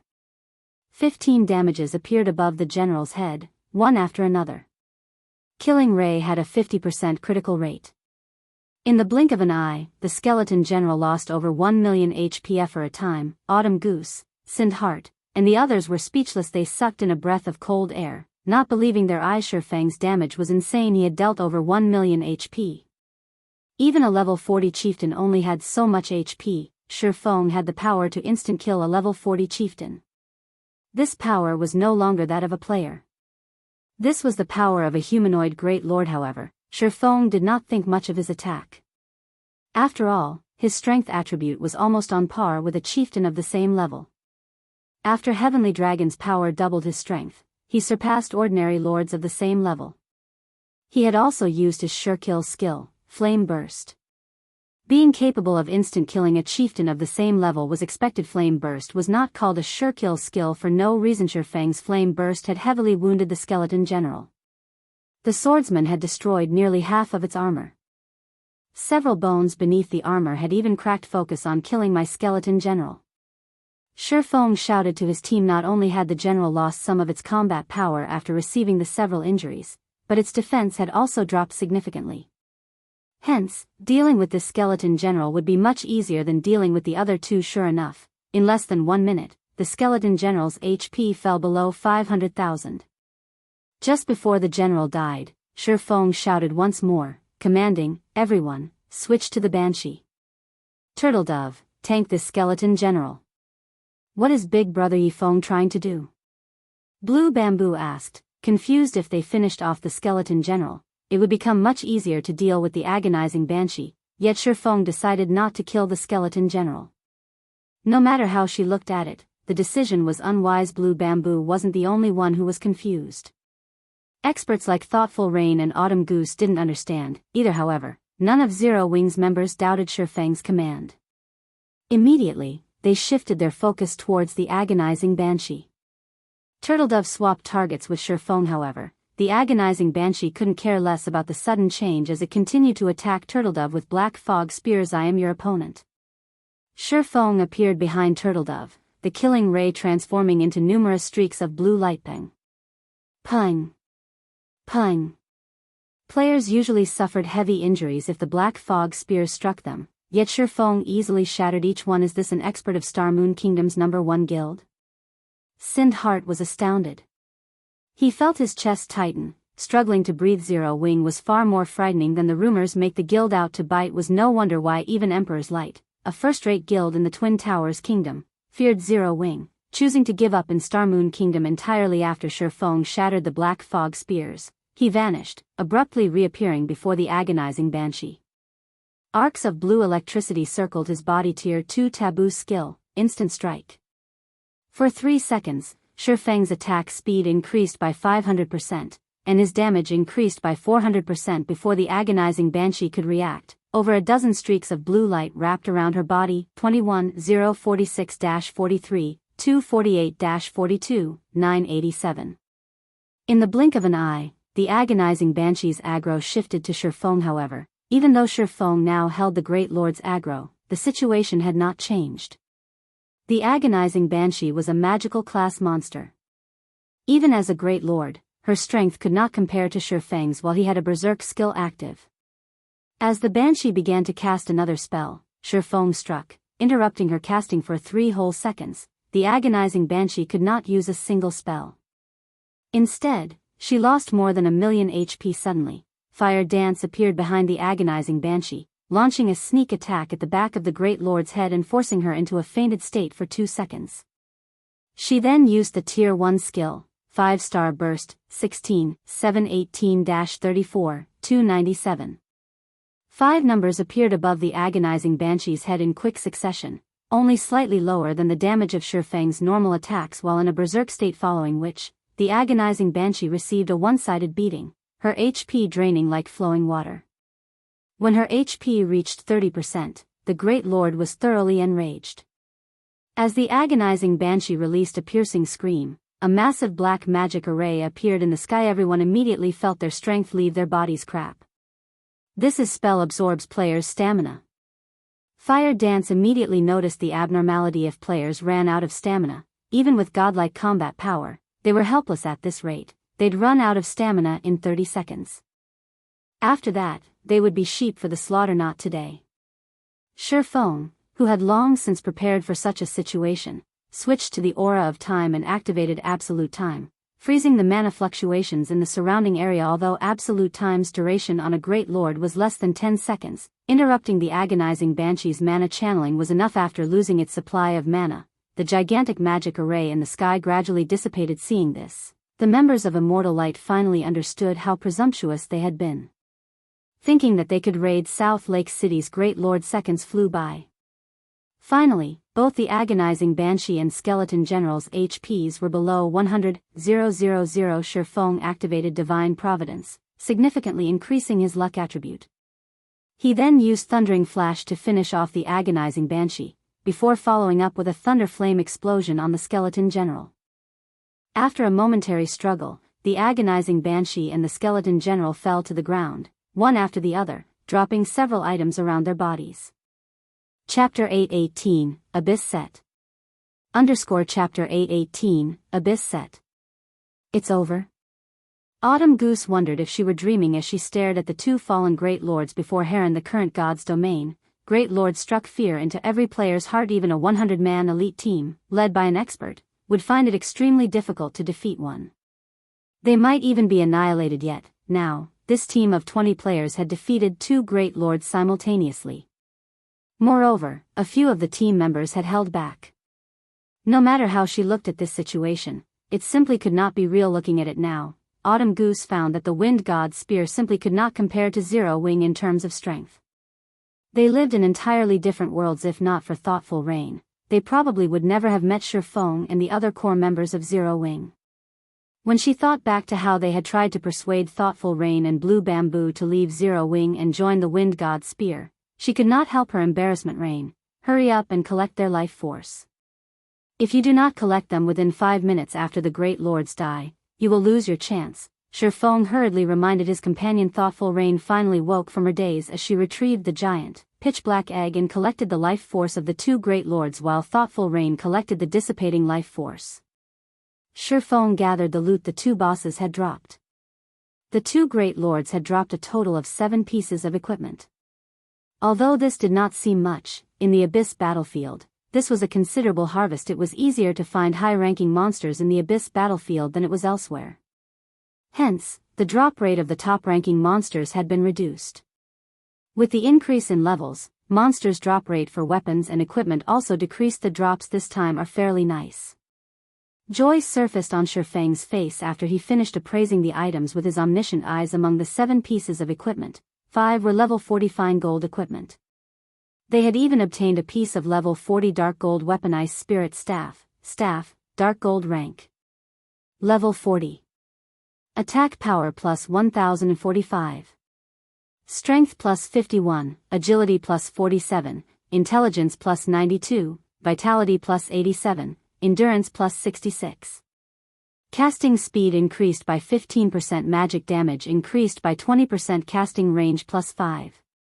When casting, 20% chance to obtain the power of frost, causing 220% frost damage and reducing target's movement speed by 30% for 5 seconds. Additional passive skill dash.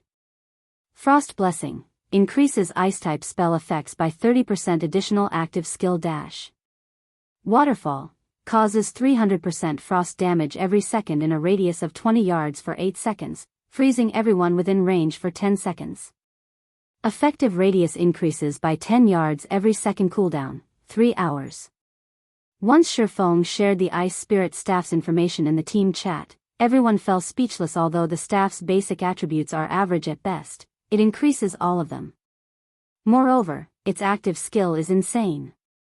This is the first time I've seen a skill that can cover a radius of 100 yards. Even Stars of Light can't compare to this waterfall. If one uses waterfall on a battlefield, it will devastate the enemy forces. It's a pity, though. It would be amazing if it were an epic ranked staff.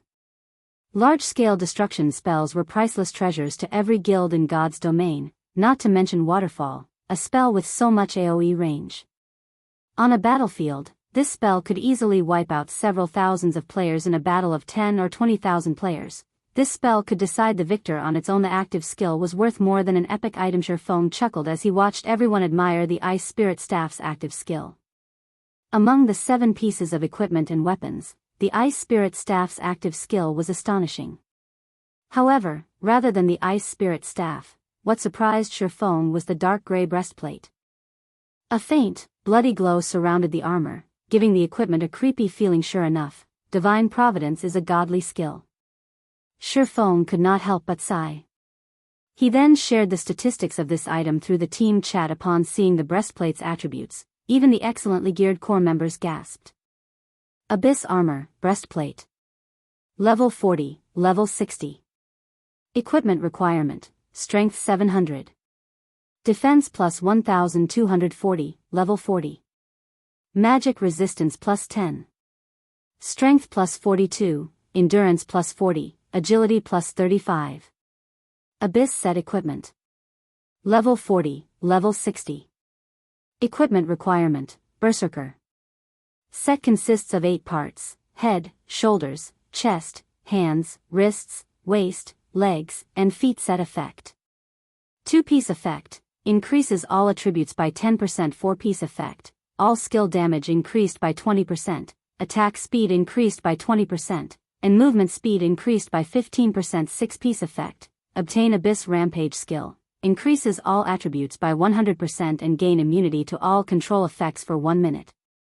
Cooldown, 5 hours. 8-piece effect, obtain Blade of Abyss skill, transforms equipped weapon into the Blade of Abyss, increasing strength attribute by 300%, attack speed by 100%, and attack range by 10 yards for 15 seconds. Cooldown, 3 hours. What a powerful set. Blackie nearly drooled when he saw read the Abyss Set Equipment's information. The breastplate's basic attributes were only the equivalent of a dark gold item. However, as one obtained more pieces of the set, their combat power would grow exponentially. If one gathered all 8 pieces, although the set's basic attributes might not compare to epic items, the boost it granted would only be slightly weaker than a set of epic equipment. Of course, it is strong. This set equipment is purely intended to increase violence. Even the Tier 1 set equipment for Berserkers cannot compare to the Abyss set. After reaching Tier 2 at level 50, no Tier 1 set equipment will be able to compete with the Abyss set. Ye Feng explained the Abyss set equipment was the battlefield's representative equipment. Moreover, it was not exclusively for Berserkers. All classes had their own Abyss sets, and their attributes were all specialized for violence. These sets were extremely well suited for PvP. However, the Abyss set's drop rates were extremely low. It was practically impossible to collect all 8 set pieces for a single class. If one could collect 6 pieces of a set, they could increase their prowess in combat far more than with a Tier 1 set equipment. After all, the Tier 1 set equipment only consisted of 5 pieces. If one gathered all 8 pieces of an Abyss set, they would be practically invincible in PvP fights. I wonder if we'll gather a complete set. Aqua Rose was eager to find out if they gathered all 8 pieces and let either Rampant Blade or Shadow Sword equip the set, the Berserker's abilities would soar, becoming one of the guild's top fighters. Most likely, aside from Ye Feng and Fire Dance, nobody in the guild would be able to match them. Alright, rest up. We're going to look for the next great lord soon, Ye Feng commanded as he stored the equipment. Meanwhile, Immortal Light's members, who had watched from a distance, had not recovered from their shock after watching Zero Wing easily defeat the two Great Lords. Their team of 100 had failed to defeat even one Great Lord, yet Zero Wing had taken two down at once with a team of 20. The difference between their guilds was like the difference between heaven and earth. Sindheart suddenly said, "Follow me." Chapter 819, City Deed. Chapter 819, City Deed. Huh? Why are they heading our way? Aqua Rose asked when she saw the members of Immortal Light approach their team. Jokingly, she said, "Are they going to try to plunder our loot? If they try to rob us, I won't mind giving them a final send-off." Fire Dance laughed as she unsheathed her 1,000 transformations that hung from her waist. Although the Immortal Light players were relatively strong, she was more than enough to annihilate their team. Moreover, she looked forward to the day someone tried to rob them. Previously, she had found plenty of inspiration during her time in the Dark Arena. This was the perfect opportunity to test some of her ideas. They shouldn't be that stupid. They should be able to tell the difference between our strength and theirs. Ye Feng laughed as he watched his teammates prepare for a fight. Sindheart would be one of the 12 sacred elementalists of God's domain in the future. If he lacked the necessary insight to tell the difference in strength between their teams, he would never have been able to make Immortal Light a famous, first-rate guild in the Twin Towers Kingdom. Thank you for your help. If not for you guys holding off those two Great Lords, none of us would be alive right now. Sindheart immediately expressed his gratitude upon arriving before Zero Wing's team, his tone containing a hint of respect. Sindheart's expert companions also stared at Zero Wing's members with reverence. The heavy pressure Fire Dance emitted, in particular, made them breathless. If these teams fought each other, they would most likely die in an instant. It's nothing. Ye Feng shrugged. If you guys are looking for Great Lords, we can help, Sindheart offered. On our way here, we encountered quite a number of Great Lords. Only, these Great Lords resided in concentrated areas. It's highly likely that you'll attract a second Great Lord while dealing with the first. Saying so, Sindheart sent Ye Feng the coordinates of those several Great Lords. Thanks. Ye Feng rejoiced when he received the coordinates. Sindheart had given him the coordinates for 7 Great Lords. This would save them a lot of time searching for these bosses. Glad to be of help. Sindheart smiled. I don't believe that you came over here just to give me these Great Lords' locations. What's on your mind? Ye Feng asked. He could not help but laugh when he saw Sindheart's hesitation in the past. Even he had looked up to Sindheart. Countless small guilds had tried to gain Immortal Light's favor, yet now, watching this man struggle with his desire to ask for help, Ye Feng could not help but sigh. Hearing Ye Feng saying so, Sindheart released his tension with a sigh of his own and said, "In truth, aside from thanking you for the help, I wanted to ask something of Zero Wing. Although this may be sudden, I don't have any better options right now." "Guild leader, are you really going to ask?" one of the guild's upper echelons asked with surprise.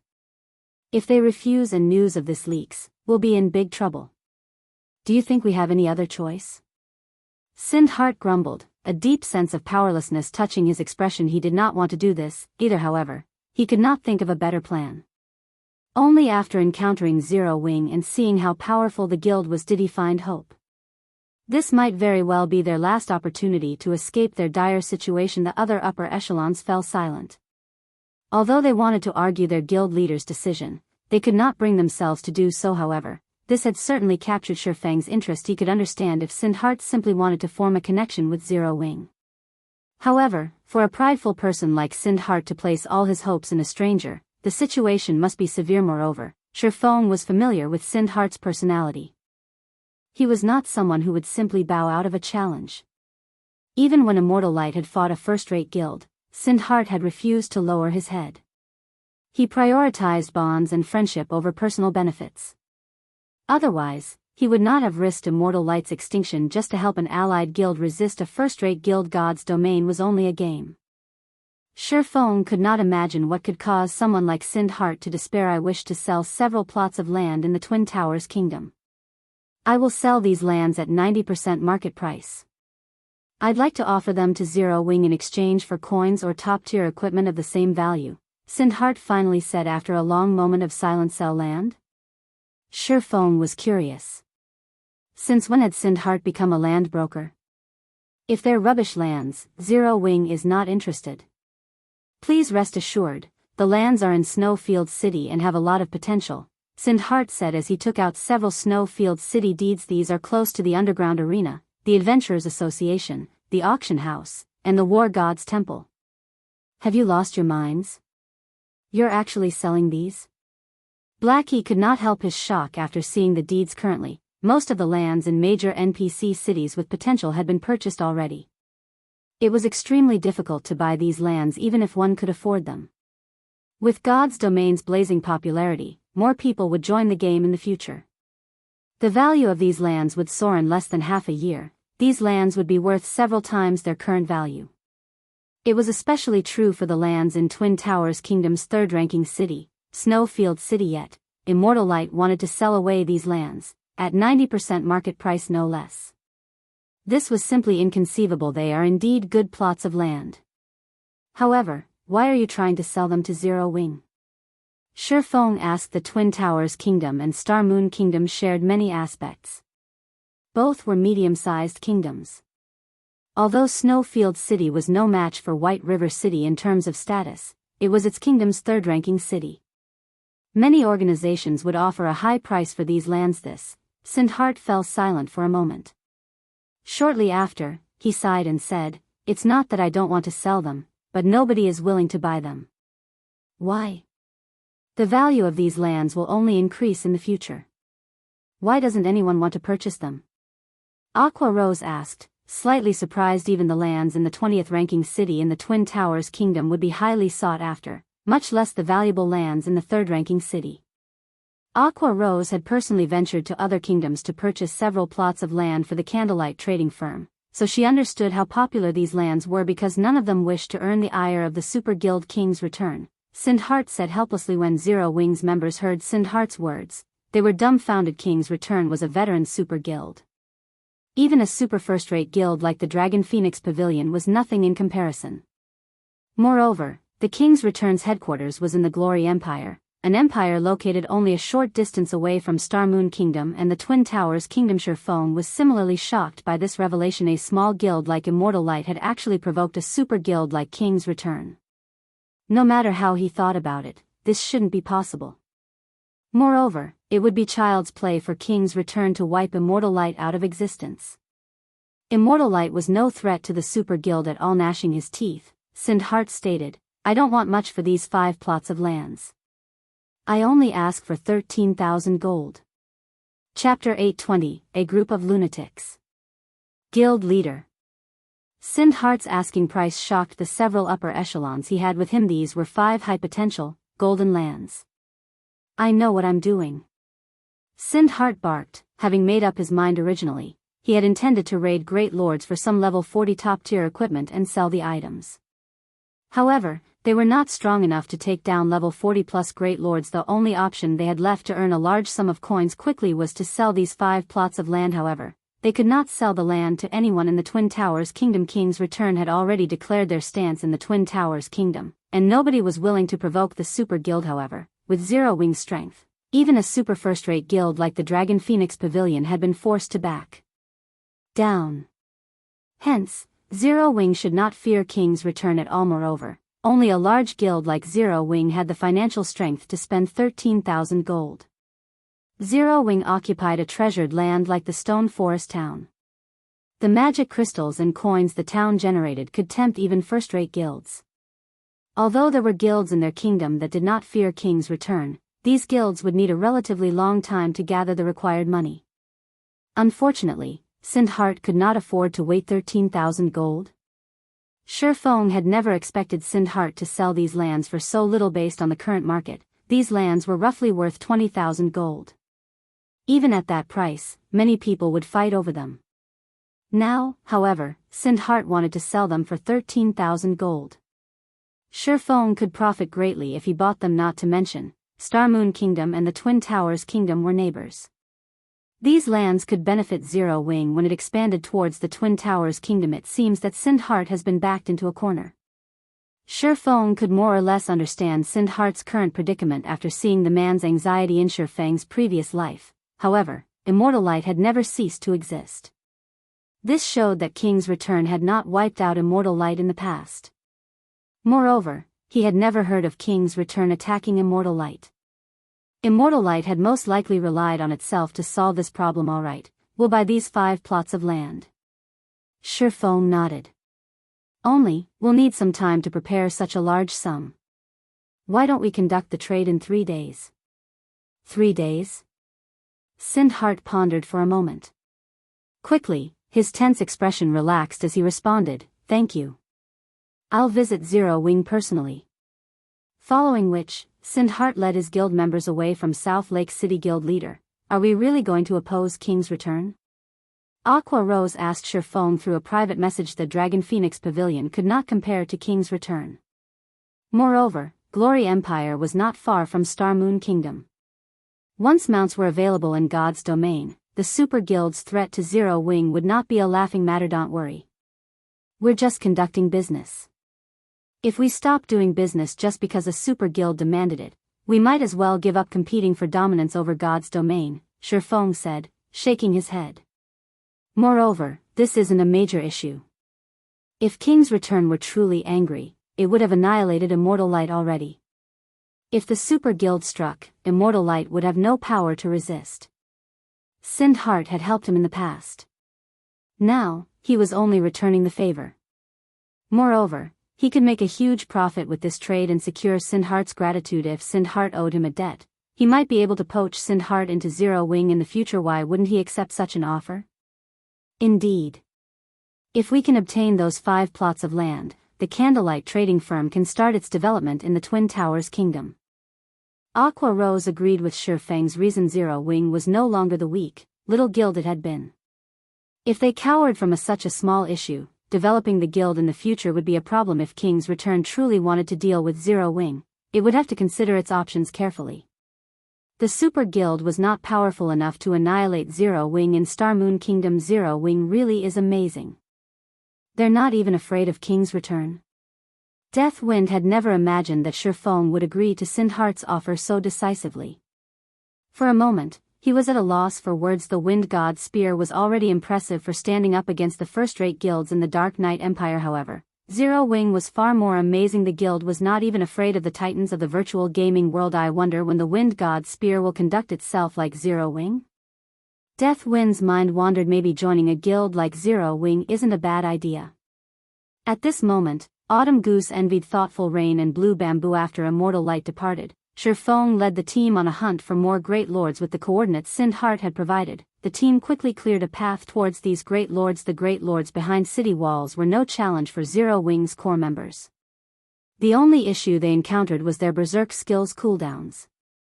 Fortunately, however, not every Great Lord required their berserk skills for 2 days. Ye Feng and the others spent their time either killing Great Lords or clearing a path through random monsters towards Great Lords. Time passed leisurely as they learned more about each other over these 2 days. Their experience bars had risen rapidly due to the large mobs of monsters they killed. Not only had Ye Feng reached level 40, but Aqua Rose and the others had also hit level 40. This is the last one. Thoughtful Rain looked at the fallen Great Lord as she collected her 20th Great Lord's life force. Oh, not bad. We actually got another Abyss set piece, Ye Feng said after appraising the 3 pieces of equipment he had picked up. Smiling, he said, "Now, we only need 2 more to complete the Abyss set for Berserkers." Although he had used Divine Providence for every Great Lord they had killed during the past 2 days, the Abyss set equipment's drop rate was simply too low. Even with his boosted luck attribute, a limited number of pieces had dropped. Fortunately, the Great Lords in South Lake City only seemed to drop the Abyss set for Berserkers. Otherwise, they would not have gathered 6 pieces. Our job is finally done here. Autumn Goose released a sigh of relief after watching Thoughtful Rain collect the final life force. If not for Zero Wing's help, they would never have killed 20 level 40 Great Lords in 3 days. In the end, the level 100, Tier 3 NPC would have hunted them down until they quit God's domain. However, after realizing that they had completed their quest, Autumn Goose was slightly disappointed. While grinding monsters and raiding bosses with Ye Feng and his team, not only had they enjoyed chatting with each other, but she had also learned several techniques from Zero Wing's core members.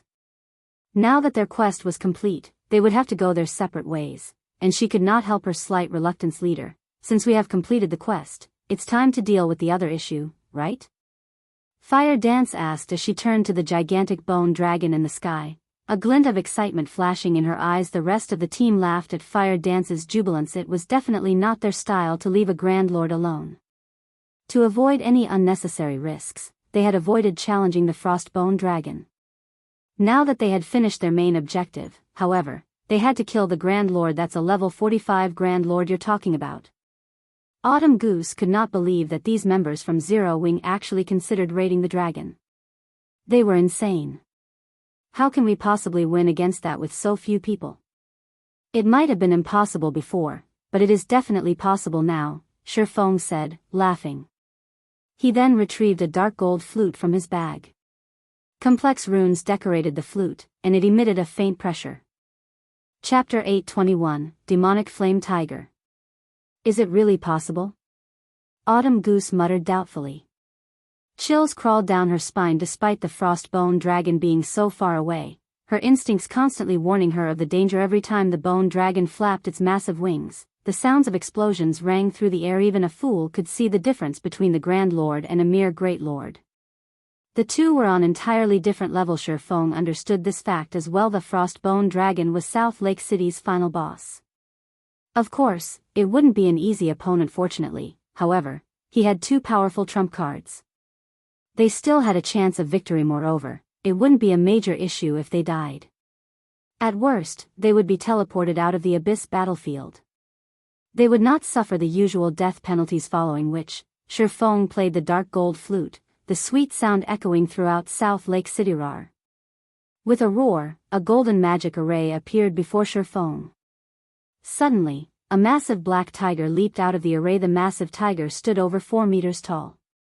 Black flames covered its razor-sharp claws, exquisite black armor wrapped around its body. Just by standing there, the tiger's flames increased the surrounding temperature significantly. The ground beneath its feet melted under the scorching heat. The tiger was too hot to approach. What's that? Everyone was stunned by the sudden appearance of the black, flaming beast. Its amount, of course. Ye Feng walked up to the giant tiger and rubbed the soft fur on its head. He was quite satisfied with his mount. Demonic Flame Tiger, Dark Gold Mount. Level 40. HP 1-020-000/1-020-000. In the past, the best mount Ye Feng had ridden was only fine gold rank in this life. However, he had obtained a dark gold mount after killing Noya, a guardian boss in the Dark Den. Mounts were extremely useful to players in field battles, especially a dark gold mount. Even a bronze mount already possessed certain combat capabilities, assisting players in battle. After reaching dark gold rank, the mount was the equivalent of a chieftain of the same level. Although a chieftain might not be anything to a top-tier expert, a dark gold mount's true power did not lie in its damage-dealing abilities. Such a thing was only useful to ordinary players. The true value of a dark gold mount lay in its support skills. Having a dark gold mount was the equivalent of having a player with support skills by one's side. Sure enough, a dark gold mount's skills are very powerful. Ye Feng was slightly surprised after he examined the Demonic Flame Tiger's skill menu. A level 40 fine gold mount only had 2 support skills.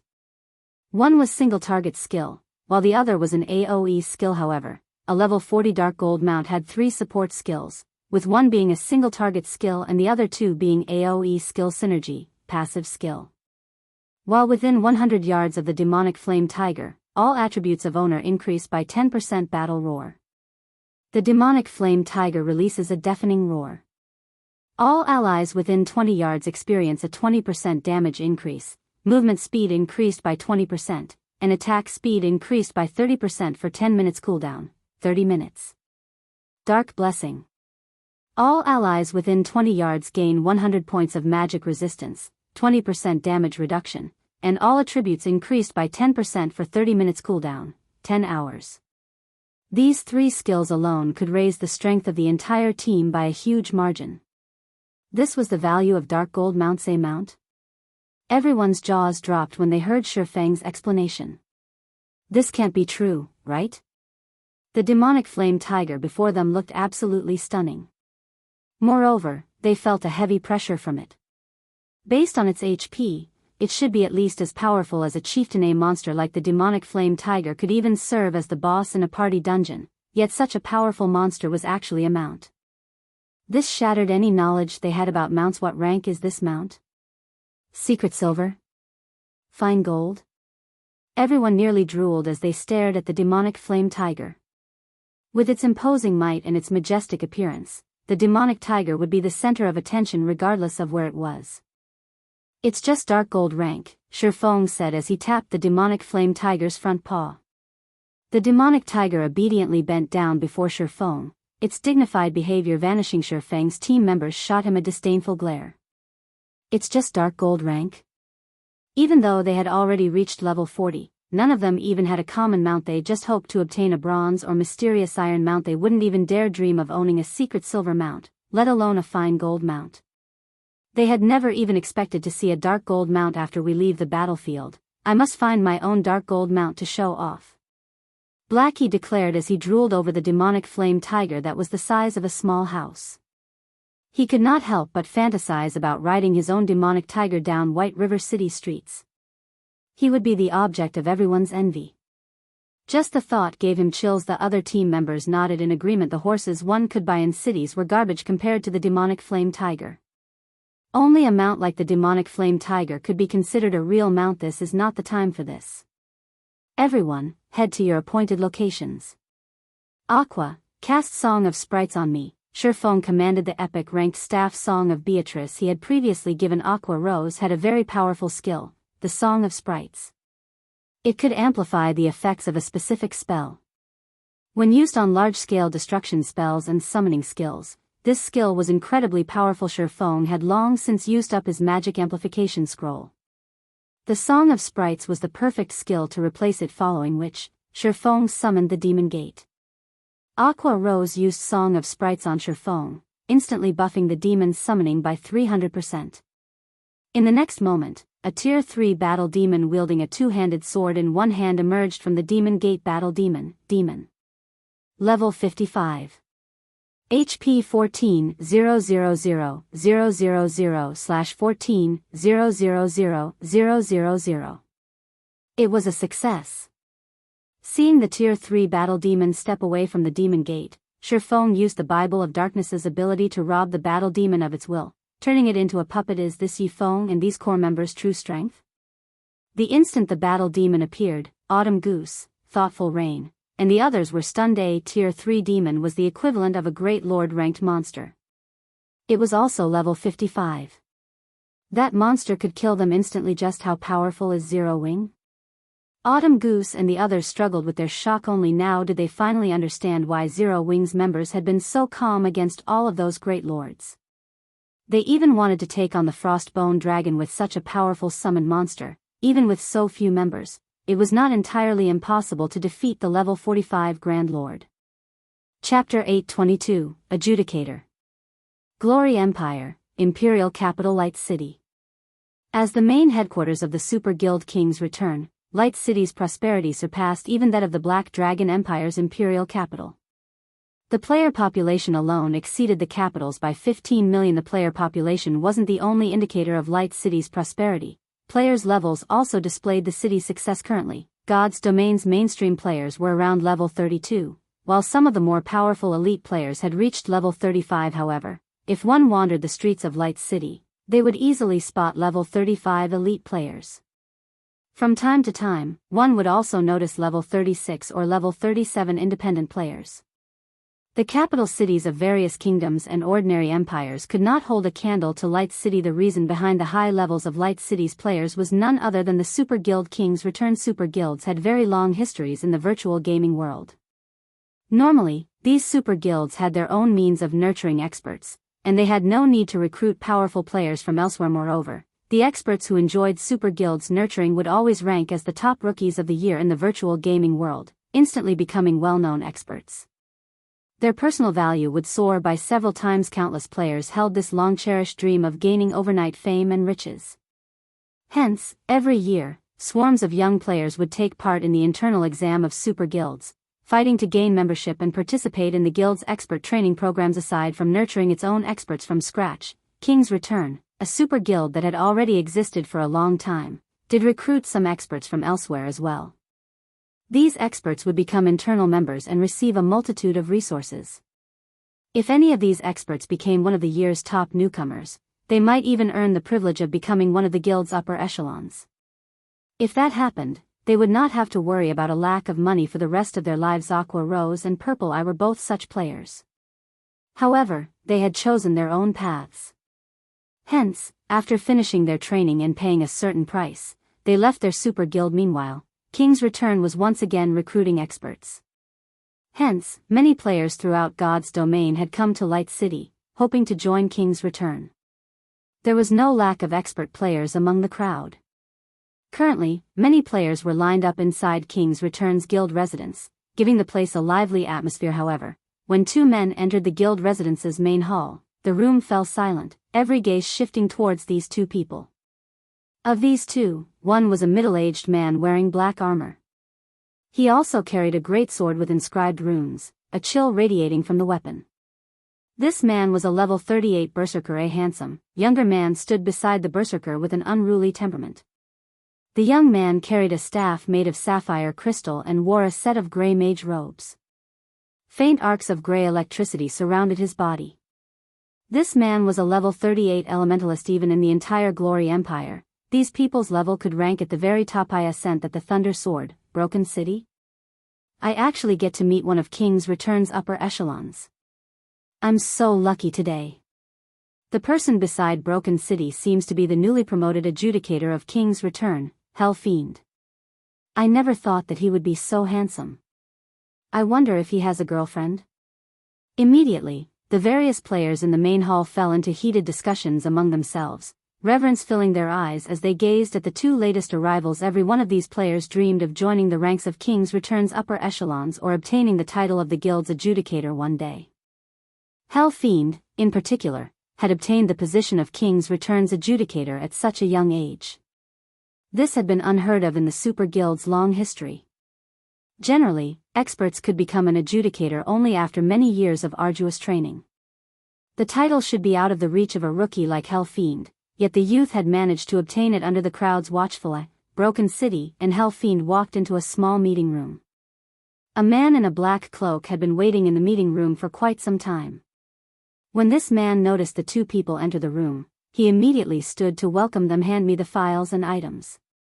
Also, give me a summary of the situation, Broken City commanded gruffly. Understood, the cloaked man nodded. He then handed over a box and a folder before saying, originally, the plan had proceeded quite smoothly. However, Sindhart encountered Zero Wing's upper echelons. Moreover, Zero Wing's people agreed to Sindhart's offer, and they are willing to purchase the 5 plots of land.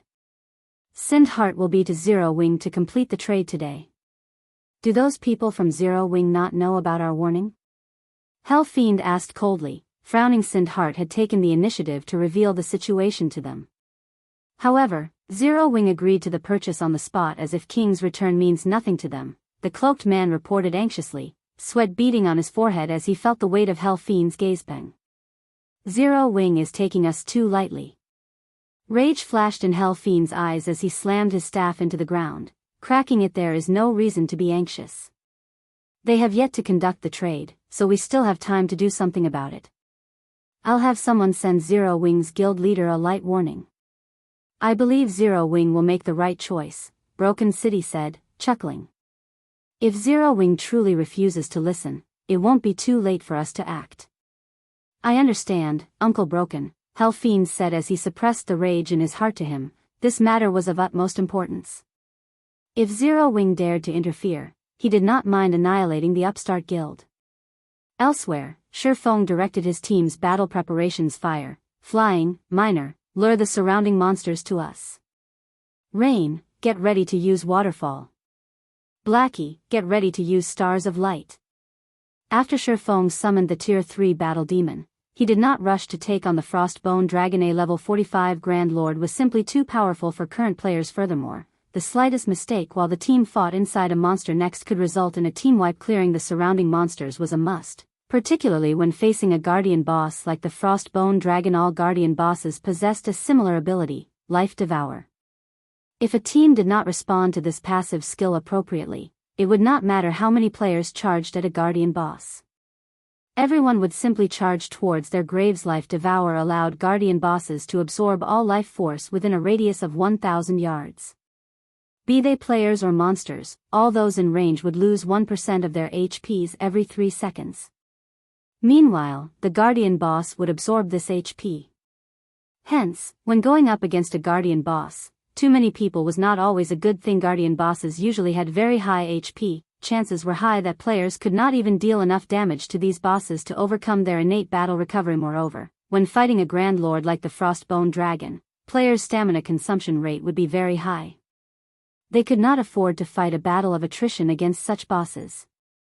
In the end, players would die from exhaustion. Finally, after over an hour, Ye Feng's team managed to clear all of the monsters within the Frostbone Dragon's range of activity. Move out. Following which, Ye Feng directed the battle demon to charge at the Frostbone Dragon. He also activated the demonic Flame Tiger's battle roar and dark blessing. Immediately, the entire team's attributes and magic resistance rose by a large margin. Chapter 823, Monster Level Battle. Groar. When the battle demon was within 200 yards of the boss, the Frostbone Dragon sensed the demon's presence. As it released a furious roar, the Grand Lord flapped its massive bone wings. The generated gust prevented the battle demon from approaching. Before the wind came to an end, the Frostbone Dragon stretched open its jaws. Suddenly, a storm broke out, covering a 200-yard radius, and a seemingly endless amount of mana gathered in the Bone Dragon's mouth. Damn it, it's using dragon breath. Realizing what he was seeing, Ye Feng hurriedly shouted, "Everyone, get away from the Bone Dragon's front."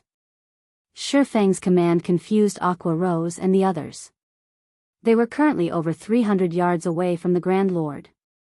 At such a distance, the Bone Dragon's attack should not be a threat. However, seeing at Ye Feng's anxious expression, the Zero-Wing team did not dare to be careless as they rushed to the sides. Due to battle roar and dark blessing, everyone's attributes had received a significant boost. Their movement speeds had also increased massively. In the end, they managed to move just as the mana in the Grand Lord's mouth reached a critical level. Before the team could relax, however, they suddenly felt a chill from behind them, and they could not help their shivers. Instantly, a beam of white light devoured the buildings behind them. How is this possible? Aqua Rose could not believe her eyes. The 600-yard stretch before the Frostbone Dragon had transformed into a frozen tundra. Had they not dodged the breath attack in time, they would have lost their lives. How can a Grand Lord be so powerful?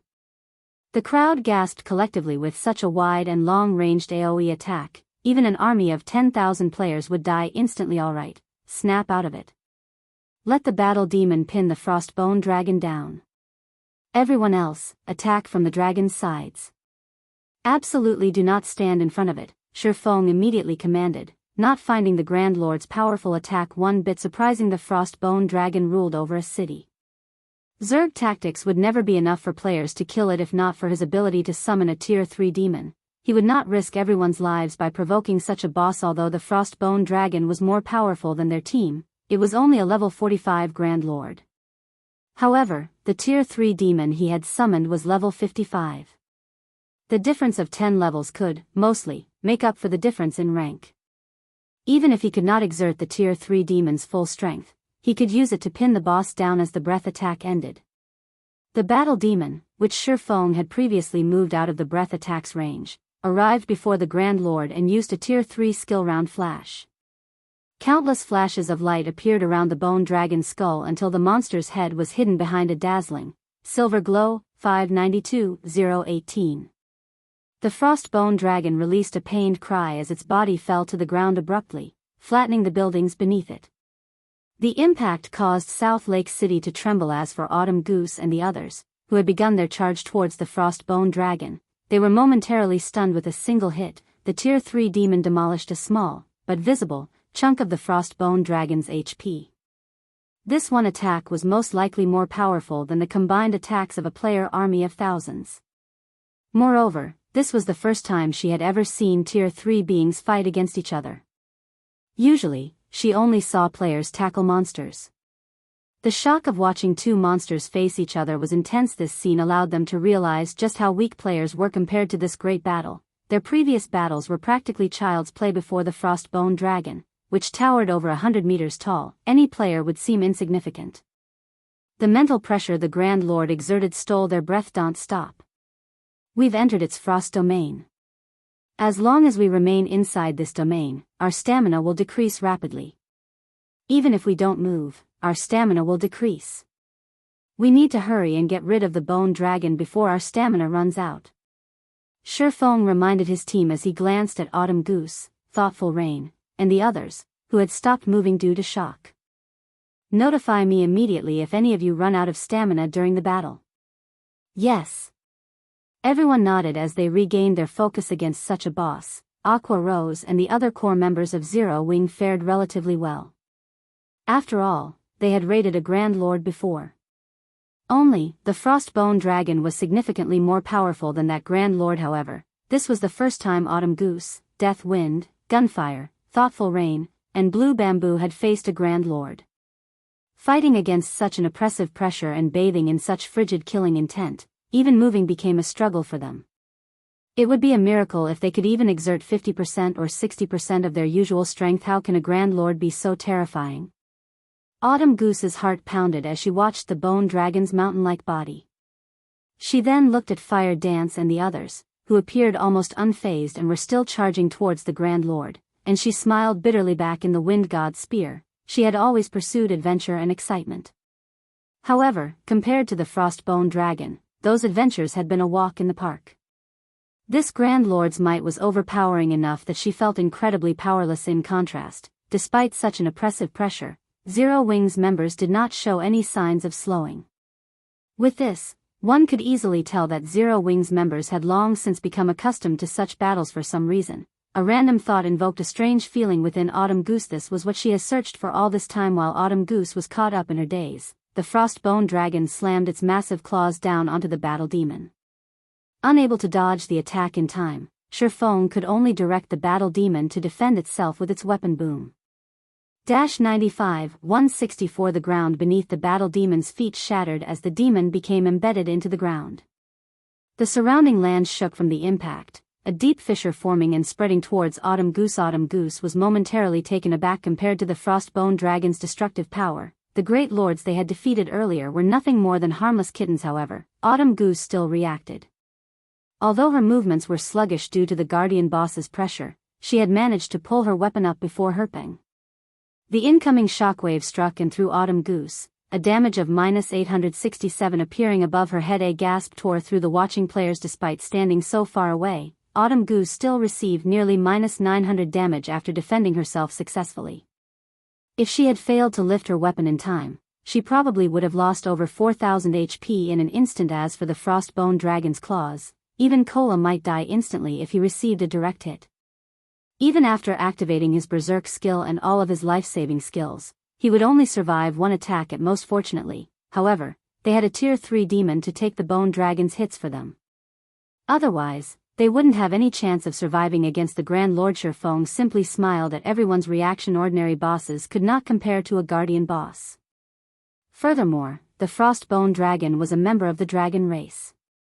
It was much stronger than ordinary bosses. Even if Kola reached level 45, he could not tank this boss by himself. At the very least, they needed 3 MTs of equal caliber to handle the Frostbone Dragon. This should be far enough. Ye Feng arrived beside the Bone Dragon and raised the Abyssal Blade. He swung the magic weapon down on the Grand Lord. Abyssal Curse. Chapter 824, Super Large-Scale Destruction Spell. _seal. Ye Feng shouted low. Suddenly, a massive, black magic array appeared beneath the Frostbone Dragon's feet. Even with its gigantic body, the magic array enveloped the Grand Lord, and an endless stream of black fog penetrated the Bone Dragon's body, slowly corroding it. Roar. The Frostbone Dragon struggled, trying to break free from the array's bindings, but no matter how hard it fought, it could not expel the black fog from its body. Everyone on the team immediately used their most powerful skills against the Frostbone Dragon. Lifting his spear, Gunfire leaped into the air and used Beheaded Peng. Although the Frostbone Dragon had received the attack without any resistance, when Gunfire's attack struck the Grand Lord's white bone, it felt as if he had just hit a solid wall. Not only did the attack fail to cause any external damage, but the resulting vibration also inflicted pain to his own hand. His attack had only caused slightly over -700 damage. What kind of defense is this? Horror filled Autumn Goose as she stared at the damage. No matter what was said or done, Gunfire was one of the top-ranking experts in the Wind God's Spear. He was very well equipped. Even against all those great lords prior to this fight, his beheaded skill always dealt around -2,000 damage. Now, however, even after receiving a significant boost to his attributes, his beheaded had only caused around -700 damage. The Frostbone Dragon's defense had to be more than double that of the previous Great Lords. Meanwhile, the Frostbone Dragon had 64 million HP. With its battle recovery alone, it could regenerate 640,000 HP every second. Not to mention, since the battle had begun, the Grand Lord had been absorbing 1% of their HP every 3 seconds. With such a powerful recovery, even 100 continuously attacking gunfires would barely scratch the Frostbone Dragon. They would be no threat to the Grand Lord at all. Fire Dance then jumped up from the Frostbone Dragon's right, landing on the Grand Lord's spine, instantly executing Absolute Strike. However, 1,000 transformations, which was even sharper than the Sacred Sword Killing Ray, cut at the pearly white bone. The short sword only dug 3 centimeters deep into the bone before coming to a halt. 14,489. Why is there such a huge difference in defense? Fire Dance frowned. Absolute Strike was her most powerful burst skill, yet even after a critical hit, the skill only dealt over -10,000 damage. At this rate, they would die from exhaustion before they could kill the Frostbone Dragon. If this was already the case for Fire Dance, there was no need to mention how little the others could do against the Frostbone Dragon. Everyone's most powerful skills had only managed to deal around -4,000 damage to the Grand Lord. Only after including Shifeng's damage did the team barely deal enough to overcome the Frostbone Dragon's recovery. At this rate, they would need to fight for 5 or 6 hours to kill the Grand Lord. Unfortunately, it would be a miracle if everyone's stamina lasted for 10 minutes. As for the Battle Demon, although it was very strong, the Frostbone Dragon easily blocked the majority of its attacks. It had barely any opportunities to damage the Grand Lord. 2 seconds after Ye Feng activated Abyssal Curse, the Frostbone Dragon's wings shuddered as it broke free from the magic array. Immediately, it swiped its tail at the Battle Demon, launching a more violent attack than before. In the next moment, an afterimage briefly appeared. Before the Battle Demon under Ye Feng's control could react, the Bone Dragon had sent it flying. Everyone had expected the Battle Demon to suffer an intense amount of damage. However, the Battle Demon only lost around 70,000 HP, that was even less than the damage it had received before. The Bone Dragon's attributes have decreased. Aqua Rose stated as she looked at the Frostbone Dragon's HP. Currently, the Grand Lord only had a maximum HP of 57,600,000. Its attributes had been decreased by 10%. The players felt joy bloom in their chests. Their will to fight soared. Even to ordinary players, a 10% attribute drop would significantly affect their combat power, much less for a guardian boss like the Frostbone Dragon. Everyone, activate your berserk skills. Use this opportunity to slay this boss. Ye Feng hurriedly reminded Abyssal Curse could reduce the Frostbone Dragon's attributes for 10 minutes, so if they could not finish the Grand Lord off in these 10 minutes, it would become much harder to defeat later. They needed to exert all of their strength now. Following Ye Feng's command, everyone activated their berserk skills at full strength. As for Ye Feng, he activated Heavenly Dragon's Power. Among the several berserk skills Ye Feng had, Dragon's Power increased his strength attribute the most. With the Tier 3 Battle Demon acting as a meat shield, Ye Feng used Silent Steps and appeared directly behind the Frostbone Dragon. Phantom Kill. Flame Burst. Ye Feng and his doppelganger released a series of 30 dazzling explosions on the Bone Dragon's weakened ribcage. 20,484-28, 497-41, 054-57, 149. 30 consecutive hits struck the Frostbone Dragon, instantly stealing a small chunk of the Grand Lord's HP. Aqua Rose used Song of Sprites and cast the Tier 1 spell Soul Cloud. In the next moment, several dozen damages appeared above the Frostbone Dragon's head, each one devouring over 1,000 HP. In addition, Aqua Rose summoned 3 blue fire crows and 3 forest sprites. Although each summoned creature could only deal around -1,000 damage, with the 6 attacking together, they instantly destroyed over 6,000 of the Grand Lord's HP. In terms of damage output, Aqua Rose was only inferior to Ye Feng and Fire Dance. Besides, the blue fire crows were slightly different from the forest sprites. The blue fire crows possessed the growth skill. As time passed, they would increase in rank from elite monsters. The Blue Fire Crow could grow to become lords. At that point, Aqua Rose's damage could even surpass Fire Dance's. Seconds and minutes passed quickly. Under Ye Feng and his team's all-out assault, the Frostbone Dragon's HP quickly fell to 30%. Finally, the Tier 3 Battle Demon was in an extremely miserable state. It currently had less than 20% of its HP remaining. Foolish humans, feel the wrath of the abyss. The Frostbone Dragon bellowed as it suddenly flapped its wings. The Frostbone Dragon instantly appeared above South Lake City. In the next moment, an endless amount of elemental mana surged towards the Frostbone Dragon's body from all directions. At the same time, a deep blue, twofold magic array appeared above South Lake City as well, enveloping the entire space above the city. The violent power radiating from the magic array threw everyone to the ground as if the end of the world had arrived. It's over. How does the Bone Dragon know such a spell? Shock filled Aqua Rose's eyes as she stared at the magic array above South Lake City. With her understanding of magic arrays, she knew that they had absolutely no chance of defending against the Frostbone Dragon spell. They could only wait for death to claim their lives. With spells like this, how can anybody defeat the Frostbone Dragon? The other team members felt similarly powerless as they watched. It was technically not impossible to deal with a super large-scale destruction spell like this. However, with the magic array covering the entire South Lake City, how could they escape the spell's range in time? Ha ha ha. Go on. Flee. Let's see if you can escape the wrath of the abyss. The Frostbone Dragon laughed. I've been waiting for this. Ye Feng's lips curled into a smile. He had been waiting for this moment for a long time. Immediately, he activated Wind Rider. He then switched the aura of wind to the aura of time before looking at Aqua Rose, saying, "Use Song of Sprites on me." It had already been 5 minutes since Aqua Rose last used Song of Sprites. The skill's cooldown should have ended. Although Aqua Rose did not understand what Ye Feng intended to do, she cast Song of Sprites on him. Ye Feng then flew towards the Frostbone Dragon, which was still in the process of gathering and condensing mana. Absolute time. This was Ye Feng's final trump card against the Frostbone Dragon. If he could not interrupt the Frostbone Dragon's abyssal wrath, a super large-scale destruction spell, trying to deal with the Grand Lord would be sheer lunacy. Immediately, with the Frostbone Dragon as the center, the space within a radius of 300 yards froze. All mana in the area scattered and vanished immediately. Due to the sudden loss of mana, the Frostbone Dragon released a pained cry as it suffered a backlash from its spell. Its massive body, which had been over 100 meters in height, suddenly shrunk to only 60 meters or so. Its attributes also fell by 40% as it entered a weakened state for 3 minutes. The Frostbone Dragon's body then crashed to the ground with its combat power greatly reduced. How could the Frostbone Dragon be a challenge for the team from Zero Wing?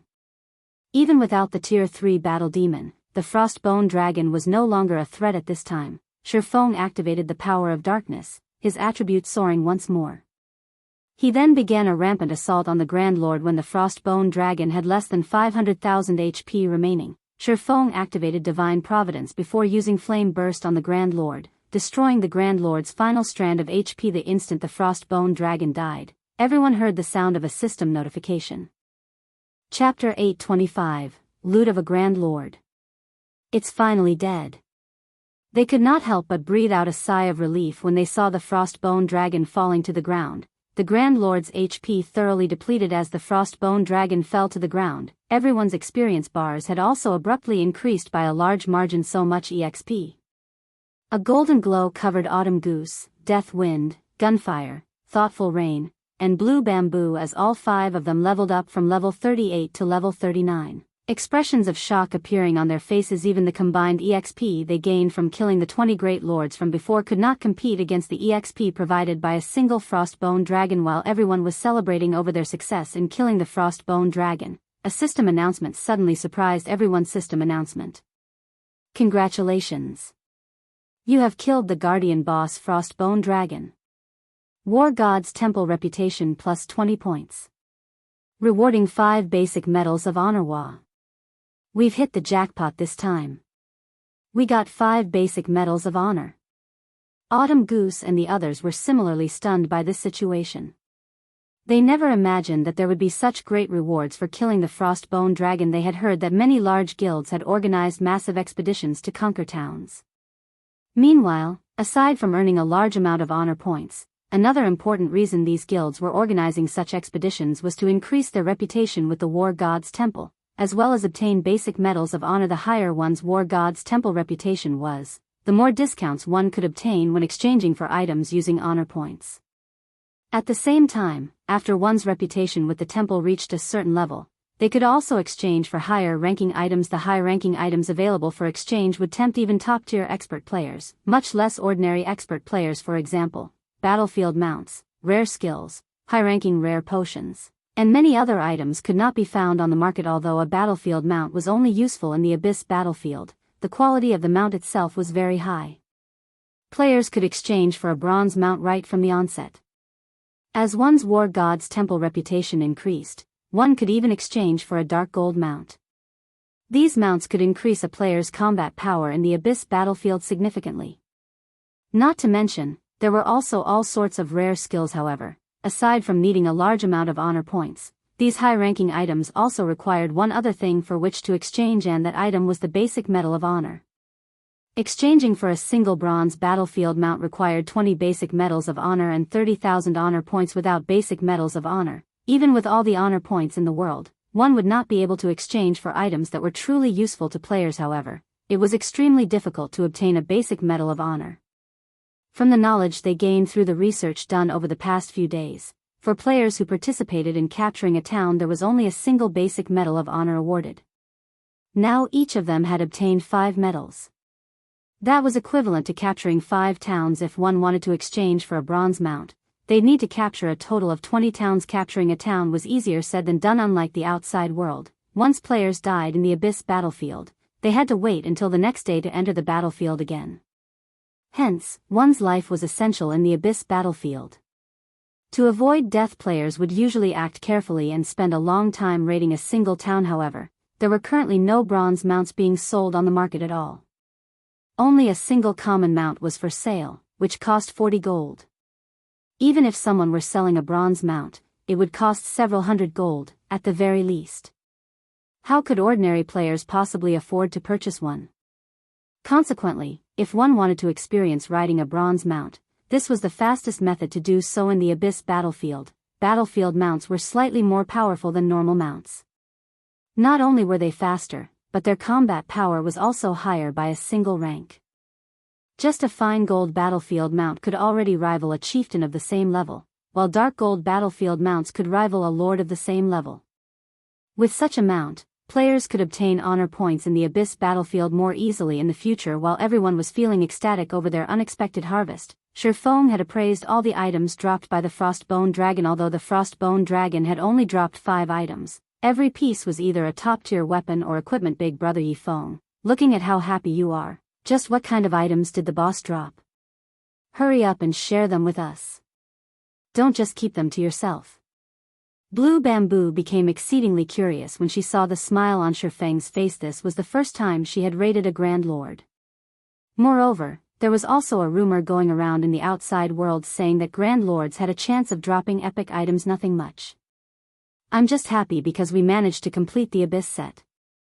Aside from that, the boss has also dropped a level 40 dark gold ranked shield, a level 40 dark gold ranked ring, and a pair of growth-type gloves, Ye Feng said, laughing. He then shared the details of the shield and ring through the team chat. Frostbone shield, dark gold rank. Level 40, level 45. Equipment requirement, strength 500. Defense plus 2720, level 40. Block rate, 37%. Strength plus 43, endurance plus 51. Ice resistance plus 10. Evasion plus 10. Weakens damage received from the front by 20% every time shield is struck. 10% of damage will be converted into user's defense. Up to a maximum of 2000 defense can be converted. Maximum HP increased by 10%. Additional skill dash. Frost Body becomes immune to all damage coming from the front for 4 seconds. Cooldown, 5 minutes. The defense on this shield is especially high. Just the defense on this shield alone is already a match for my total defense. Aqua Rose was dumbstruck after seeing the attributes of the Frostbone shield. The Divine Blue Fire shield Cola was currently using only had 1950 defense. However, the total defense the Frostbone shield could provide was 4,720 points. Not to mention, the shield itself also had a passive damage reduction skill and an active skill that provided pseudo-invulnerability. With this shield, they would be able to take on even the super powerful skills of bosses in the future. Particularly, when the healers could not keep up with the damage the MT wielding the Frostbone shield was taking, said MT could use Frost Body to alleviate the burden on the healer's Ice Spirit Ring, Dark Gold rank. Level 40, Level 45. Equipment requirement, Intelligence 400. Strength plus 15, Agility plus 18, Endurance plus 24, Intelligence plus 55, Vitality plus 37. Casting range plus 2.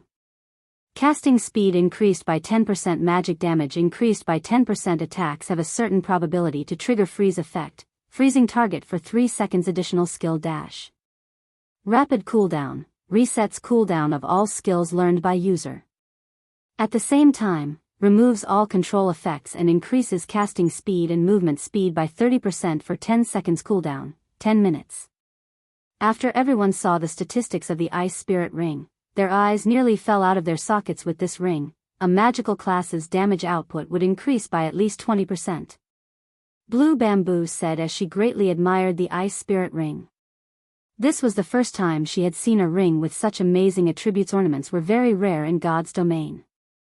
Their value was much higher than even weapons. Despite being fully geared in top-tier equipment, the ring she currently wore was only a level 20 mysterious iron ring. However, she was very well off already. Many players were still wearing level 10 bronze ranked rings. However, compared to the Ice Spirit Ring, her level 20 ring was practically trash. Don't get too excited. Whether it is the shield or the ring, the value of these two items most likely cannot be compared to this pair of gloves. Ye Feng then shared the stats for the gloves with everyone. Chapter 826, Background of the Number 1 Guild. Growth type equipment. Everyone looked at the image that was releasing a faint white glow. There were many divine runes carved on the pair of gloves. There was also a small, dark blue magic array etched on the back of the gloves, with a light blue bead embedded in the middle of the magic array. Frost gloves, cloth armor, bronze rank. Level 40, Level 90. Defense plus 348, Level 40. Intelligence plus 26. Vitality plus 22. Endurance plus 21. Additional passive skill dash. Force chant. While casting, there is a 5% chance to cast tier 1 or below spells instantly. Additional active skill dash. Frost breath. Deals 500% magic damage in a cone to enemies within 30 yards and freezes all targets hit for 5 seconds, and then reduces their movement speed and attack speed by 40% for 15 seconds. Cooldown, 1 hour. Gloves that had once been worn by the Frost King with frost beads embedded on the gloves, which were sealed by the Frost King, and are unable to display their full power. To lift the Frost King's 5-layered seal, a large amount of EXP is needed to be absorbed. Removing the first seal requires 300 million EXP. The upgrade requirement of this equipment sure is rough. Just the first seal requires 300 million EXP. Blackie raised his brows. This much EXP was enough to allow current ordinary players to level up once. Moreover, this was only the first seal. There would still be 4 more seals after this one. Needless to say, the following seals would surely have higher requirements, but the skills of this piece of equipment are amazing. It is capable of instant casting tier 1 spells. Only, the chances are a little too low. The AoE control skill, on the other hand, is quite good. With these two skills together, this pair of gloves would not lose out to any dark gold equipment, Aqua Rose commented when Ye Feng heard everyone's unbiased evaluations. He could not help but shake his head and laugh, saying, "Do you guys think that removing the seals will only improve the equipment's basic attributes? This is growth type equipment. It can be upgraded into epic rank if you remove all of the seals. Whether it is the basic attributes of the gloves or its skills, both will gradually improve along with the undoing of the seals. Dark gold equipment definitely cannot compare to something like this. This is epic equipment?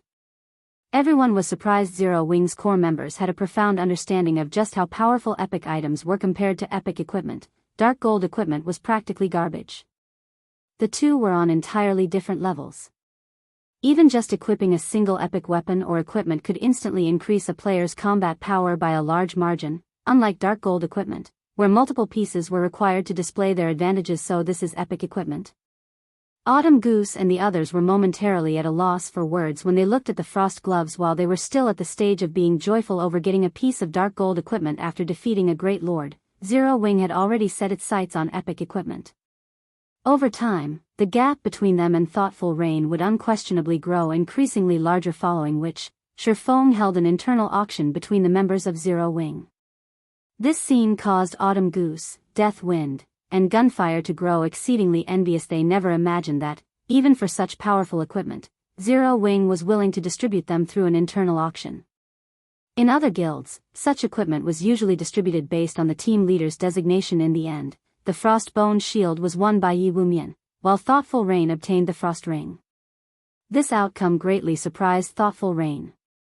Of course, part of the reason for such a result was because the other magical class members of the team had all set their sights on the frost gloves. Unfortunately, the gloves were still won by Aqua Rose. In the end, after completing the equipment distribution, everyone teleported out of the Abyss battlefield together. As soon as the team appeared at the teleportation array inside the War God's temple, a wide array of noises immediately entered their ears. Players recruiting for team members filled the War God's temple. After just being away for a few days, the War God's temple had undergone tremendous changes. Currently, players crowded the main hall of the War God's temple. The levels of the players here, as well, had undergone significant changes. Originally, level 30 players were considered mainstream. Now, however, the majority of the players present in the main hall were around level 32. Among them, there was no lack of level 34 or 35 independent players. Also, these players were all relatively well equipped. However, shortly after Ye Feng and the others appeared, the entire main hall went silent. Practically everyone within the building had shifted their gazes towards Ye Feng's group. Aren't they Zero Wing's upper echelons? Damn! They're the real deal. As expected of the top-tier experts of Star Moon Kingdom. Even though I am standing so far away from them, I still can't help but shiver at the pressure they give off. Who are those three independent players beside them? All three of them are level 39. What? Level 39? The number 1 player on Star Moon Kingdom's ranking list just reached level 38 not long ago. Did they hide their levels on the ranking list? Just how did they manage to level up so quickly? It would be great if I can mooch off of them. Pros, carry me please. No one could believe their eyes when their gazes landed on Autumn Goose and the others. Ye Feng and the other members of Zero Wing were wearing black cloaks, so no one could identify their levels. Autumn Goose and the others, however, were not wearing black cloaks, so everyone could see their current levels clearly. At this situation, Autumn Goose and the others could not help but feel slightly embarrassed. If not for Ye Feng bringing them along to kill so many great lords, it would be impossible for them to reach level 39 so quickly. At most, they would have reached level 37 by now. After they returned to the Dark Knight Empire, the other members of the Wind God's Spear would also be shocked upon seeing their levels. Ye Feng, are you not coming with us to turn in the quest? Thoughtful Rain asked as she looked at Ye Feng. I still have some matters to attend to, so I won't be going together with you, Ye Feng said as he shook his head. He had just received a message from Melancholic Smile saying that representatives from King's Return wanted to meet him to discuss an important matter. After considering the situation for a long moment, the only conclusion Ye Feng could come up with for this sudden visit was due to the matter relating to Sindheart. After all, Zero Wing did not possess any actual connections with King's Return. However, he also felt that the possibility of such a thing happening was low. A super guild like King's Return could easily annihilate an upstart guild like Immortal Light. Just like Nine Dragons Emperor of the Dragon Phoenix Pavilion, King's Return could simply take direct action against Immortal Light. There was no need for them to go through so much trouble to deal with a single upstart guild. However, since people from King's Return had come personally to visit him, no matter what was said and done, it was necessary for him to pay back their sincerity. As for the Silver Legend quest, even if he turned in the quest together with Thoughtful Rain and the others, the most he would get in return was a little EXP. That meager amount of EXP was practically negligible to him. Now that the final arc of the Silver Legend quest was complete, there was no need for him to tag along with the group anymore. Hearing Ye Feng saying so, a hint of disappointment appeared on thoughtful Rain's face. Zero Wings Guild residence. Inside the large guild hall, Zero Wings members could be seen moving about busily. All this was due to the appearance of the guild stable to purchase their own guild mount. Once they reached level 40, everyone began frantically taking on quests one after another, earning as much money as possible. This situation caused the entire guild to buzz with activity. However, inside the busy hall, two people were currently seated inside the reception room of the second floor, leisurely observing the situation inside the guild. They've managed to run the guild quite well. It's no wonder why Zero Wing is known as Star Moon Kingdom's #1 guild. Unfortunately, the guild's background is poor, and it doesn't have any expert nurturing capabilities. A robust man in silver-heavy armor spoke disdainfully as he watched the situation downstairs. This man was a level 38 berserker. Although there were many elite players in Zero Wing, at the end of the day, they were only slightly better than the players of Star Moon Kingdom. They were no match for Empire players at all. It was especially true when comparing the levels of expert players currently. The highest leveled player in Star Moon Kingdom had only recently reached level 38. On the other hand, many of the players on Empire ranking lists had already reached level 39 at this moment. The doors to the reception room abruptly opened. Ye Feng, who was currently using his appearance of black flame, then walked into the room. Level 40. How could this be? Chapter 827, Sword King Black Flame. As Ye Feng entered the elegant reception room, he did not bother with disguising his current level. The robust man's gaze fixed on Ye Feng, confusion filling his eyes. A guild in Star Moon Kingdom actually had someone higher leveled than the #1 player on the Glory Empire's ranking list.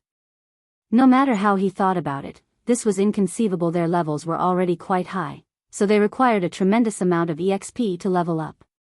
It was especially true for leveling from level 39 to 40. All those who held their rank on the ranking list practically grinded without rest. Moreover, ordinary experts could not compare to their efficiency.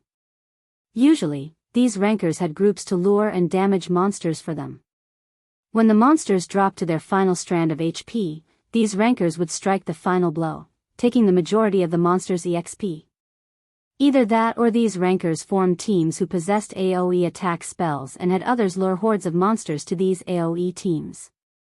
They would then rotate through each team, sharing the EXP as they killed the monsters. The basis of these systems was sacrificing other players' EXP.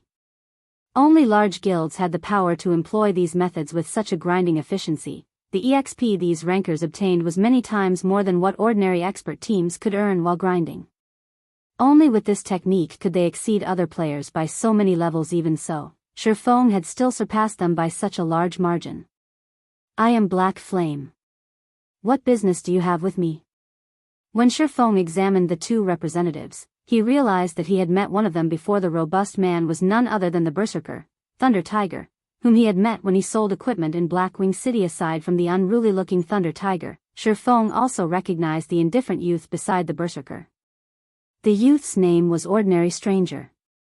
In the past, he had been one of King's Return's top 10 summoner experts. These two people were extremely powerful. Both could rank with Star Moon Kingdom's top 10 experts. Even the top-tier experts in first-rate guilds could not hope to compete with either of these two. Their levels alone made this evident among the two. One was a level 38 berserker, while the other was a level 38 summoner. Most likely, they leveled far faster than even the #1 player on Star Moon Kingdom's ranking list. Their equipment was even more impressive. Both were fully geared with level 35 top-tier dark gold equipment. The staff in Ordinary Stranger's hand especially. One could not judge the staff's quality based on its appearance alone. However, Ye Feng knew that the staff in Ordinary Stranger's hand was a magic weapon in God's domain. Although there were far fewer magic weapons than epic weapons, they were significantly less difficult to obtain. One did not need to kill some kind of super powerful boss to obtain a magic weapon. Players also did not need to complete an epic quest. Instead, a magic weapon's procurement depended on luck. Players might unexpectedly obtain a magic weapon by completing a hidden quest. They might even find a magic weapon when they opened a high-ranking treasure chest. Although magic weapons had helped many players become experts, they had ruined far more. Ordinary Stranger was one of those people who had managed to control a magic weapon in the past. Hence, he had become one of King's Return's top-ranking experts. Otherwise, he would never have become one of the Super Guild's top 10 summoners. Hello, Guild Leader Black Flame. I am Ordinary Stranger of King's Return. My companion here is Thunder Tiger, Ordinary Stranger stated, a smile suddenly lighting his indifferent face. Although his smile contained no ill will, it looked horrifyingly forced. In truth, we have come to speak with you about a small matter. We hope that you can help us with this. Although he looked down on Zero Wing, he would show respect to a true expert. This was the 51st ranking expert on the God's Domain experts list, the Sword King. Black Flame. Ordinary experts might not realize what such a rank implied, but as an expert from a super guild, Ordinary Stranger understood what it meant. The fact that Ye Feng had earned the 51st rank told him that the man had already reached the Void Realm. He was many times stronger than either of them. If a fight broke out, even if they worked together, they would not be a match for Ye Feng. After meeting Ye Feng personally, Ordinary Stranger felt that the man had grown a lot stronger. He was particularly convinced when he saw the exquisite mold and intricate runes of the weapons hanging from Ye Feng's waist. Although their special effects were hidden, he was certain that dark gold weapons could not compare to those two blades. Based on the rumors floating around, these two weapons could very well be epic weapons. Epic weapons. Even experts like themselves only obtained weapons like those in their dreams. Currently, only the guild's monster-level characters possessed epic items. As to whether or not those items were weapons, that was one of the guild's absolute secrets. Even they had no clue. Even a super guild like King's Return had gone to great lengths to obtain these epic items. Hence, it was truly hard to imagine that the guild leader of an upstart guild actually wielded two epic weapons. Yuri looking for my help? Interesting. King's Return is a super guild. Is there truly anything your guild can't do in God's domain?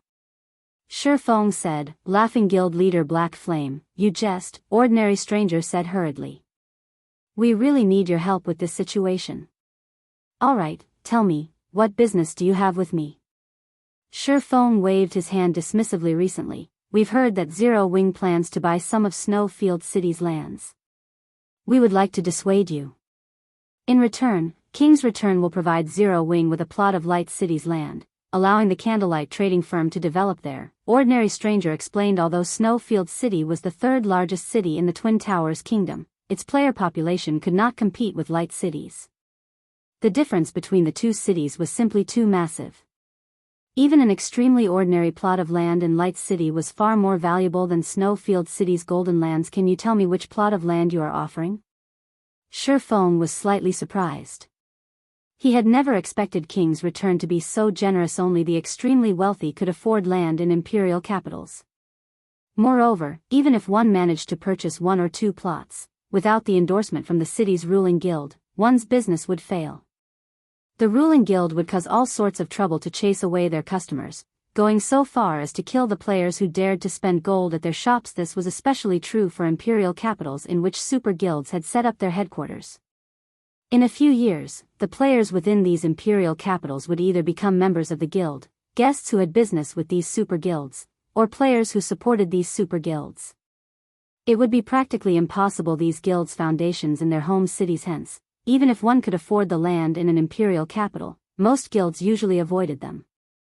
After all, these lands would only become expensive paperweights. Of course, it was a different story if one obtained the permission of the ruling guild. This was why Ye Feng wanted to cooperate with Phoenix Rain, since King's Return would willingly allow the Candlelight trading firm to develop at Light City. Once the trading firm set up a shop, that shop would most likely earn more money than 5 or 6 kingdom cities combined.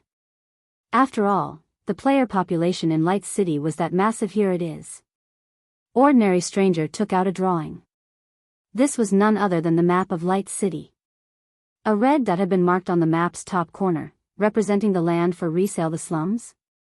Chapter 828, Chased Out. Ye Feng thought he had interpreted the map wrong when he examined the marked location. Cities in God's domain generally had many districts.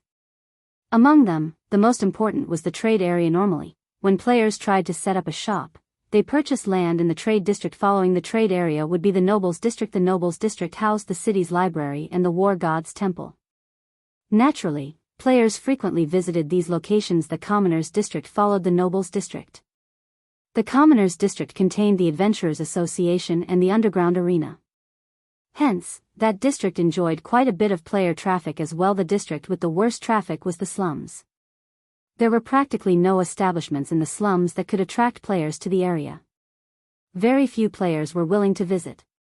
Hence, in every city in God's domain, the lands in the slums there were the cheapest.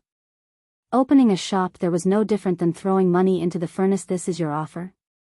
Shi Feng asked, laughing. After all that talk, King's Return wanted to trade a worthless location for 5 valuable plots of land. Guild leader Black Flame, don't be in such a rush.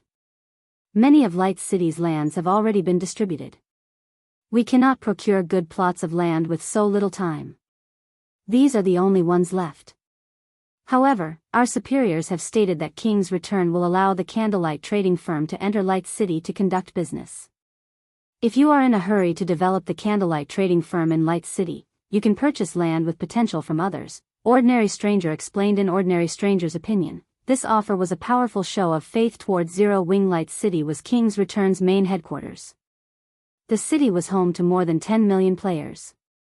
In the future, that number could definitely climb to 20 million, or even 30 million. It was not an exaggeration to say that every inch of land in Light City was worth its weight in gold. To obtain a share of this golden pie, all Zero Wing needed to do was to turn away from those 5 plots of land in Snowfield City. There were lots of guilds that hoped to set up a shop in Light City. The fact that King's Return had agreed to let the Candlelight trading firm set foot in Light City was an opportunity that many guilds dreamed of, but could not obtain. What if I refuse? Shi Feng asked. Although Ordinary Stranger's offer sounded nice, what fool would actually sell the high-potential land they had only obtained after so much trouble? In the end, Zero Wing had nothing more than an empty promise at the loss of 5 very high-potential lands. Wasn't King's Return being a little too arrogant? This, Ordinary Stranger was taken aback. He had never dreamed that Shi Feng would actually consider turning his offer down. Coldly, he replied, I hope that guild leader Black Flame will rethink this carefully. King's Return is a super guild. Is it really worth offending us over a few plots of land? Alright, enough. You two can leave now, Shi Feng said as he gestured towards the door. Are you doing this because of Immortal Light? Ordinary Stranger suddenly said coldly, Guild leader Black Flame, think this over. I can tell you that Immortal Light is a sworn enemy of King's Return. We must annihilate this pest. If Zero Wing helps Immortal Light, you will incur King's Return's wrath as well. Now, that is interesting, Shi Feng said, his lips hooking up into a grin. He then continued, saying, do you think that Zero Wing is afraid of King's Return? Hearing Shi Feng's bold question, both Ordinary Stranger and Thunder Tiger were stupefied. They had not expected Shi Feng to brush the super guild off like that. Super guilds were different from other guilds. They were the true overlords of the virtual gaming world. In the virtual gaming world, aside from the few transcendent powers and other super guilds, nobody would dare disregard a super guild. However, when they thought back to how Zero Wing treated the Dragon Phoenix Pavilion, it was possible that the guild would ignore King's Return's threat. Both of you can get lost this instant. Oh, and go back and tell your superiors this. What Zero Wing does is of no concern of King's Return. I will buy those plots of land. You can be certain of that, Shi Feng declared, a frosty glint flashing in his eyes. Sindheart had helped him many times in his previous life. Moreover, since he had already promised Sindheart to buy those lands, he would not go back on his word. He had only wasted so much time talking to these two representatives to gauge what King's Return's stance was towards Immortal Light. Although Zero Wing could not defeat a super guild in Star Moon Kingdom, it had no reason to fear them either. As soon as Shi Feng finished speaking, the temperature in the room dropped by several degrees. Both Ordinary Stranger and Thunder Tiger suddenly felt their bodies grow cold. Their instincts shouted warnings, reminding them that they were in an extremely dangerous situation and that they could lose their lives at any moment. Both Ordinary Stranger and Thunder Tiger knew that they were not a match for Shi Feng. Helpless, they could only leave Zero Wing's residence without accomplishing their objective. What are we supposed to do now? Thunder Tiger asked as he looked back towards the guild residence. Are we just going to return and report this? What else can we do? Ordinary Stranger had not expected Shi Feng to be this insane. He was actually willing to offend King's return for a meager guild like Immortal Light. Let's find a quiet location and report to Elder Broken City. We'll let the Elder decide how we should proceed. The two experts immediately ran to a high-class restaurant and rented a VIP room. They intended to report Shi Feng's reply, word for word, to Broken City. Meanwhile, Shi Feng arrived at the candlelight trading firm Melancholic. How many strengthening devices has your team completed? Shi Feng no longer carried a fortune. Although he had earned quite a bit through Stone Forest Town and the candlelight trading firm while he had been gone, after deducting the guild expenses and the magic crystals, which could not be sold, he only had roughly 4,000 gold on hand. Of course, to any first-rate guild in God's domain, having 4,000 gold of liquid funds after deducting guild expenses was practically a dream. However, if Shi Feng wanted to purchase those 5 plots from Sindhart, he did not have nearly enough money. He also had a city waiting for him to build. Inside a VIP room in a high-class restaurant. Is that all? Broken City asked with gravelly tone through the video chat. Yes, that is all.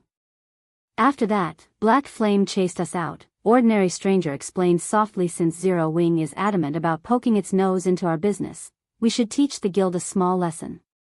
I'll have Hell Fiend lead the Falcon Legion over. Find out where Zero Wing's core members are right now. When the time comes, we won't let any of them survive. Broken City declared before disconnecting the call. Both Ordinary Stranger and Thunder Tiger were stunned, although they did not know why Broken City focused so heavily on a small guild like Immortal Light. Sending the Falcon Legion to deal with Zero Wing was no more than making a big fuss over a small issue. The Falcon Legion was King's Return's Ace Legion. The Legion was comprised of the young experts the guild had nurtured and had been specifically formed to deal with other super guilds' legions. Moreover, Broken City was actually sending the Adjudicator Hell Fiend. One could just imagine how furious the old man was. Chapter 829, 5th Floor Master. Blackwing City. Many players hawked their wares on the wide, flourishing streets of the city. Shi Feng had already reverted to his original appearance and made his way towards the Blackwing auction house. It had only been a short time since Shi Feng last visited the city. The street the Blackwing auction house resided on had become a player market. It was even more lively than an empire's imperial capital. However, unlike other cities, one only needed an entry pass to enter Blackwing City. As players' levels continued to increase, more entry passes dropped. Hence, Blackwing City's traffic had increased by several times. At this point, Blackwing City had become the largest trade hub in God's domain. Even the 4 great empires' imperial capitals could not compete with Blackwing City. The transactions between the various large guilds here were astronomical. If one wanted to point out God's domain's most profitable locations, Blackwing City would definitely be one of them. The auction house in Blackwing City was also where guilds and independent experts of various kingdoms and empires preferred to sell or purchase items. This was because those who could reach Blackwing City were either lucky individuals who had gotten their hands on an entry pass, independent experts with a certain degree of strength, or players from the various large guilds. As long as one had a valuable item, they did not need to worry about it not selling in Blackwing City. They also didn't need to worry that players could not afford their prices.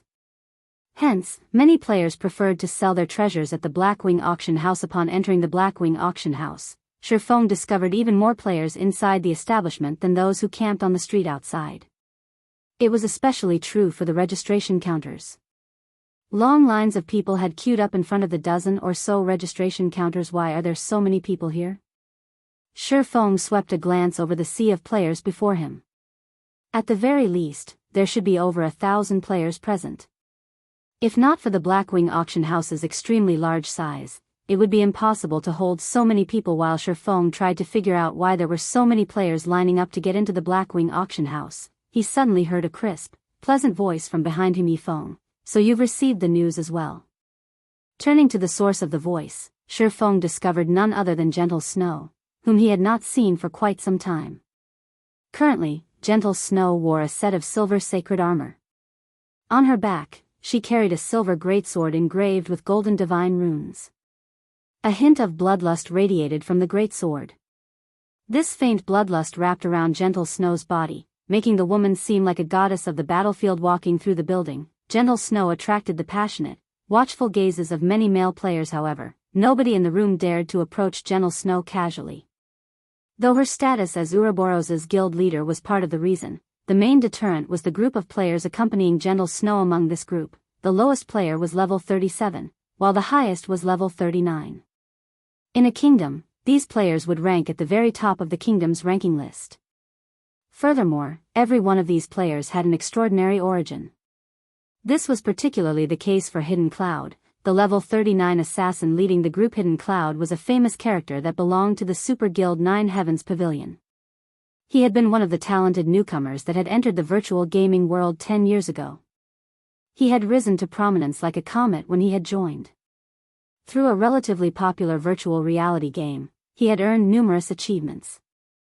Afterward, the 9 Heavens Pavilion had paid an astronomical price to recruit him. Back then, his appearance had shaken the virtual gaming world. Moreover, after joining the 9 Heavens Pavilion, he had become the 9th floor master in just 3 years. His growth had left other super guilds speechless. There were a total of 9 floor masters in the 9 Heavens Pavilion. Each of them enjoyed an even higher status than the guild elders. They were the guild's absolute core members. The first floor master was the 9 Heavens Pavilion's guild leader. Hidden Cloud had become the spearhead of the 9 Heavens Pavilion, leading the guild through one conquest after another. By the time he joined God's domain, he had been promoted to the rank of 5th floor master with a super guild's high-profile individual present, who would dare try to flirt with Gentle Snow? Only those who wished to quit God's domain or wished to start a new account would be so bold. Not only was Hidden Cloud inhumanely strong, but he was also incomparably vicious. There was once the upper echelon of a large guild who had tried to compete with a good friend of Hidden Cloud's over a woman. In the end, Hidden Cloud had wiped his guild out of existence, removing the guild from the virtual gaming world permanently. From then on, nobody ever dared to offend anyone close to Hidden Cloud guild leader Snow. Ye Feng could not help his confusion as he watched the woman approach. He had not come here due to any particular news. He had only come here to earn money. Is something going on here? You don't know? Today, Blackwing City will hold its monthly auction. Incredibly rare items will be available for bidding. I have heard that there is a possibility that epic items will make an appearance, Gentle Snow informed him, somewhat surprised by Ye Feng's reaction. The man before her was one of Zero Wing's core upper echelons. Although news of the monthly auction had only been announced today, with Zero Wing's capabilities, it should have received this information. So, that is what is going on. Realization dawned on Ye Feng. The end of the month was indeed approaching. Near the end of every month, Blackwing City randomly held a large-scale auction. Not only would NPCs sell large numbers of rare items during this auction, but players could also put their items up for sale. However, the handling fees were slightly higher. If one sold ordinary rare items during this auction, they would not walk away with any profit. On the other hand, if one sold extremely rare items, they could make a fortune. Ye Feng was ecstatic about this discovery. He never expected this coincidence. Before teleporting to Blackwing City, Ye Feng had retrieved 5,000 strengthening devices from Melancholic Smile. These strengthening devices were the culmination of several days of Melancholic Smile and her team's hard work. The magic crystals the few of them had spent during this period would even astound a first-rate guild. The current market value for magic crystals was 24 silver each. However, that was only true if one purchased them in bulk. Purchased individually, one would have to spend at least 25 or 26 silver. Unfortunately, magic crystals were the main material needed to manufacture strengthening devices. The other materials were very cheap. Fortunately, magic crystals were not a problem for Zero Wing right now.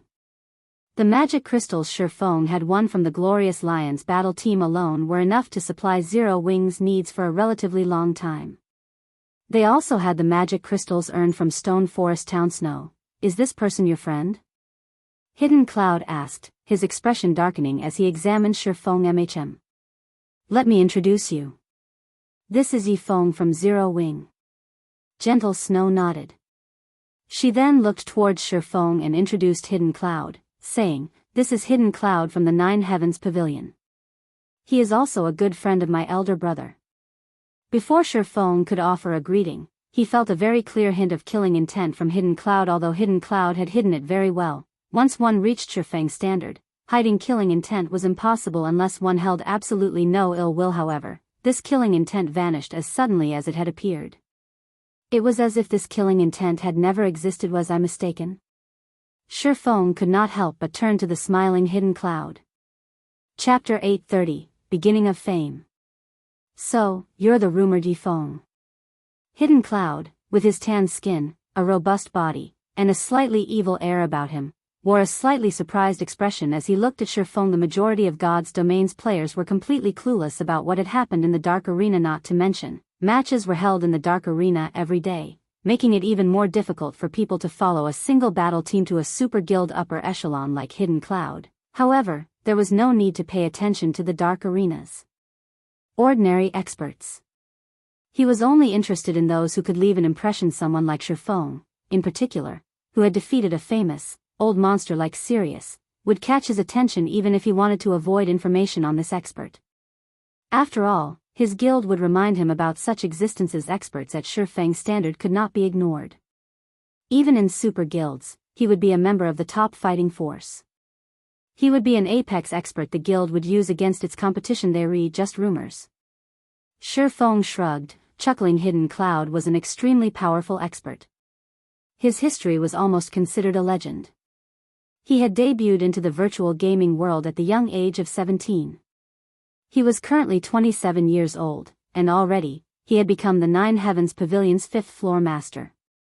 He was the target of admiration for countless young players in the past. Hidden Cloud's achievements in God's Domain had even pushed him to his peak. After spending 5 years in God's Domain, he had gained the position of 2nd floor master.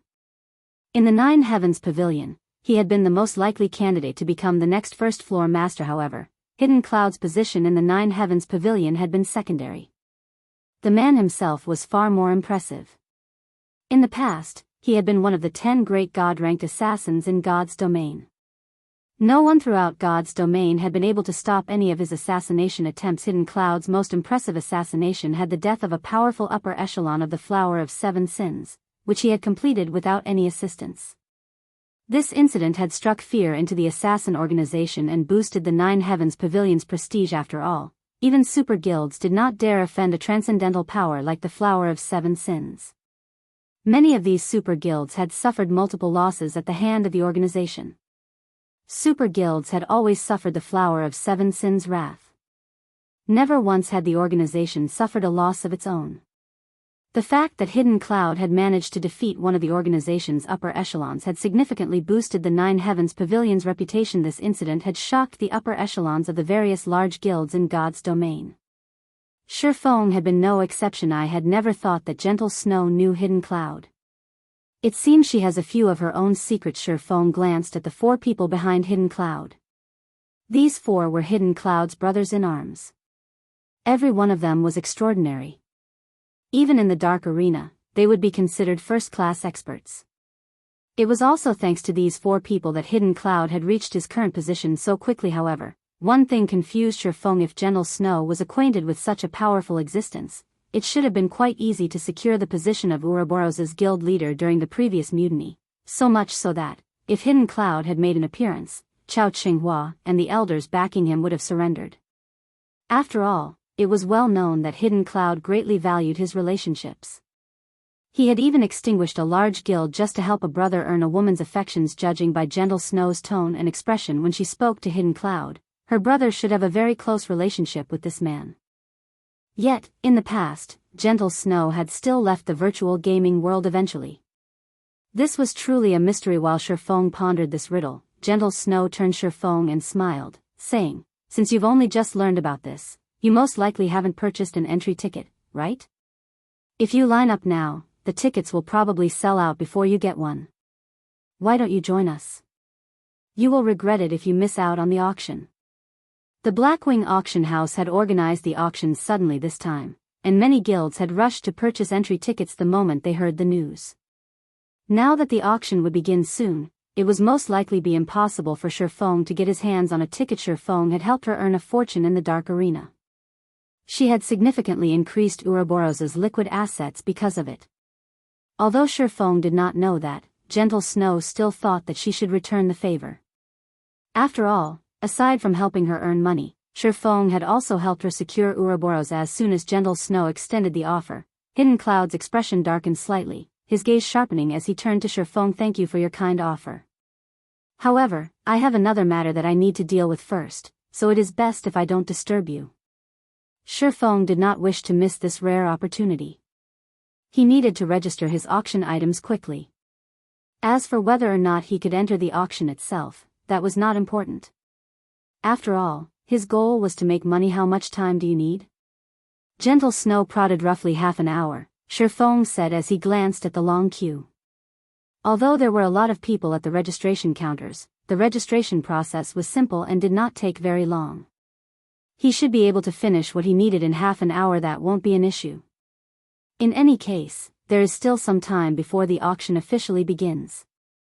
"I can wait here for you in the meantime," Gentle Snow offered after a moment of consideration. "All right, I'll try to finish as quickly as possible."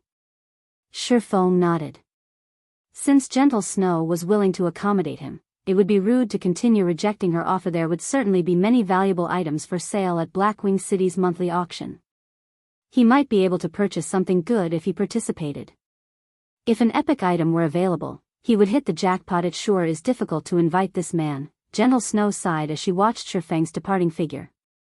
This was the first time inviting someone had been so difficult. However, shortly after Ye Feng left, Hidden Cloud secretly messaged one of his brothers, whispering, "Blaster, research that man called Ye Feng. Find out his origin. I want to know everything about him." "Boss, rest assured, I'll get it done quickly." The berserker named Blaster smiled confidently. He then began rapidly searching through the forums for all information relating to Ye Feng. At the same time, he contacted a number of people to help him with the search. At the registration counter. After waiting for over 20 minutes, it was finally Ye Feng's turn. "Sir, how may I be of service to you today?" The NPC female receptionist asked, smiling. "I wish to sell these items at this month's auction," Ye Feng said as he revealed the strengthening device. "All right, please wait for a moment." The NPC receptionist received the strengthening device and began appraising it. Not all items were allowed in the auctions held in the Blackwing auction house. Items needed a certain value before being permitted. Hence, all items presented needed to undergo the system's appraisal. "I apologize for the long wait. Sir, the estimated minimum price for this item is 1 gold 40 silver. If you wish to sell this item at our auction house, we will charge you a 30% handling fee. Do you wish to put it up for auction?" The female receptionist handed the strengthening device back to Ye Feng after she had finished. Only Blackwing City's auctions would charge a 30% handling fee. Other places charged 20% at most. Even so, Ye Feng did not mind it. Yes. Ye Feng took out 2,000 strengthening devices and divided them into hundreds of auction lots, with each lot having anywhere from 1 to 100 strengthening devices. If he sold too many at once, it would only cheapen the strengthening device. The various large guilds participating in this auction should be able to stomach 2,000 devices. After dealing with the strengthening devices, Ye Feng ran to meet Gentle Snow. He then entered the auction venue with Gentle Snow and her companions, quietly waiting for the auction to start. At this time, Blaster sent Hidden Cloud a private message, reporting, "Boss, we've learned everything there is to know about that brat." Chapter 831, Great Disturbance. There sure are a lot of high-ranking NPCs participating in the auction this time, Ye Feng commented as he swept a glance over the NPCs on the second floor, an amused smile appearing on his face. "High-ranking NPCs?" At Ye Feng's comment, Gentle Snow turned to the second floor. Indeed, there were quite a number of NPCs present. But isn't it normal for high-ranking NPCs to participate in the Blackwing auction house? This was not her first time attending an auction in the Blackwing auction house. She had even attended high-ranking auctions before. Players were not the only ones to compete over items up for auction. NPCs similarly contested over the items. However, after some of her own research, Gentle Snow, more or less, understood these NPCs' function. These NPCs were here to make sure items were sold at an appropriate price. If the price players offered was too low, these NPCs would join the bidding. They would not let players take advantage of the system at such a large auction. It was natural that more NPCs would join. However, when players tried to purchase an item, as long as the price they offered was higher than the item's actual value, these NPCs would automatically relent and end their bidding. In response, Ye Feng smiled and nodded, saying, "It is very normal. Only, I've never seen so many powerful NPCs attend at the same time, so I'm slightly surprised. TCH, what about these NPCs is surprising? Blaster commented disdainfully. The others nodded in agreement, scorn flashing in their eyes as they looked at Ye Feng. Initially, they had thought that Ye Feng was one of God's domain's apex experts.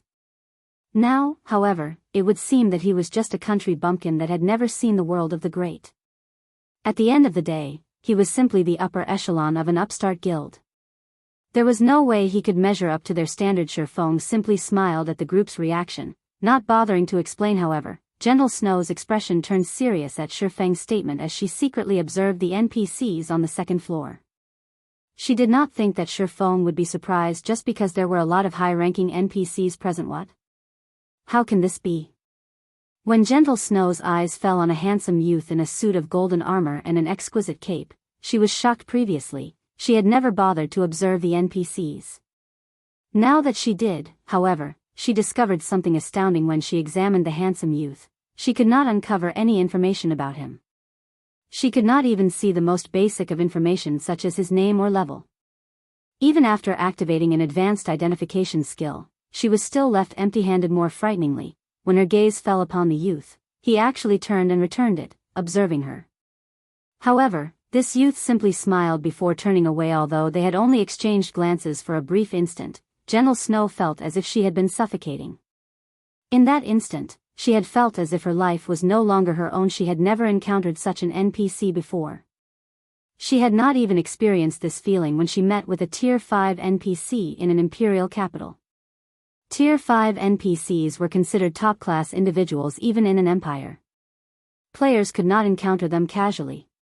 She had only met one due to a special quest. Moreover, there were also over a dozen Tier 5 NPCs on the second floor. Even if one added together the Tier 5 NPCs in an empire, there would be fewer than those that were here now. It was no wonder why Ye Feng was surprised. Ye Feng, with so many high-ranking NPCs participating in the auction, will something happen? Gentle Snow sent Ye Feng a private message, wearing a nervous expression. Events frequently occurred throughout God's domain. If players could resolve these events, they could earn decent rewards. However, the penalties for failure were equally heavy. When these events occurred, players' consent did not matter. As long as one was within the event's area, the system considered the players to have accepted the quest. Events in God's domain varied in terms of sizes. The larger an event was, the more horrific its punishment would be. She had met the Tier 5 NPC due to an event. In the end, said event had claimed the lives of 99% of the tens of thousands of players that had been present. A lot of equipment had dropped that day, and very few players had survived. She had been one of the lucky few. Unfortunately, because the event had not been completed, neither she nor the other survivors had received a reward. However, compared to the players that had died, she was considered very lucky. With so many Tier 5 NPCs here, she could not imagine what would happen if an event occurred. It's nothing major. Based on what I have learned, one can determine the value of the items that will be up for auction by the number of high-ranking NPCs that participate. The more NPCs that attend an auction, the more valuable the items will be that appear in said auction. Ordinary items wouldn't attract these hidden dragons, Ye Feng explained. He could tell what Gentle Snow was worried about. So, that's the case. It's no wonder why you would check the second floor. Gentle Snow finally understood. Her tense mood began to vanish. However, Ye Feng had hidden one truth from the snow goddess: more high-ranking NPCs joined an auction when there were more risks. It was especially true when an NPC like that mysterious young man attended. God's domain was not a game that let players have their way easily. During the game's initial stages, conflict was limited to players. However, as players reached higher levels, the game would gradually introduce a new type of conflict, the conflict between players and NPCs. In the past, a powerful NPC had even robbed Ye Feng. Hence, money wasn't the only thing necessary to purchase an item from the Blackwing auction house.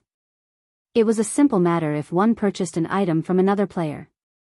However, if one purchased an item sold by an NPC, they would have to stay on guard.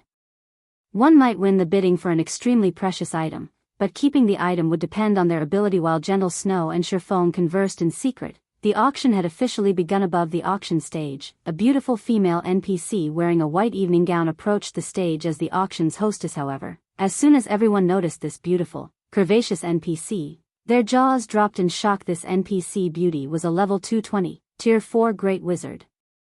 In any city, she would be an overlord level NPC.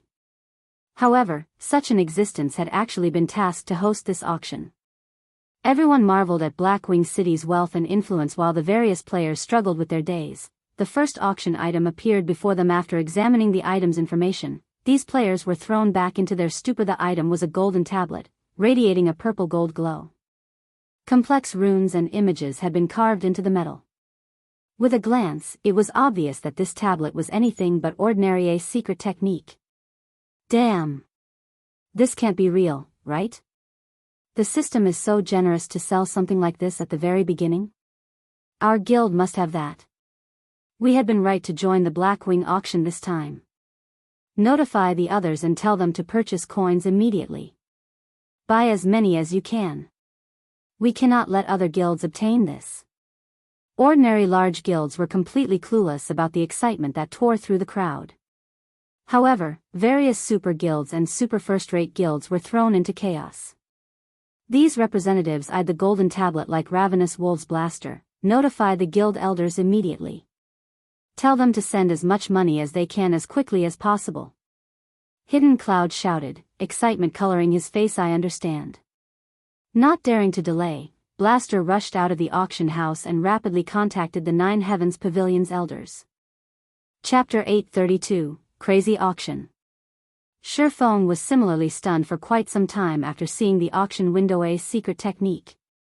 This was a treasure that every expert dreamed of obtaining. He had never expected something so shocking to be the Blackwing auction house's first item. If he could obtain this golden tablet, he could help even more people from Zero Wing grasp a powerful combat technique. While Ye Feng recovered from his shock, the bidding for the golden tablet had begun. Bidding for the golden tablet started at 100 gold.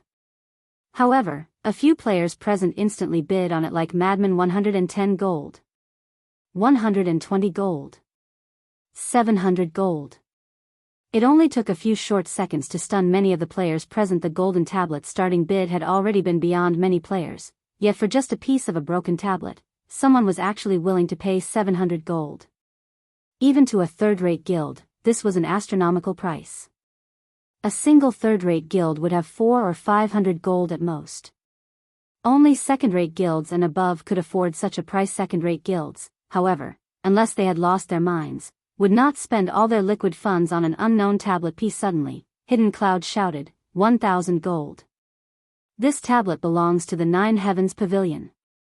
Once again, many players were dumbfounded. They had never expected a super guild like Nine Heavens Pavilion to be so insane as to willingly spend 1,000 gold on the golden tablet. Such big words. Do you think this item belongs to your family or something? A female elementalist with an exquisite body laughed pompously.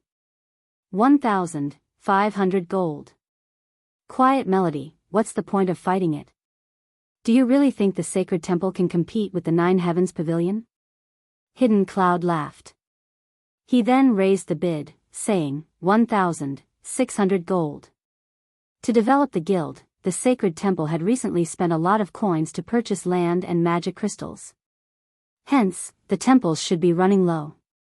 It could not compete with the Nine Heavens Pavilion's financial strength right now. Of course, he had two goals in mind with his comment. First, he wanted Quiet Melody to retreat, while his second goal was to buy time. Hidden Cloud had not intended to pay much attention to the auction.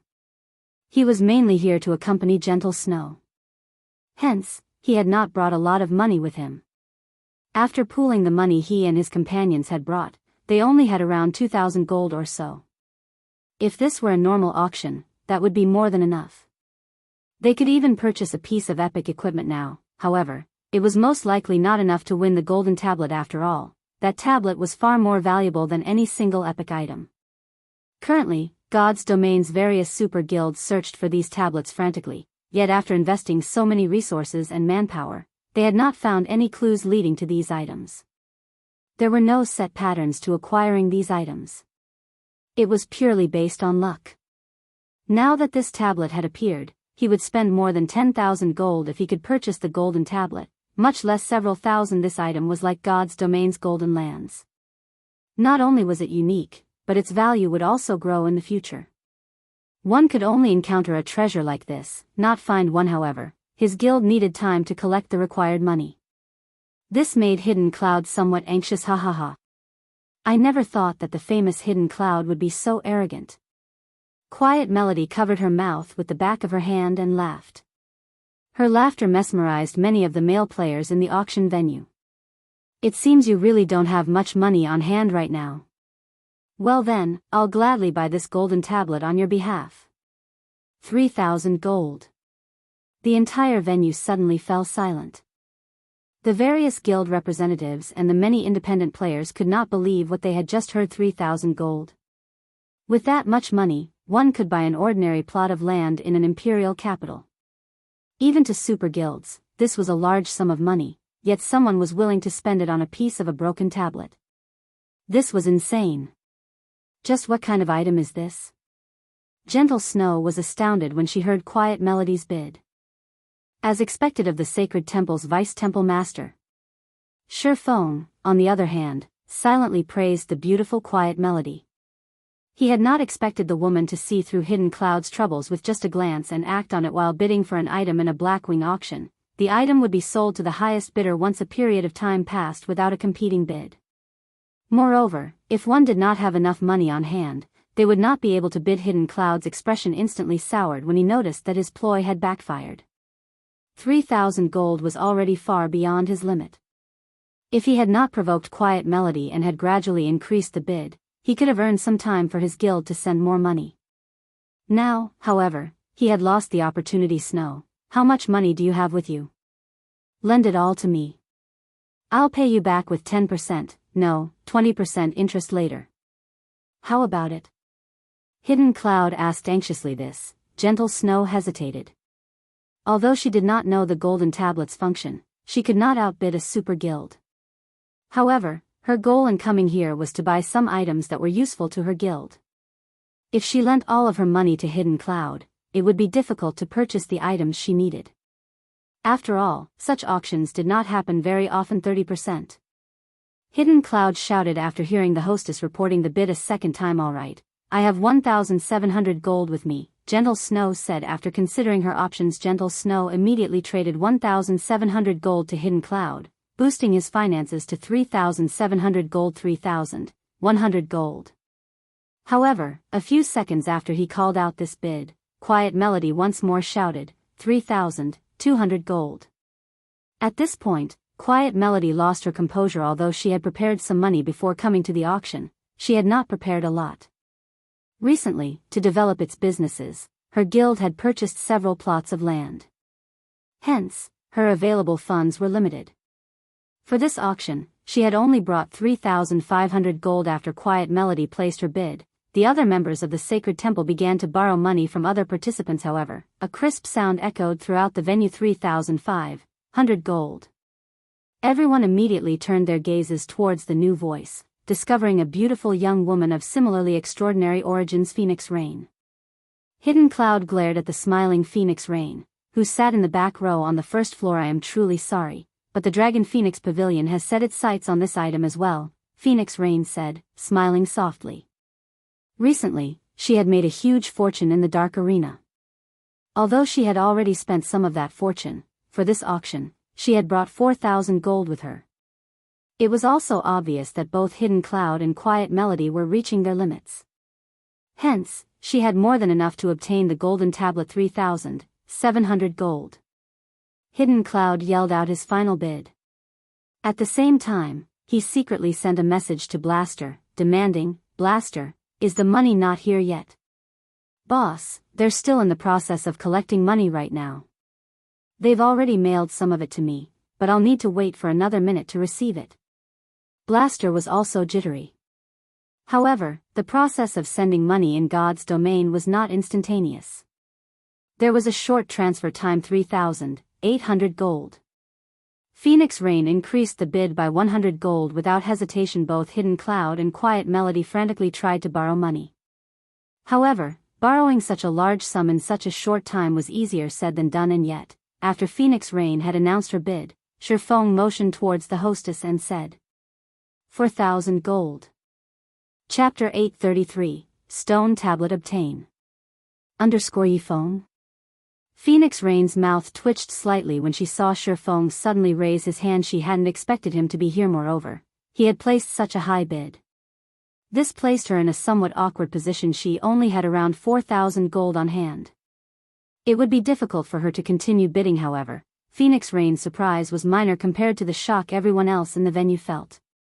This had been a contest between God's domain's major powers, yet someone from a lesser guild had actually dared to outbid them. He had practically issued a direct challenge. How does he have so much money?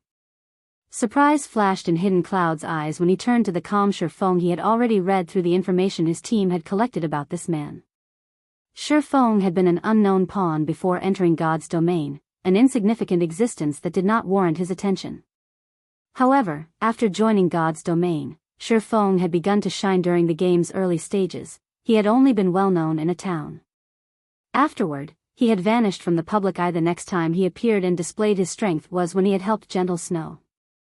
Not only had he defeated Soaring Snake, one of Ouroboros's top experts, but he also helped Gentle Snow become the guild leader of Ouroboros. However, the match against Sirius in the Dark Arena had truly earned him fame. Nevertheless, compared to Hidden Cloud, Ye Feng was still insignificant. Even if the swordsmen were more powerful, at the end of the day, he was merely the upper echelon of a small guild. A small guild could never compete with the Nine Heavens Pavilion. The resources each guild commanded were on entirely different levels, yet a minor character like Ye Feng had bid 4,000 gold. Ye Feng was even richer than he was. However, after a brief period of silence, Quiet Melody suddenly shouted, 4,500 gold.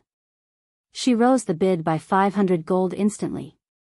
Even Ye Feng could only smile bitterly while shaking his head. Like Phoenix Rain, he had only brought around 4,000 gold. That was a close call. Luckily, I managed to borrow some coins at the last minute. Otherwise, I really would have lost the item to Phoenix Rain. Quiet Melody revealed a relieved smile as she turned to Ye Feng. If not for Ye Feng raising the bid and earning her some time, she would have lost this auction. Damn it. The sacred temple is going to snatch it from us. Hidden Cloud's frustration was overwhelming as he glared at the satisfaction on Quiet Melody's face.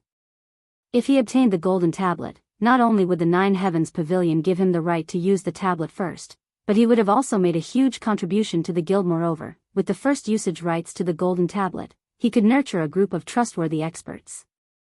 With those experts by his side and his contribution to the guild, he could advance his position in the pavilion now. However, not only did he have to hand the golden tablet over to someone else, but that person was also a longtime rival.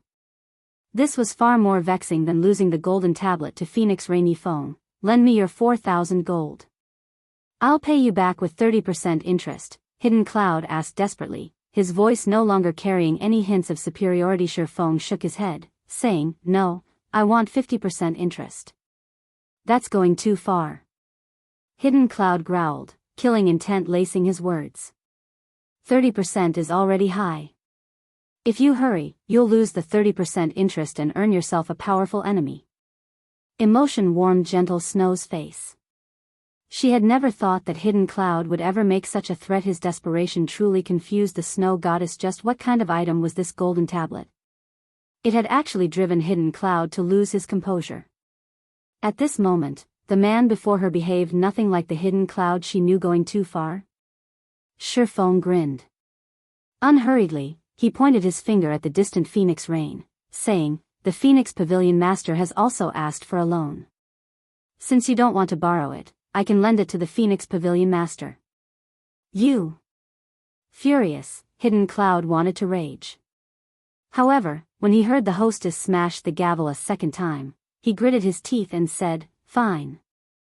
I promise 50%. On the surface, although Hidden Cloud had agreed to Ye Feng's conditions, he changed his view of Ye Feng from someone who needed a warning to someone who needed to be extinguished. Once the auction was over, he would introduce Ye Feng to despair. Meanwhile, Ye Feng had long since been prepared as he quickly retrieved a contract and handed it to Hidden Cloud. The terms of the contract were very simple. As long as Hidden Cloud signed it, he would obtain 4,000 gold.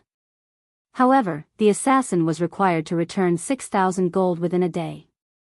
If he violated the contract, he would have to pay Ye Feng 3 times the amount he borrowed in credits. After Hidden Cloud examined the contract, his hatred for Ye Feng deepened. This was the first time anyone had taken advantage of him to such a degree, yet he was powerless about it. Unfortunately, he could only swallow this humiliation and sign the contract. Immediately, an additional 4,000 gold appeared in his pocket. 7,000 gold.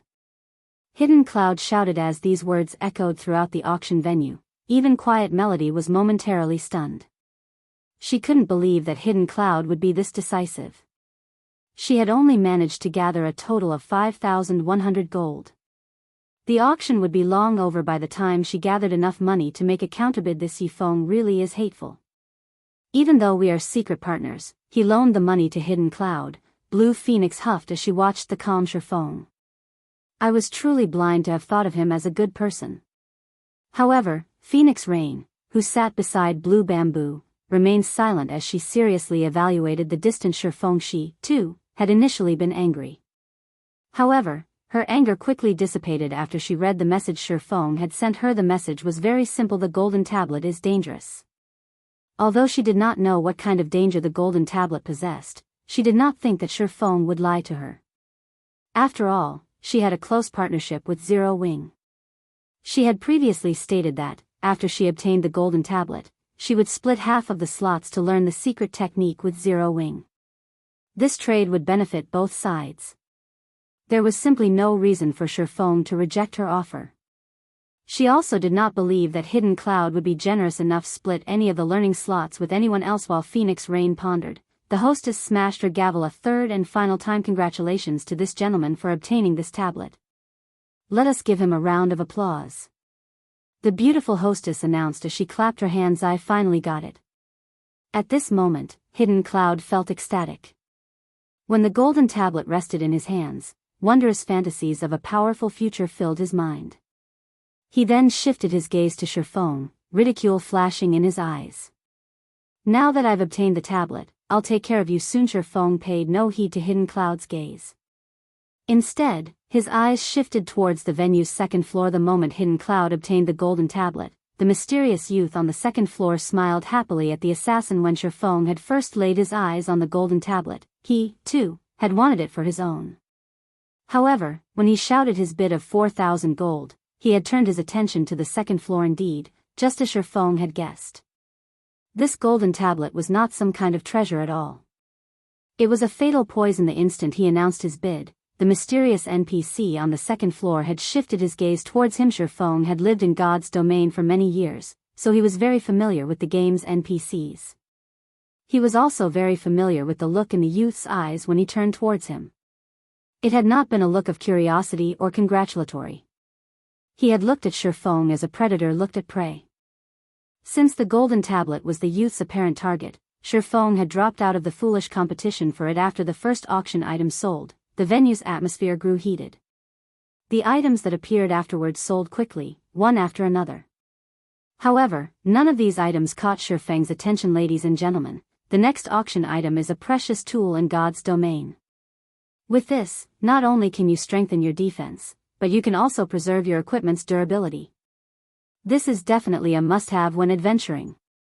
The female hostess then presented the attributes of the strengthening device. When the players in the venue saw the strengthening device's attributes, they were flabbergasted, and a passionate flame began to burn in their eyes. Chapter 834, Tool of Astronomical Value. There's actually such a thing in God's domain? The strengthening device was even enough to tempt gentle snow. As players reached higher levels in God's domain, battles grew increasingly intense. Against powerful monsters, in particular, the burden on their equipment durability was massive. It was impossible for players to fight for extended periods in the fields. They had to return to towns frequently to repair their equipment.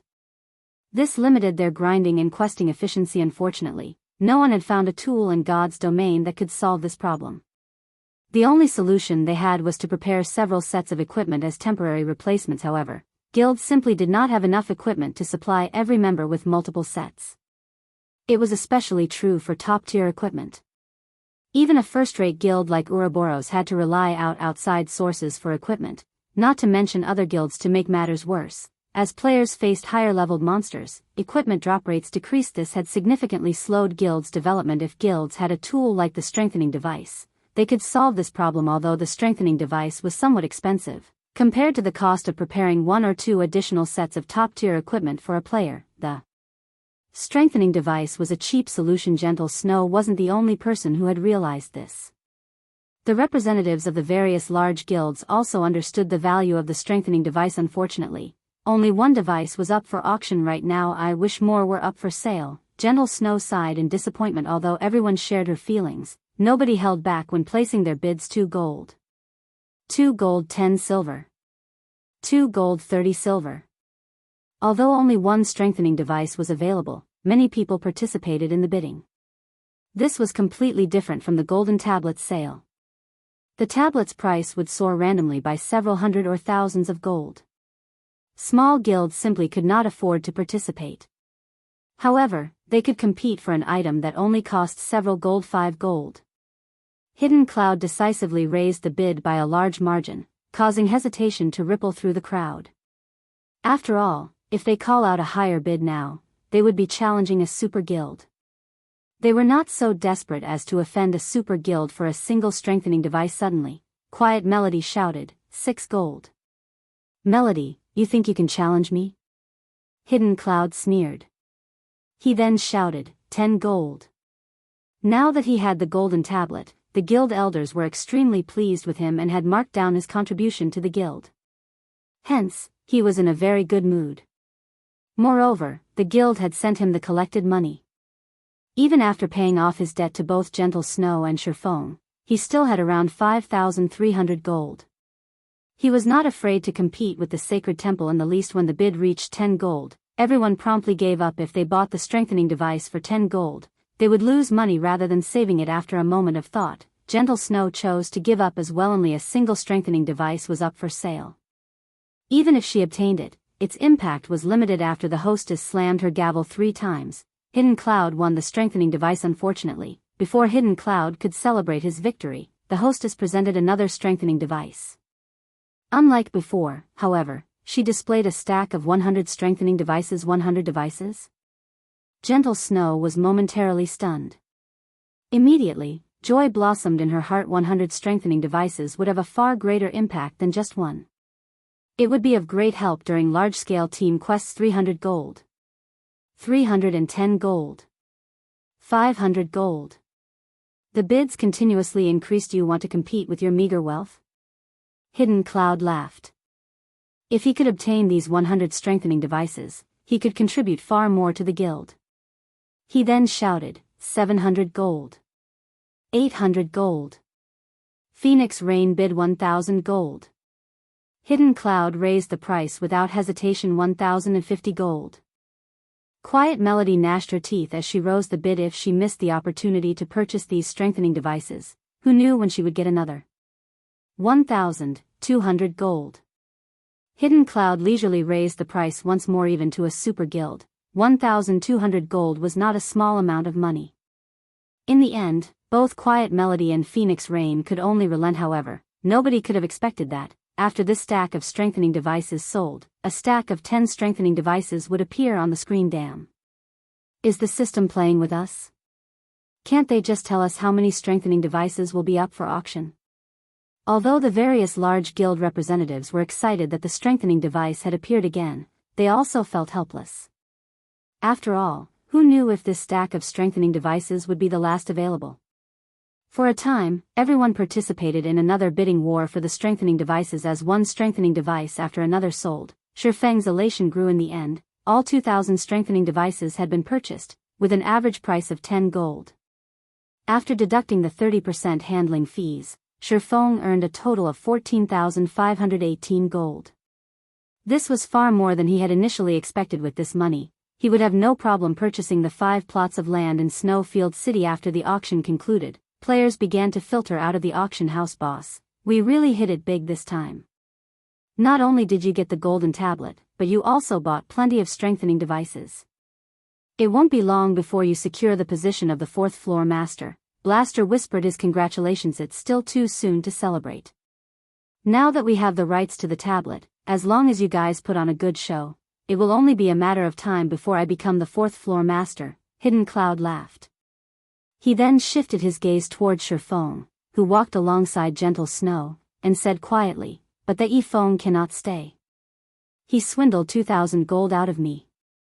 He is looking to die. Send someone to keep an eye on him.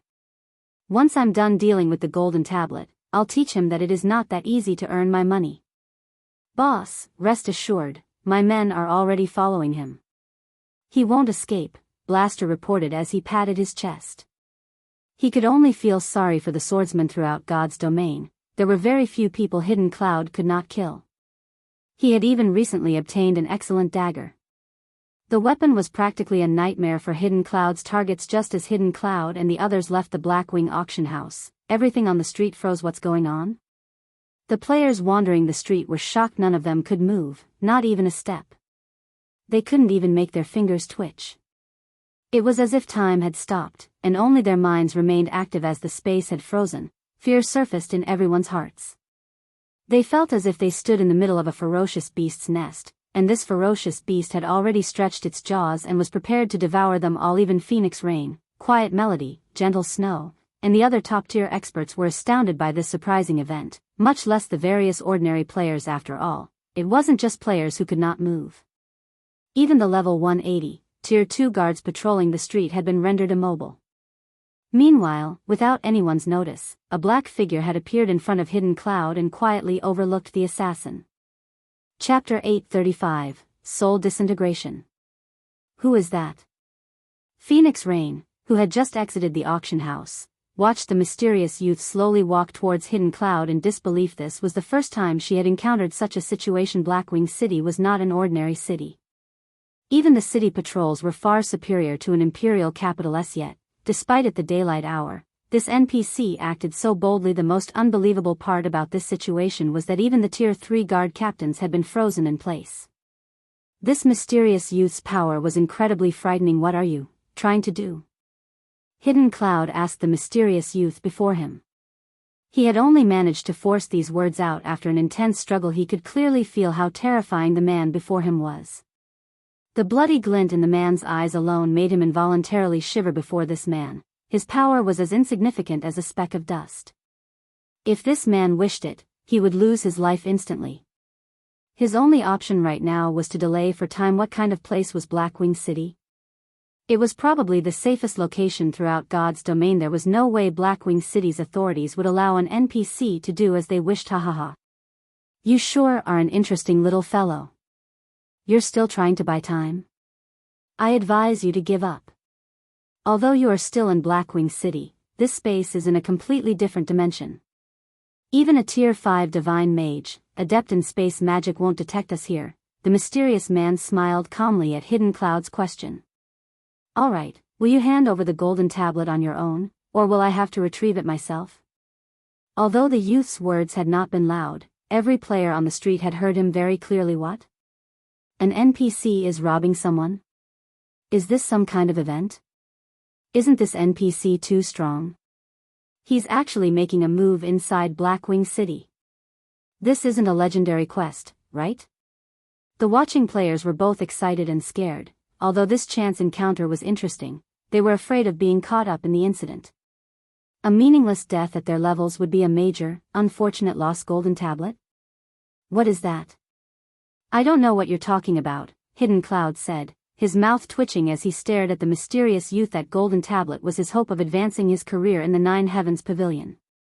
Not only had he spent a large sum of money to obtain it, but the pavilion's upper echelons had also heard of his procurement already. If he simply handed the tablet to this NPC and returned to report to his superiors that he had lost it, acting as if nothing had ever happened, he would only enrage the Nine Heavens Pavilion's elders and guild leader. Handing over the golden tablet was scarier than death. Hearing Hidden Cloud's words, Ye Feng glanced at the assassin, admiring the man's courage. When he had encountered an NPC robbery in his previous life, he had tried to resist as well. Unfortunately, he had not experienced a positive outcome. As he had not been strong enough, the NPC had successfully robbed him. However, being robbed was one thing. The true problem lay in the fact that said NPC had attacked. Dying by an NPC's hand had a far more severe penalty than an ordinary death. Moreover, the more powerful the NPC was, the heavier the punishments players received when that NPC killed them. Ye Feng had been considerably lucky. His murderer had only been a Tier 4 Sword Emperor.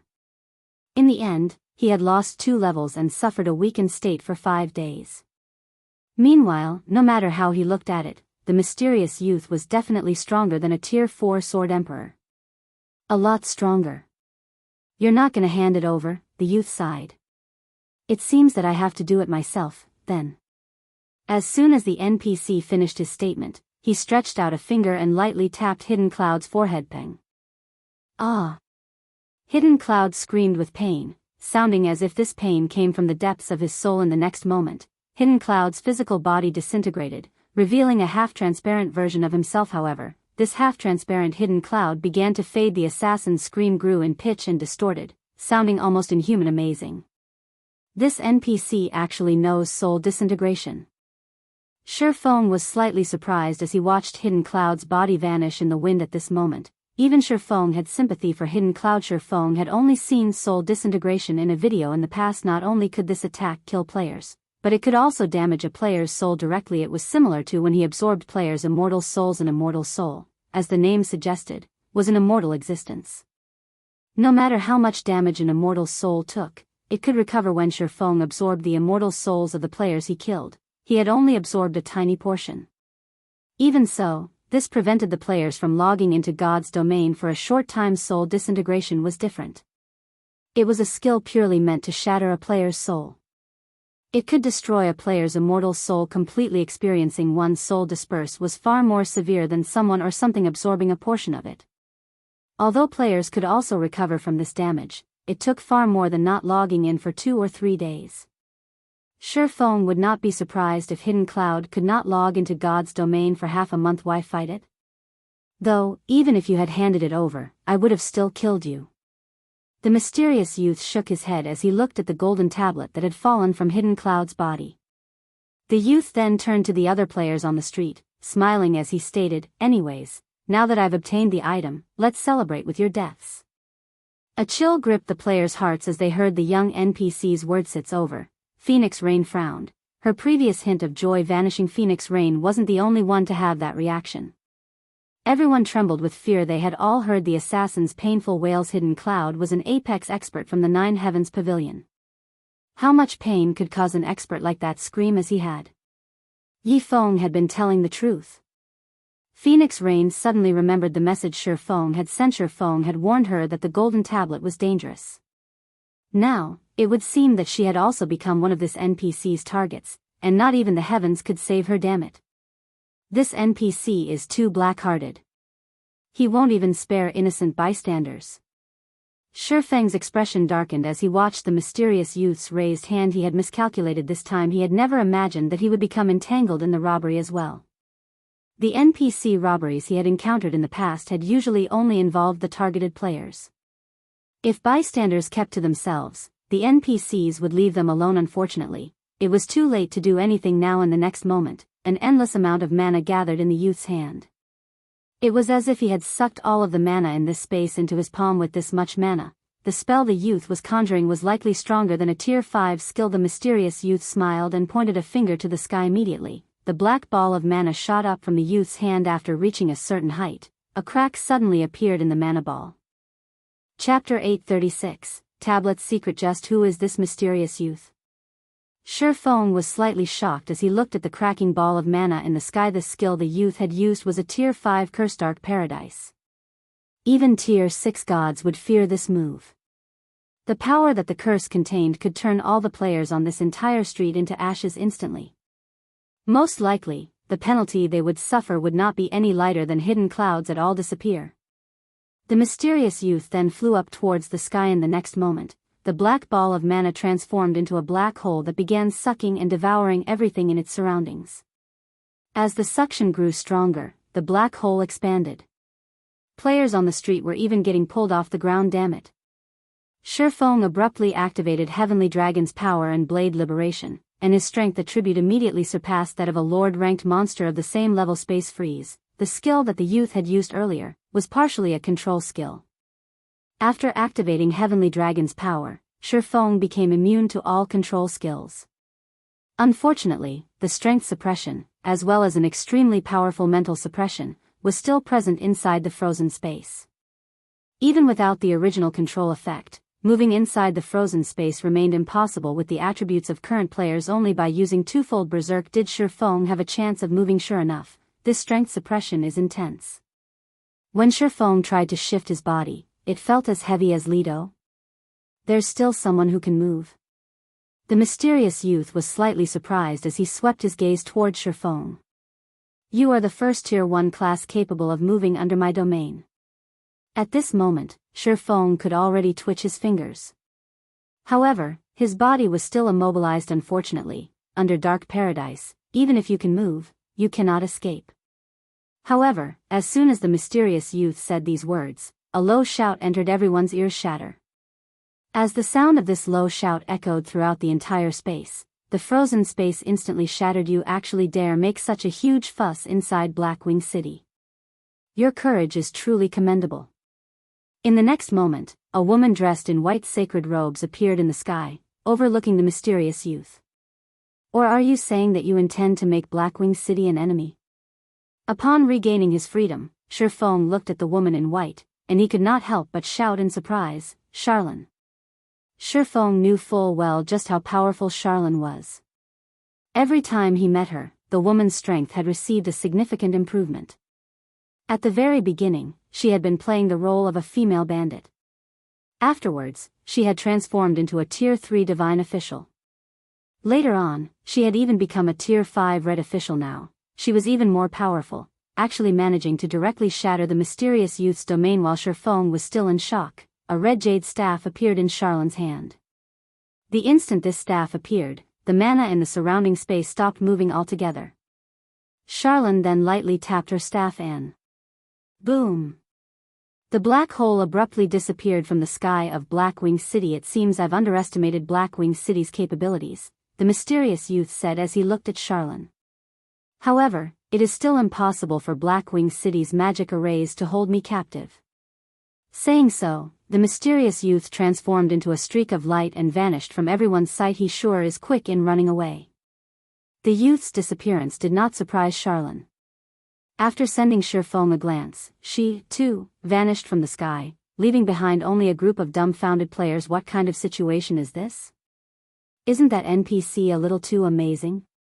He actually succeeded in killing a player inside Blackwing City and got away safely on top of that.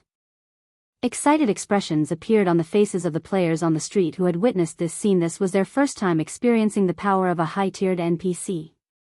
In front of these NPCs, even the current strongest player in God's domain would be no different from an ant. However, their excitement was more due to their anticipation of high-tiered classes.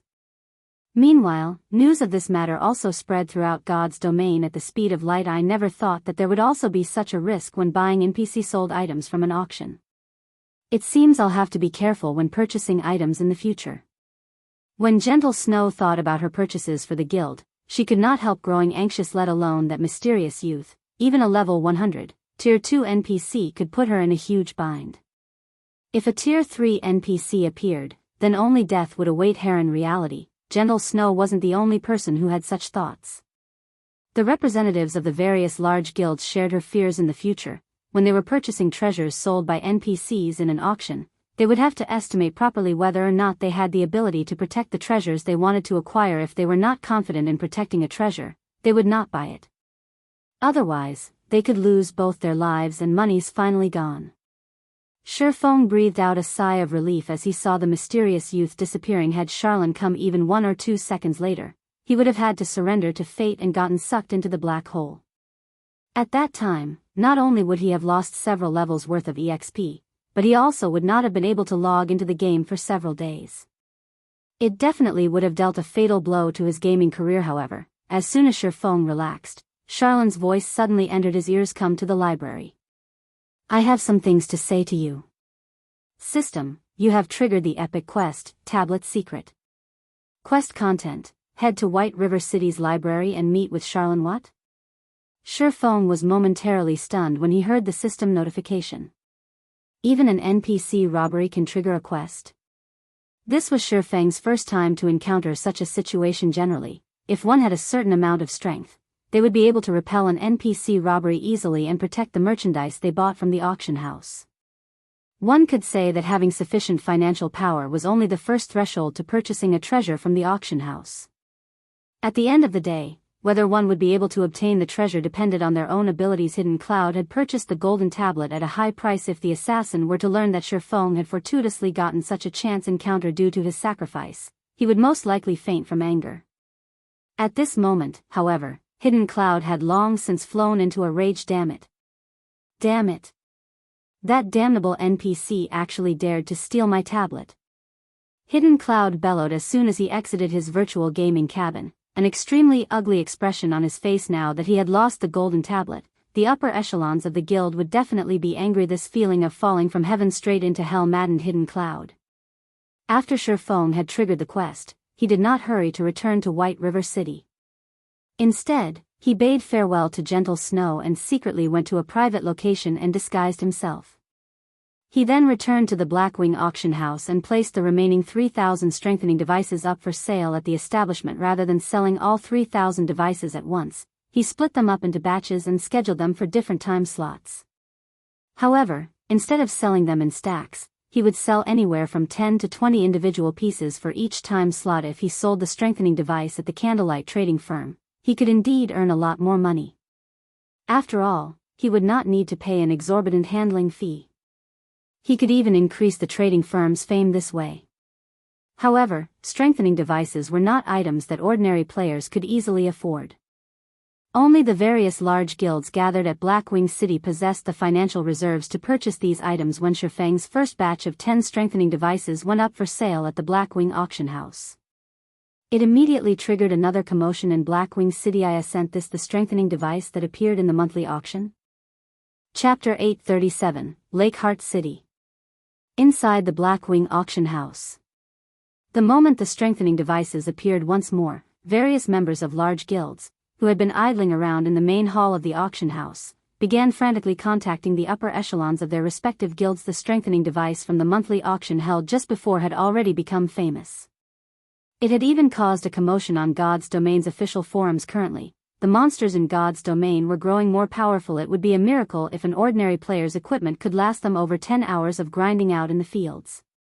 If these players frequently fought elite or stronger monsters, their equipment's durability would decline even faster, generally lasting 8 hours at most. Guild elite members might be able to hold out for a little longer. However, the current mainstream grinding spots were becoming farther and farther away from cities. Just making a round trip would cost players a lot of time, so much so that their travel time might be even longer than the time they spent grinding monsters. To the elite members and upper echelons of guilds, time was money. It was especially true for the time of guild experts to develop their guilds. Not only were these experts required to maintain a strong lead in levels, but they were also required to raid field bosses and dungeons to procure equipment for the guild. Naturally, these experts could not afford to waste all their time on travel. The obvious solution to this problem was to prepare extra sets of top-tier equipment. However, this method was simply too extravagant even for guilds. While the monthly auction was still ongoing, the various large guilds had immediately experimented on the strengthening devices they acquired. As a result, they had already gained a relatively precise understanding of the item's effects. Previously, they could only make a rough guess based on the introduction of the item. Hence, upon conducting their tests, these large guilds were shocked. Although the strengthening device could only extend a player's grinding time by 3 to 4 times, the better the equipment the strengthening device was used on, the greater the effects. In addition, while battling, the bonus durability provided by the strengthening device would be the first to diminish instead of the equipment's own durability. In other words, as long as players still had strengthening devices on hand, they could devote their time to grinding. They would not have to prepare any additional equipment, neither would they need to return to a city to get their equipment repaired. If allocated to ordinary or elite players, the 10 gold strengthening device would indeed be very extravagant. However, when assigned to an expert player, it would not be one bit extravagant. On the contrary, it would be a profit. Instead, unfortunately, the strengthening devices were sold only in the monthly auction. This situation caused many large guilds that had not participated in the auction great frustration now that the strengthening device had appeared in the auction house as a player-sold item. How could the members of the various large guilds not grow frantic? Just a few minutes after the strengthening device's appearance, the price for a single unit broke past the 9 gold threshold. Moreover, the price was still increasing rapidly. Even Ye Feng had not expected the strengthening device to be this popular. When he exited the auction house, he saw group after group of players rushing into the building. Why is Phoenix Rain suddenly contacting me?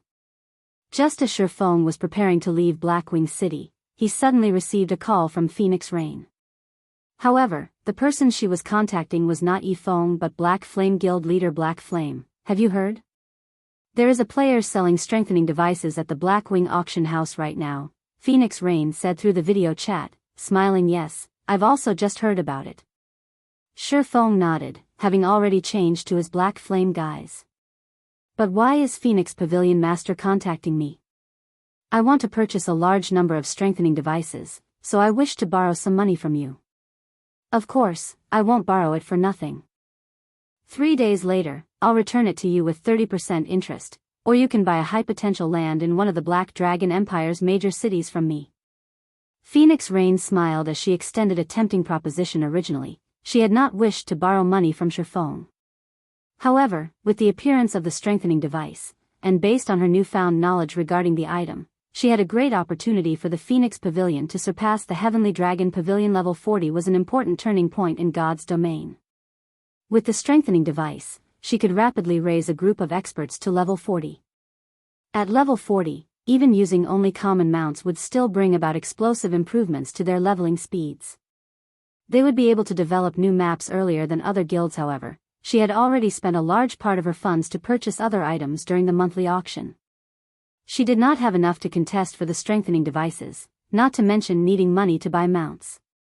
Hence, she gave Ye Feng such a lucrative offer. Of course, the reason why she had looked for Ye Feng to borrow money from and not someone else was mainly because Zero Wing was simply too wealthy. Zero Wing had relatively few members. The guild's various departments were also incomplete.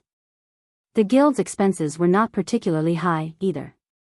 Moreover, Zero Wing was the proud owner of Star Moon Kingdom's wealthiest trading firm, the Candlelight Trading Firm. The guild also possessed the enviable Stone Forest Town. The guild's daily profits were in no way inferior to even those of a super first-rate guild like the Dragon Phoenix Pavilion. Due to these reasons, the wealth Zero Wing possessed could make even her envious. Just from the bid Ye Feng had placed earlier on the golden tablet, one could tell how rich Zero Wing was. Alright, but I want to purchase land at the Black Dragon Empire's Lakeheart City. Ye Feng inwardly cheered upon hearing Phoenix Rain's words. He had never imagined that the woman would be so desperate. However, I'll say this first. I still have other uses for my coins. I won't buy it if your price is too high.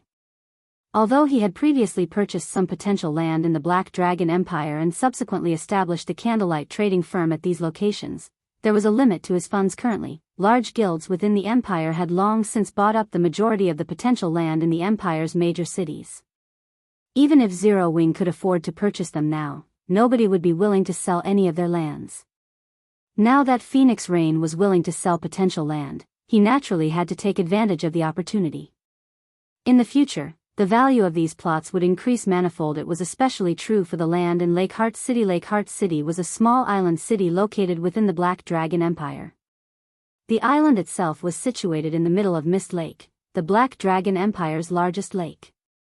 Lakeheart City was also a producer of one particular item, and that item was the Ice Jade on its own. The Ice Jade was an item that could raise a player's ice resistance temporarily. It could also be processed into ice resistance gemstones, which could be inlaid into equipment, similar to regular gemstones, and greatly increase a player's ice resistance. During the initial stages of the game, this item was not particularly valuable. After players reached level 50, however, the value of ice jades would multiply. At that time, the demand for the item would exceed its supply. Likewise, the value of the lands of Lakeheart City would also increase markedly. Previously, there had been too many lands that Zero Wing had to purchase. However, the guild's funds were extremely constrained. Hence, it had to limit its purchases to a few cities. Although it had earned enough money later on, by then, the potential lands of Lakeheart City had long since been bought clean. As for the golden lands of the city, Zero Wing had neither the money nor reputation required to purchase them. In the end, the guild had no choice but to settle for an ordinary plot of land Lakeheart City. Phoenix Rain checked and discovered that there were indeed 2 plots of high potential land under her name in Lakeheart City. Moreover, although Lakeheart City was one of the major cities in the Black Dragon Empire, the player population there was not particularly high, as the city was mainly a tourist spot for casual players. She had never imagined that Ye Feng would actually be interested in such a location. All right. I have land that is close to the auction house there. I'll sell it to you at market price, which is 6,200 gold. However, I also want to borrow an additional 4,000 gold. I'll return the 4,000 gold 3 days later. How about it? Deal. Ye Feng immediately grew ecstatic when he saw the location of the land in the map Phoenix Rain had sent him. With this plot of land, he would gain another income source for his city-building funds. Chapter 838, Raging Market. Lakeheart City was currently a prime tourist spot for players, as the city itself was like heaven on earth. Many casual players or players who wished to get away from the front lines would often visit this city. However, those who preferred adventuring and battling rarely visited the city. Most of the leveling maps around Lakeheart City were either located underwater or shrouded in mist. Both environments affected a player's combat power considerably. Hence, very few players wishing to level up and go on adventures would reside in Lakeheart City due to players reaching higher levels and the increasing number of maps and dungeon bosses requiring high ice resistance. The presence of the ice jades eventually attracted a lot of attention to Lakeheart City. In the past, the city had very quickly gained popularity, becoming the 6th most populous city in the Black Dragon Empire. The prices of land there had skyrocketed overnight. Ye Feng never imagined that he would receive such a fortunate offer as a result from selling the strengthening devices. After agreeing on the trade conditions, Ye Feng and Phoenix Rain decided to meet up in White River City. If one wanted to trade lands, they needed to do it through a city hall through either of 2 methods. The first method was a relatively fast but troublesome process, while the second method was simple but time-consuming. Ye Feng usually left the responsibility of purchasing lands to Aqua Rose and Melancholic Smile. They would then transfer the ownership of these lands to him through a random city hall. This way, he didn't need to make a trip to the city hall. However, this method of transferring ownership had a verification period of 1 day. The other method was for him to go to the relevant city hall in person. By doing so, he could complete the transfer procedures immediately. Currently, Ye Feng was in no hurry to obtain the land in Lakeheart City. Hence, there was no need for him to travel there personally to complete the transfer of ownership. During the time Ye Feng and Phoenix Rain were chatting with each other, one notification after another popped up in Ye Feng's system notification window system. The 20 strengthening devices you placed on auction have been sold. After the deduction of the processing fees, a total of 164 gold 85 silver has been added to your bag space system. The 20 strengthening devices you placed on auction have been sold. After the deduction of the processing fees, a total of 165 gold 64 silver has been added to your bag space. During the short time since Ye Feng left the auction house, the amount of money in his bag had increased by over 1,000 gold. The rate at which he was earning money was just staggering. This handling fee is simply usurious. Ye Feng felt a pang in his heart when he looked at the actual amount of money he had obtained from the sales. Although the current handling fee was not as high as that of the monthly auction, it was still 20%. He could have purchased many good plots of land with all the handling fees he had paid. Ye Feng could not help but admit that the auction house was extremely profitable. Unfortunately, current players were still incapable of establishing their own auction houses. The precondition for doing so was having a city of their own, following which, Ye Feng teleported back to White River City and prepared to head to the library. The golden tablet held a great temptation for Ye Feng. A secret technique was a treasure that could allow players to learn advanced combat techniques directly. To guilds, not to mention several epic weapons, even the value of a fragmented legendary weapon was incomparable to that of a secret technique. If he could obtain the golden tablet, it would definitely improve the overall strength of Zero Wing's core members by a large margin. Upon exiting the teleportation hall, Ye Feng took out the dark gold whistle from his bag and blew it gently. As the sound of the whistle rang out, a magic array appeared on the street. The demonic flame tiger then emerged from the magic array. The body of the demonic tiger was roughly the size of a small house. The black flames that surrounded its sharp claws sent the ambient temperature rising by several degrees the instant the demonic flame tiger appeared. The players on the street were immediately stupefied. Why did a monster suddenly appear here? Could monsters be attacking the city? That's not right. Why aren't any of the guards on patrol reacting? The onlookers grew flustered as they stared at the demonic flame tiger. Not only did it possess an intimidating appearance, but the aura leaking out of its body also made their hearts shiver in fear. Even the elite players sensed a massive threat from the demonic flame tiger. Ye Feng could not help but smirk as he swept a glance at the immobilized players. He then walked up to the demonic flame tiger. This was a dark gold mount. Its strength was equivalent to a level 40 chieftain. Naturally, it is not something ordinary players could handle. Has that person lost his mind? He's actually going up to it. Is he not afraid of getting killed? Everyone thought that Ye Feng had lost himself to fear as they watched him approach the demonic flame tiger. However, when they saw the demonic flame tiger obediently lie down before Ye Feng and enjoy Ye Feng's caress agreeably, their mouths fell wide open. However, an even more shocking scene occurred in the next moment as Ye Feng mounted the demonic flame tiger. Let's go. Ye Feng shouted lowly. Suddenly, the demonic tiger let out a loud roar and took a step forward. It then transformed into an afterimage that disappeared before everyone. What?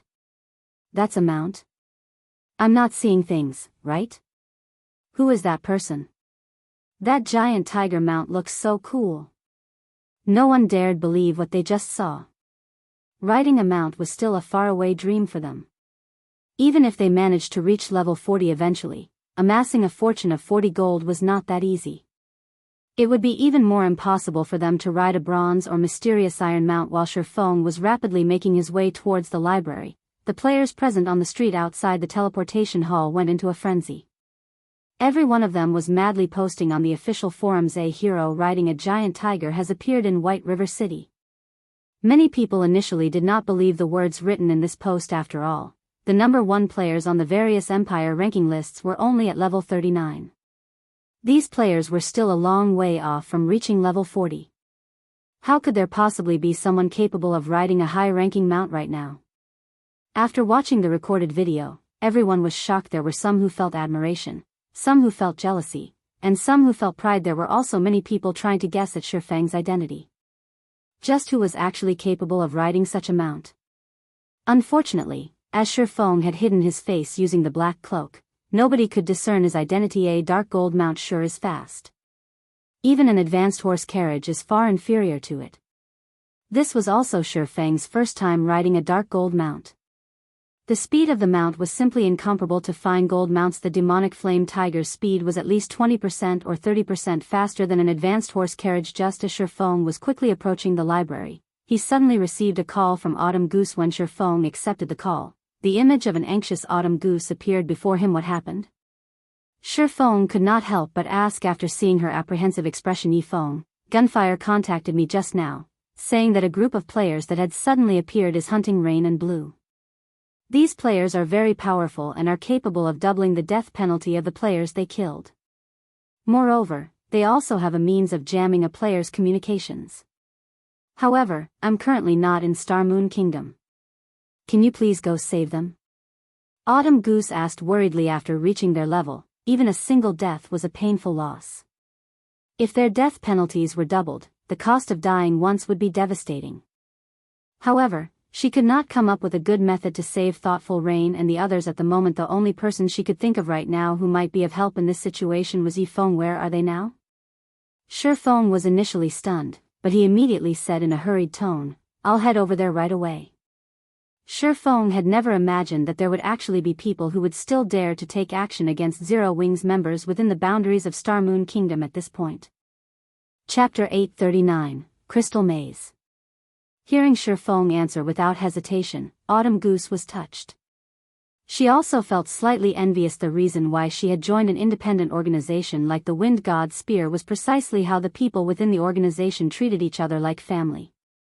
If one of them got bullied, they would fearlessly help out their companions regardless of the cost. They did not behave like guild members, who had to worry about various aspects even when helping out a companion. Generally, players in the upper echelons of guilds, like Ye Feng, were even less likely to make a move casually. People in his position would usually ascertain what kind of enemy they were going up against first and make a decision only after determining the potential profits and losses. However, Ye Feng had not done any of this. Instead of asking who their enemy was, the first thing Ye Feng wanted to know was the whereabouts of Thoughtful Rain and Blue Bamboo. Such a situation generally would never happen in a guild. Some experts ambushed Rain and the others at the Crystal Forest. The enemies were wearing black cloaks, so they did not find out anything about those experts. Moreover, their ambushers operated silently. Fortunately, Rain and Blue managed to use the instantaneous movement scrolls you gave them before to escape. However, based on what Gunfire told me, those people were there specifically to kill Rain and Blue. They definitely will not let them get away. Here are the coordinates of where the ambush took place. You have to be careful, Autumn Goose said as she sent the map coordinates to Ye Feng. I understand. I'll hurry there immediately. After seeing the coordinates of the Crystal Forest, Ye Feng silently committed it to memory. He quickly turned the demonic flame tiger around and headed straight for the teleportation hall. Despite the low odds for Thoughtful Rain and Blue Bamboo's rescue, when Autumn Goose heard Ye Feng's calm and steady tone, for some reason, she felt relieved. The travel time from White River City to the Crystal Forest aside, just getting from the nearest transfer point to where Thoughtful Rain's group got ambushed would require at least 2 hours. Although Thoughtful Rain and Blue Bamboo had escaped using the instantaneous movement scrolls, current players had many more skills than before, which made tracking other players much easier. Moreover, the enemies chasing after Thoughtful Rain and Blue Bamboo had somehow managed to keep them in a combat state, preventing them from using return scrolls. Even logging out of the game normally was not possible, as the system would directly mete out the death penalty if they went offline while in a combat state. Please let Rain and the others make it. At this moment, the only other thing Autumn Goose could do was pray. She was currently in the faraway Dark Knight Empire. She would need even more time than Ye Feng to reach the Crystal Forest. The core area of the Crystal Forest was rife with trees made out of crystals. Currently, over a dozen players covered in black cloaks were searching there. Damn it. Quirrell, have you not found their tracks yet? Boss Hellfiend has already given the word that we must kill those core members of Zero Wing, Ordinary Stranger asked in a low tone as he looked at a distant assassin. They had already gathered information regarding the whereabouts of many of Zero Wing's core members. However, the majority of those members were currently grinding in the Stoneclaw Mountains. It would take Ordinary Stranger's team over a dozen hours of travel just to get there. As for the remaining core members, they were raiding team dungeons. They were unlikely to leave the dungeons anytime soon. The only ones nearby were Thoughtful Rain and Blue Bamboo, who had been seen grinding with Zero Wing's upper echelon before. However, he had never imagined that even those two women would succeed in escaping his ambush. In the end, his team had only managed to kill 2 unrelated independent players. If this matter were to reach the Adjudicator's ears, his team's days in King's Return would no doubt be numbered. Do you think it is that easy to track players here? The assassin named Quirrell rolled his eyes at Ordinary Stranger.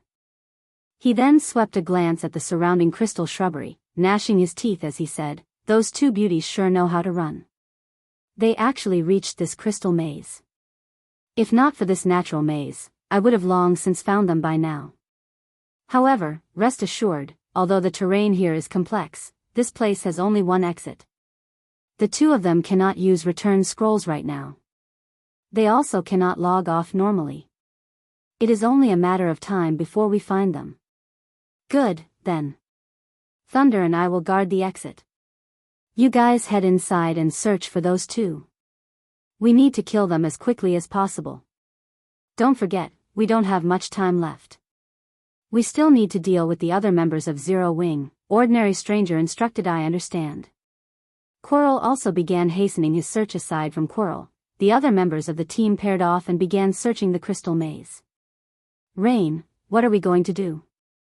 Those people are still chasing after us. If we head in any further, we will arrive at the lair of the crystal wolves." Blue Bamboo's heart began palpitating as she looked at the patrolling pack of crystal wolves some distance away. These crystal wolves were incomparably powerful. In order to complete a crystal collection quest, they had also personally experienced the strength of these monsters previously. When Ye Feng had led them to kill the crystal wolf packs, they had not felt these monsters to be much of a threat. However, after returning to this place again by themselves, they found out just how difficult and exhausting dealing with these monsters was. Alone, a single wolf pack was not particularly scary. However, if they did not kill these crystal wolves quickly enough, these monsters would summon more companions in the vicinity, instantly bolstering their numbers by several times. Sometimes, the crystal wolves would also draw special elites, or even chieftain-ranked monsters. Fortunately, when the chieftain appeared, they had Death Wind to tank it. Otherwise, they would have died without a doubt. Only they had never imagined that, rather than dying to the level 45 chieftain, Death Wind would die at the hands of cloaked players that had suddenly appeared. Instead, if not for Death Wind and gunfire delaying those people, they would not have had a chance to use the instantaneous movement scrolls that Ye Feng had given to them for emergencies. Currently, there were crystal wolves all around them. If they moved deeper into the maze, the possibility of discovery by a wolf pack would increase as well. In which case, by the time those cloaked players caught up to them, these crystal wolves would have long since killed them already. We can only give it a shot. We'll use an invisibility potion and continue forward. Hopefully, these wolf packs can buy us enough time. Thoughtful Rain gritted her teeth as she looked at her own status window. She then took out 2 invisibility potions and gave one of the bottles to Blue Bamboo. Both of them were currently afflicted with the Soul Lock debuff. As long as they were out in the fields, they would not be able to contact anybody for 5 hours. Their attackers had also forced them into a constant combat state, which prevented them from using their return scrolls. Arbitrarily logging out of the game would result in them suffering the death penalty immediately. While Thoughtful Rain and Blue Bamboo snuck deeper into the crystal maze, Ye Feng had already arrived at the crystal forest. I finally caught up. Ye Feng tapped on the demonic flame tiger, storing it away as he looked at the crystal forest before him. He then opened the map for the crystal forest. Even now, Autumn Goose had yet to contact him again. This silence meant that Thoughtful Rain and Blue Bamboo were still alive. The enemy is extraordinary. The fact that Rain and Blue have remained at large suggests that they entered the crystal forest's core area, the crystal maze. Hopefully, I can make it in time. After taking a glance at the map, Ye Feng used space movement. The activatable skill of the aura of space-based movement allowed him to cross up to 600,000 yards instantly. He could easily traverse the entire crystal forest or move to any location within the map. If not for this skill, he would not have made it to the crystal forest so quickly either. Now that the skill's cooldown was over, he could use it once again. In the blink of an eye, Ye Feng appeared at a location close to the crystal maze's entrance, guarding the entrance as well. It seems you guys really are targeting Zero Wing. The instant Ye Feng appeared in the area, he immediately noticed the cloaked Ordinary Stranger and Thunder Tiger keeping watch at the entrance of the crystal maze, their eyes radiating cold, killing intent. Chapter 840, Magic Staff. Just when Ye Feng noticed Ordinary Stranger and Thunder Tiger, the two of them caught sight of Ye Feng. Brat, I don't know how you suddenly appeared here, but since you've come to this place, you can only consider yourself unlucky, Thunder Tiger, who had hidden his identity and appearance, said when he suddenly saw the similarly anonymous Ye Feng. Taking the initiative, he walked towards Ye Feng. All this waiting around has made me annoyed. Old stranger, you better not make a move. I'm gonna use this brat here to relieve some of my stress. Sure, but the equipment he drops will belong to me, Ordinary Stranger laughed. Ordinary Stranger had discovered Ye Feng's presence the instant Ye Feng had appeared. Initially, he had thought that a powerful enemy had shown up. However, after some close observation, he did not sense any threat coming from beneath the black cloak. On the contrary, he had noticed many holes in Ye Feng's defense. If not for Thunder Tiger declaring his claim, Ordinary Stranger would have long since taken action to remove this ant. However, even if the opponent were an expert, it would not matter. Thunder Tiger was a top-tier expert of King's Return. Currently, he was already level 38. Placed in Star Moon Kingdom, his level would rank within the top 10. Not to mention, he was fully geared in level 35 Dark Gold equipment. His maximum HP was as high as 14,600. His combat standard was also at the refinement realm already. Dealing with 2 or 3 ordinary experts simultaneously would be child's play for him. Even if the opponent were an expert of the same combat standards, Thunder Tiger was a refinement realm expert of King's Return. The guild had long since presented the Berserker with a Berserk skill. As long as Thunder Tiger activated this berserk skill, he could kill a Refinement Realm expert easily. He could even defeat a Flowing Water Realm expert in the off chance that Thunder Tiger was no match for this new arrival. Ordinary Stranger himself could still back up the Berserker if he and Thunder Tiger worked together. They would be practically invincible in Star Moon Kingdom. Only Zero Wing's Black Flame and Ye Feng could cause them to feel fear. No one else was worth mentioning. As soon as Ordinary Stranger finished speaking, Thunder Tiger retrieved a two-handed saber from his back and used charge at Ye Feng. When using charge, controlling the sudden increase in speed was extremely difficult for ordinary players. As a result, they would usually reveal flaws in their attack. However, Thunder Tiger was different. He had long since mastered this skill. By adjusting his center of gravity, he had managed to apply his increased speed to his attack. Creating his own charging slash, he had transformed a system-generated skill into a personal skill. Not only did his saber speed up, but the power contained within it also increased. Even a shield warrior of the same level would have to retreat several steps, breaking their stance. Boom. As the two-handed saber landed, sparks scattered into the surroundings. A silver one-handed sword actually stopped Thunder Tiger's lightning-fast saber. What? Thunder Tiger was shocked as he stared at Ye Feng standing steadily in his original position. The charging slash getting blocked did not come as a surprise to Thunder Tiger. However, this was his first time to encounter an enemy who could remain standing steadily after receiving his charging slash. Even Broken City, an Elder of King's Return, had to retreat half a step after receiving this attack of his. This situation was simply inconceivable. Tiger, be careful. We've got a tough one. Ordinary Stranger warned hurriedly after realizing that their enemy this time was no common player. As he began casting a spell, he added, "We'll deal with him together." I understand. Thunder Tiger's expression had turned serious as well, the contempt he felt before disappearing completely. He promptly used Whirlwind Slash in an attempt to drive Ye Feng away. However, as soon as he started swinging his gray saber, a streak of blue light struck his weapon. A crack in space also appeared along the path the blue light had taken. Peng. Thunder Tiger felt his hands going numb as his saber came to an abrupt halt. It felt as if he had just struck an iron wall. Immediately after, however, a powerful impact shook him, forcing him to retreat 4 steps before he could stabilize. His body damage of -1,338 points appeared above the Berserker's head. He had instantly lost close to 10% of his HP. Who are you?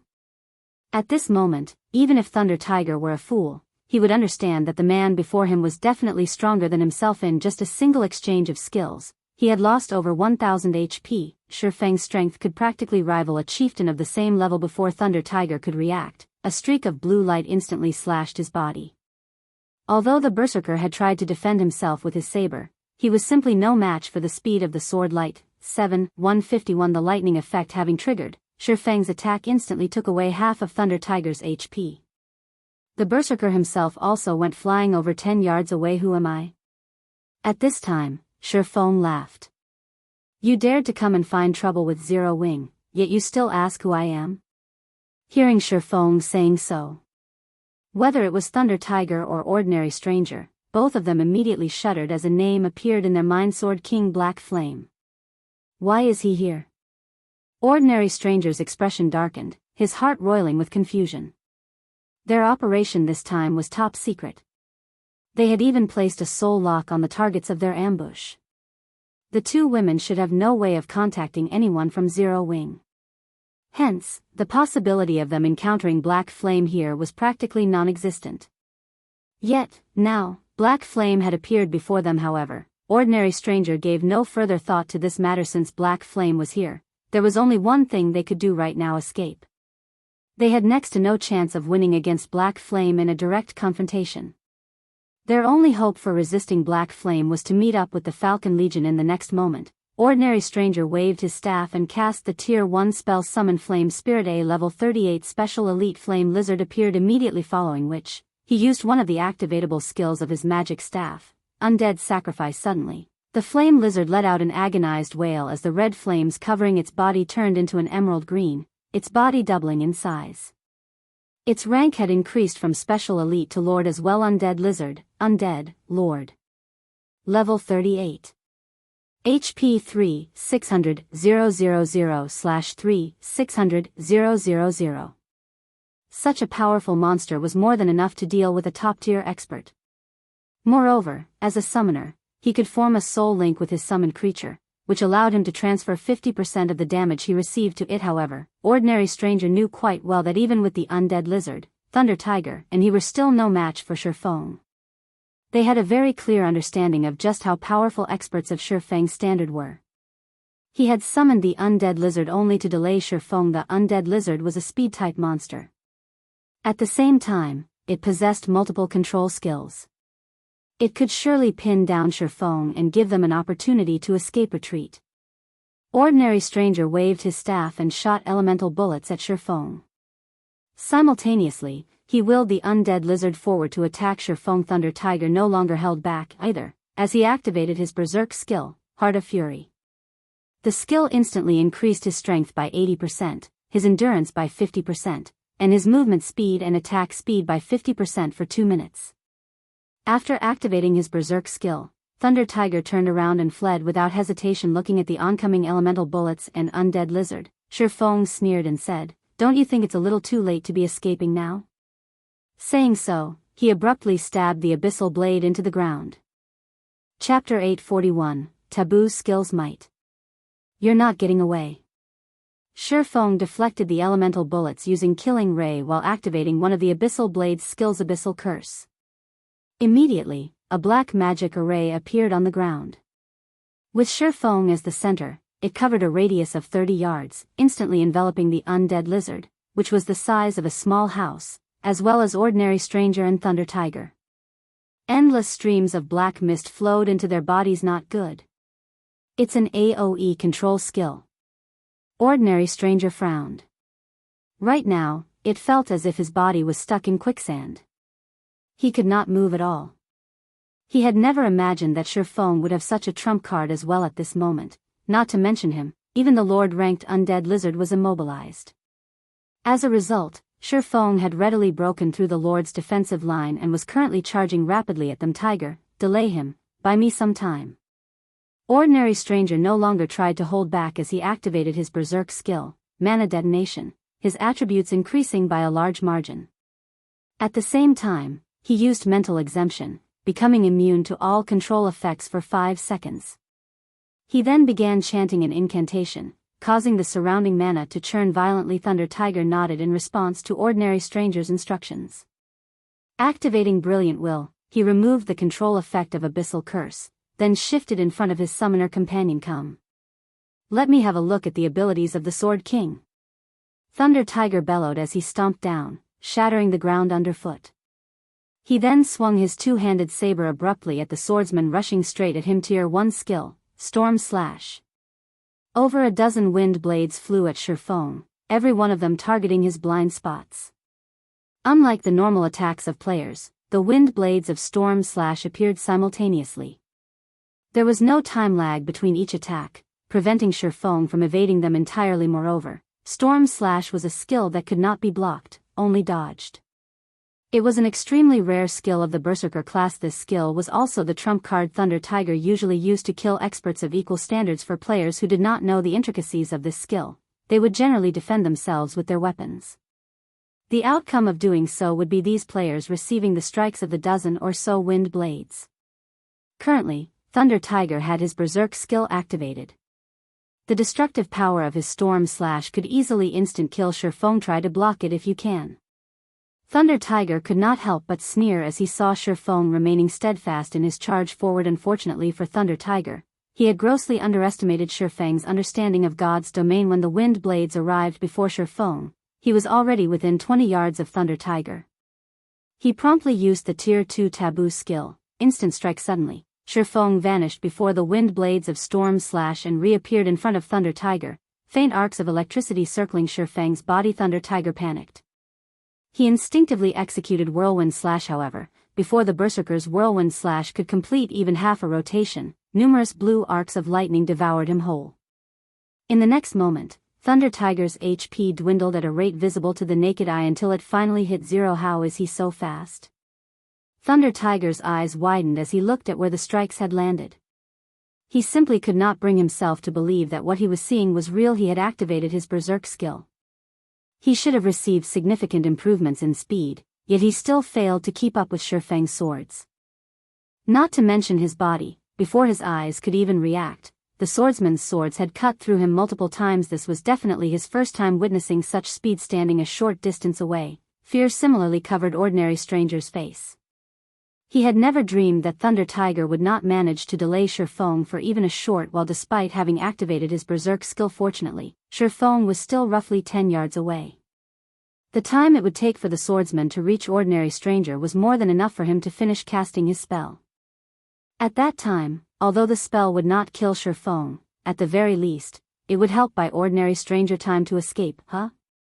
Where is he?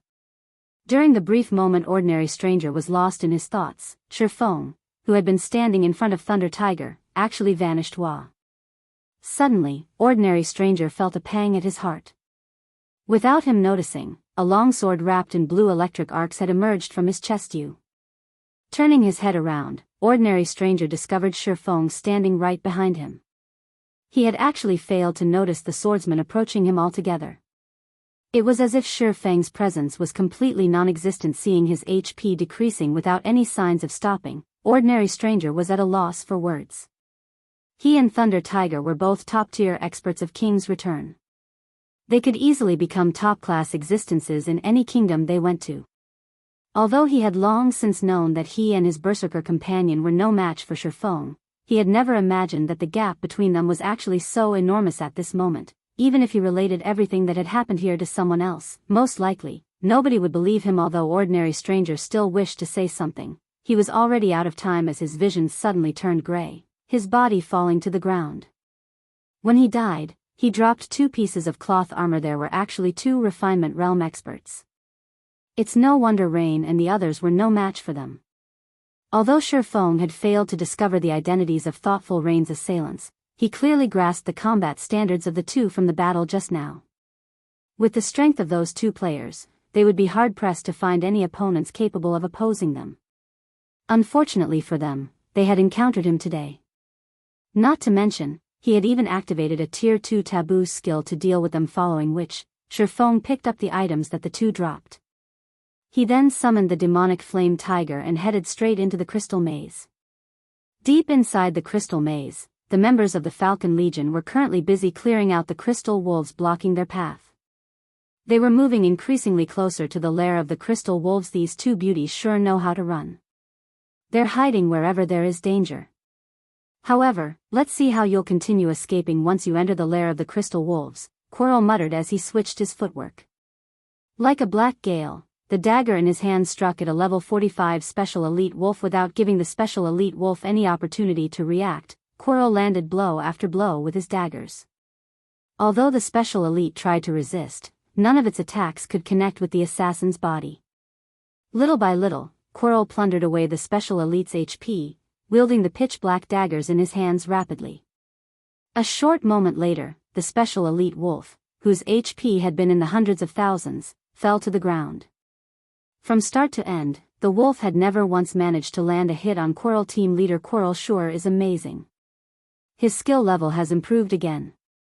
In the guild's next class competition, his ranking will no doubt increase once more, a nearby level 37 female assassin said, her face filled with admiration as she looked at Quirrell. Don't make a fool of yourself.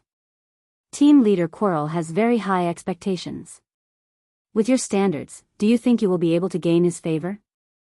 Let's just hurry up and clear away these crystal wolves. Otherwise, they're going to call for more reinforcements.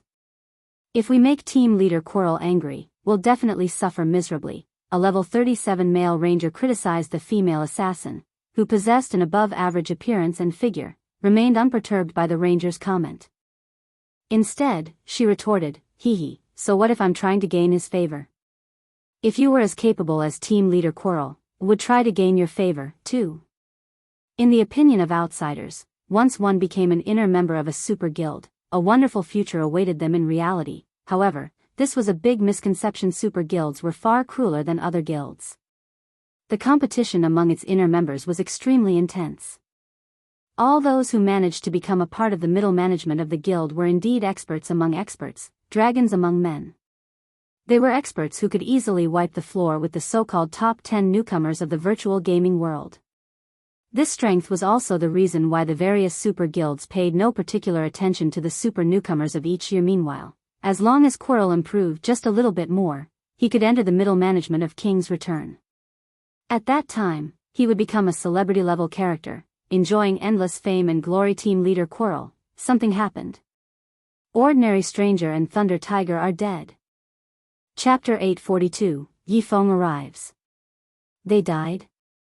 When Quirrell heard the report, he quickly called out the system team window. Sure enough, among the list of team members, both the names of Ordinary Stranger and Thunder Tiger had turned gray, which meant that the two of them were no longer alive at this time. When the other members of the team heard this, they promptly checked their team windows as well. They simply could not bring themselves to believe what they were seeing was true. Ordinary Stranger and Thunder Tiger were both top-tier experts in their guild.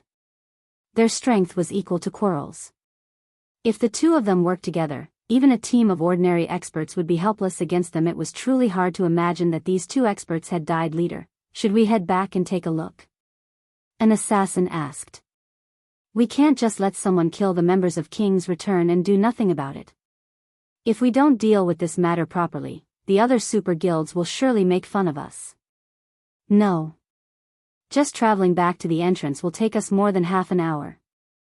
By that time, the enemy would have long since disappeared, Quirrell said, shaking his head. Moreover, we don't have a clear understanding of the situation over there.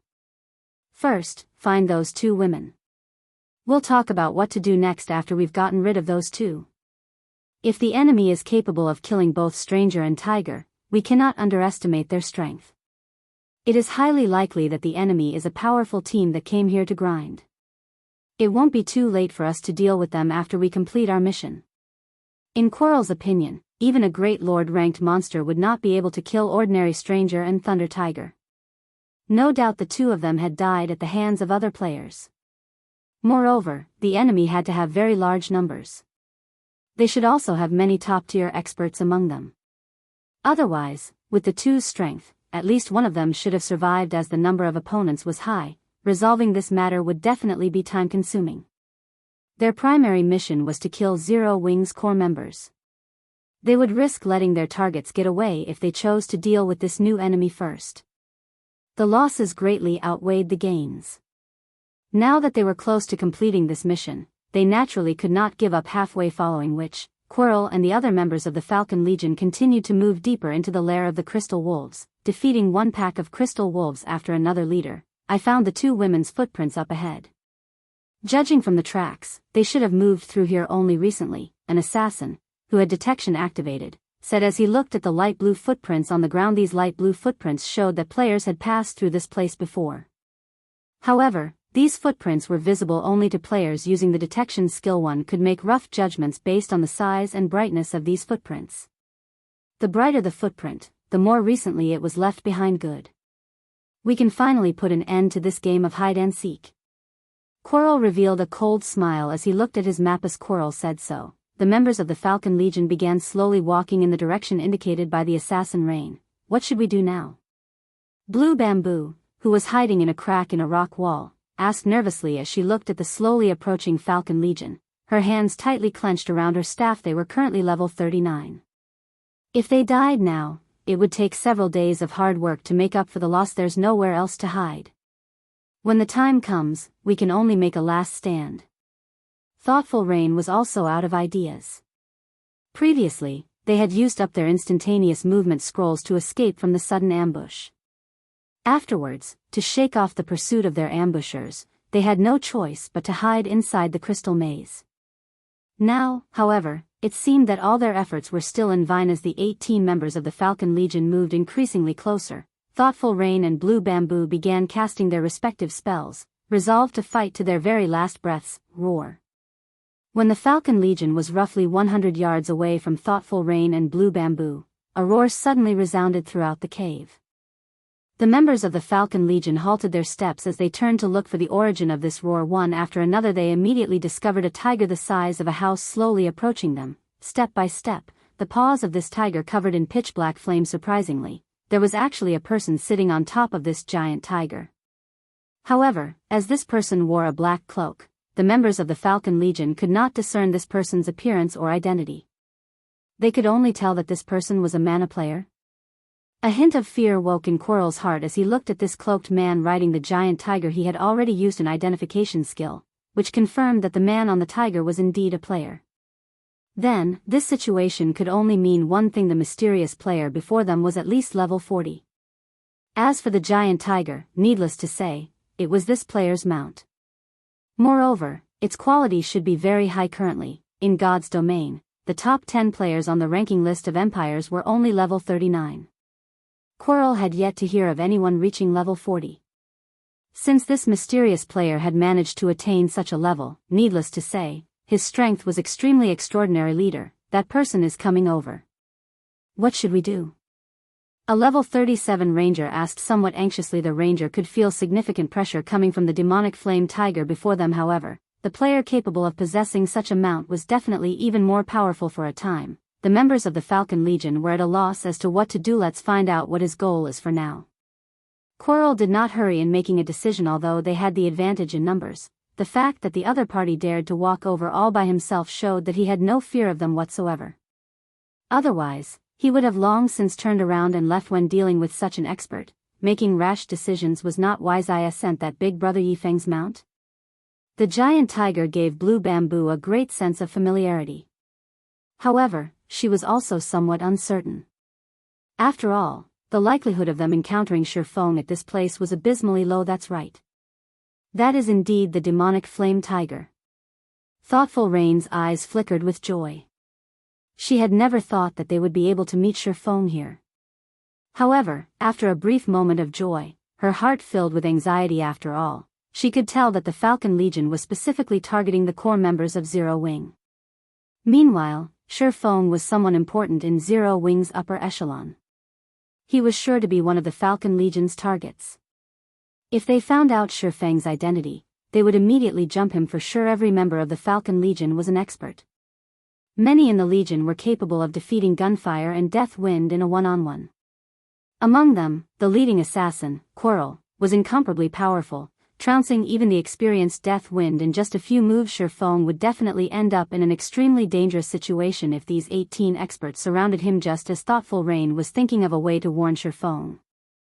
Seated atop the demonic flame tiger, Ye Feng looked down at Quirrell, who stood at the head of the team, and asked, "So you're the ones looking for trouble with Zero Wing?"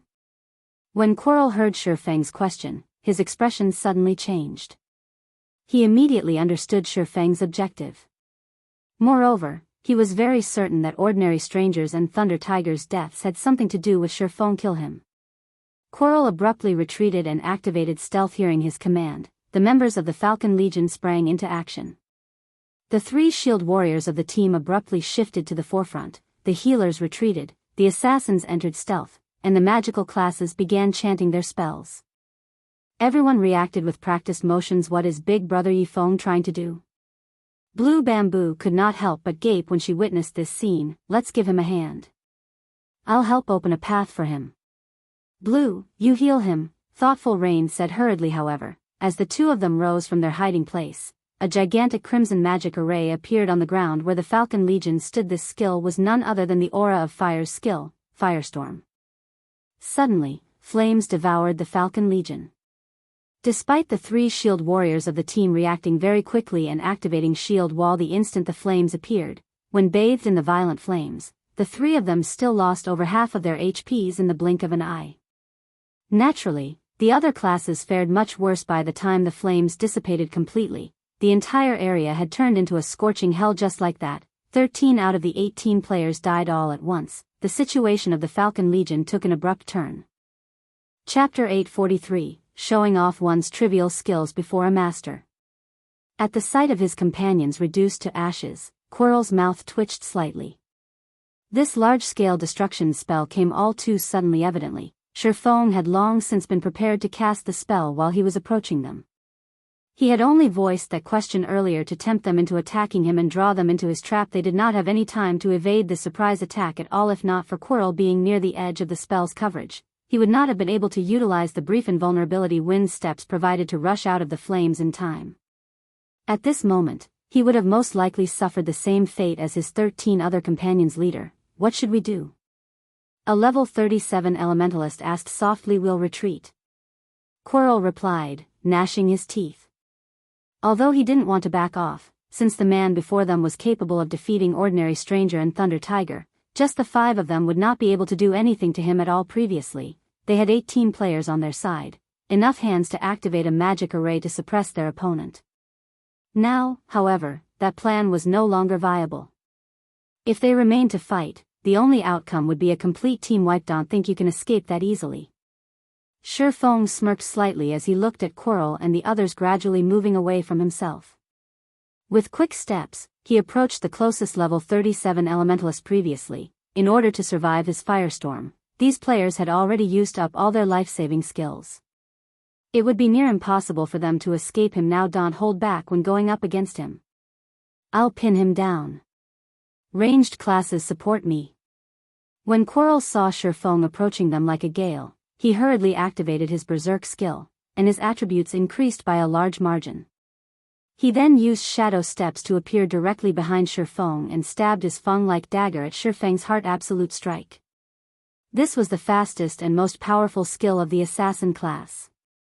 In addition to Quirrell's flawless movements, there was practically no time lag between the activation of shadow steps and absolute strike. It was simply impossible for ordinary players to guard against his attack. Moreover, after Quirrell activated his berserk skill, the power and speed of his attack were both boosted to inhuman levels. The elementalist at a distance also shot one fireball after another at the locations Ye Feng dodged to. His coordination with Quirrell seamless. The ranger standing on the other side likewise sent a barrage of frost arrows at Ye Feng, his attacks accurately targeting the swordsman's vital points. Looking at the coordination of the 3 players, even thoughtful Rain and Blue Bamboo, who rarely fought other players, could tell that their enemies were very powerful. Immediately, panic appeared on their faces all at once. However, Ye Feng disappeared. Quirrell's and the others' attacks all struck air. Where is he? Quirrell hurriedly observed his surroundings. Suddenly, his eyes widened as he rushed at the distant elementalist, shouting, "Dodge, quickly!" At this moment, Ye Feng had already appeared behind the elementalist using silent steps. He then violently swung the sacred sword in his hand. A streak of blue light flashed. Dang! Although the blue light was fast, when it landed on the elementalist's body, it moved no further, as if it had struck an impenetrable wallless barrier. Ye Feng was slightly surprised when he looked at the elementalist, who was currently covered in a layer of ice. The elementalist looked just like an ice sculpture right now. Ice barrier was the strongest life-saving skill of the elementalist class, providing the user with invulnerability for 8 seconds. However, after activating the skill, the user would not be able to do anything else. This skill was extremely rare. Generally, finding 1 or 2 people who had learned the skill, out of 100 expert elementalists, was unlikely. Helpless against this skill, Ye Feng could only shift his sights to someone else. However, just as he started searching for a new target, a blue magic array appeared above his head.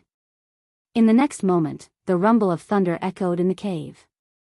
Quirrell, who stood at a distance, also revealed a cold sneer on his face. This magic array was the result of him using a Tier 2 magic scroll, Thunder Hell. Not only would the spell deal a frightening amount of damage to a certain area, but it could also prevent players within the affected area from wielding any of their skills.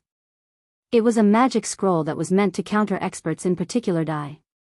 Quirrell shouted as he guided arcs of lightning to descend from the sky. Boom! Boom! Boom! Arc after arc of lightning descended from overhead, turning a radius of 20 yards into a world of thunder and lightning. Any player caught within the region of Thunder Hell would not survive. Only the elementalist, who had activated Ice Barrier beforehand, would remain unharmed by the spell. Ha ha ha. Team leader is still the best. The ranger laughed proudly as he looked at the flurry of lightning bolts crashing before him. Players were fated to remain as only players. Even if they had extremely high attributes and combat standards, actual field battles did not rely on just these 2 things. External tools still had great influence on the outcome of a battle. Even if Ye Feng possessed attributes rivaling those of a chieftain of the same level, if he could not use any of his skills, he would definitely succumb to the destructive power of a Tier 2 spell with the pitiful amount of HP he possessed. Seeing the lightning storm devouring Ye Feng, Quirrell breathed out a sigh of relief as well. Although Ye Feng's silent steps had surprised him somewhat, the latter must not have expected him to possess a magic scroll that was meant to counter expert players. Only, this magic scroll had a relatively long activation time. However, the elementalist just happened to earn him quite a lot of time. Alright, you guys are next. Quirrell then shifted his gaze towards the distant thoughtful Reyna. At this moment, the previously celebrating ranger suddenly screamed as numerous streaks of blue light bloomed on his body. The ranger's body then collapsed to the ground, a piece of equipment dropping off his body. How did you manage to escape? Quirrell's eyes nearly fell out of their sockets at the sight of Ye Feng standing behind the dead ranger. Moreover, the swordsman was entirely unharmed. Do you think you're the only one who has a magic scroll? Ye Feng smirked as he picked up the dropped equipment. The appearance of Thunder Hell had indeed shocked him. Fortunately, he always carried around plenty of magic scrolls when he went out, especially the life-saving instantaneous movement scroll. Although the magic scroll had a cooldown of 10 minutes, the scroll boasted instantaneous activation. It was an item specifically meant to counter control skills. Just who are you? Why are you targeting us? Quirrell asked, his complexion deathly pale. However, while Quirrell was posing his question, he was also making subtle gestures, signaling the two other assassins in stealth to circle around and ambush Ye Feng. The two stealth assassins nodded silently. They then began approaching Ye Feng with light steps. Both of them were experts capable of melding their actions with their environment. Even a top-tier expert would find it difficult to discover them while they were in stealth. Trying to divert my attention? Ye Feng laughed as he shook his head. He then turned around without any warning and used Thundering Flash. Several arcs of lightning streaked across space. Immediately, two figures emerged in the path the lightning arcs traversed. They were none other than the two stealth assassins whom Quirrell had signaled to before.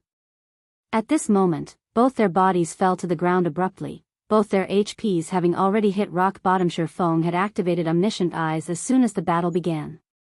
Hence, he could see the two stealth assassins approaching him as clear as day. He had only pretended not to notice them. However, now that they were taking the initiative to present their lives to him, how could he possibly refuse their offer? Quirrell's complexion darkened significantly when he saw this scene. Alright, now you're the only one left, Ye Feng said in a low tone. Only me? Quirrell was inwardly confused. There was clearly an elementalist still present. Why would Ye Feng say that he was the only one left? In the next moment, a crimson dart appeared in Ye Feng's hand. He then threw the dart at the elementalist stuck inside the Ice Flame God's Fury. The instant the duration of Ice Barrier ended, before the elementalist could even react, Blazing Meteor had already appeared before him. Ye Feng's grasp on time had reached perfection.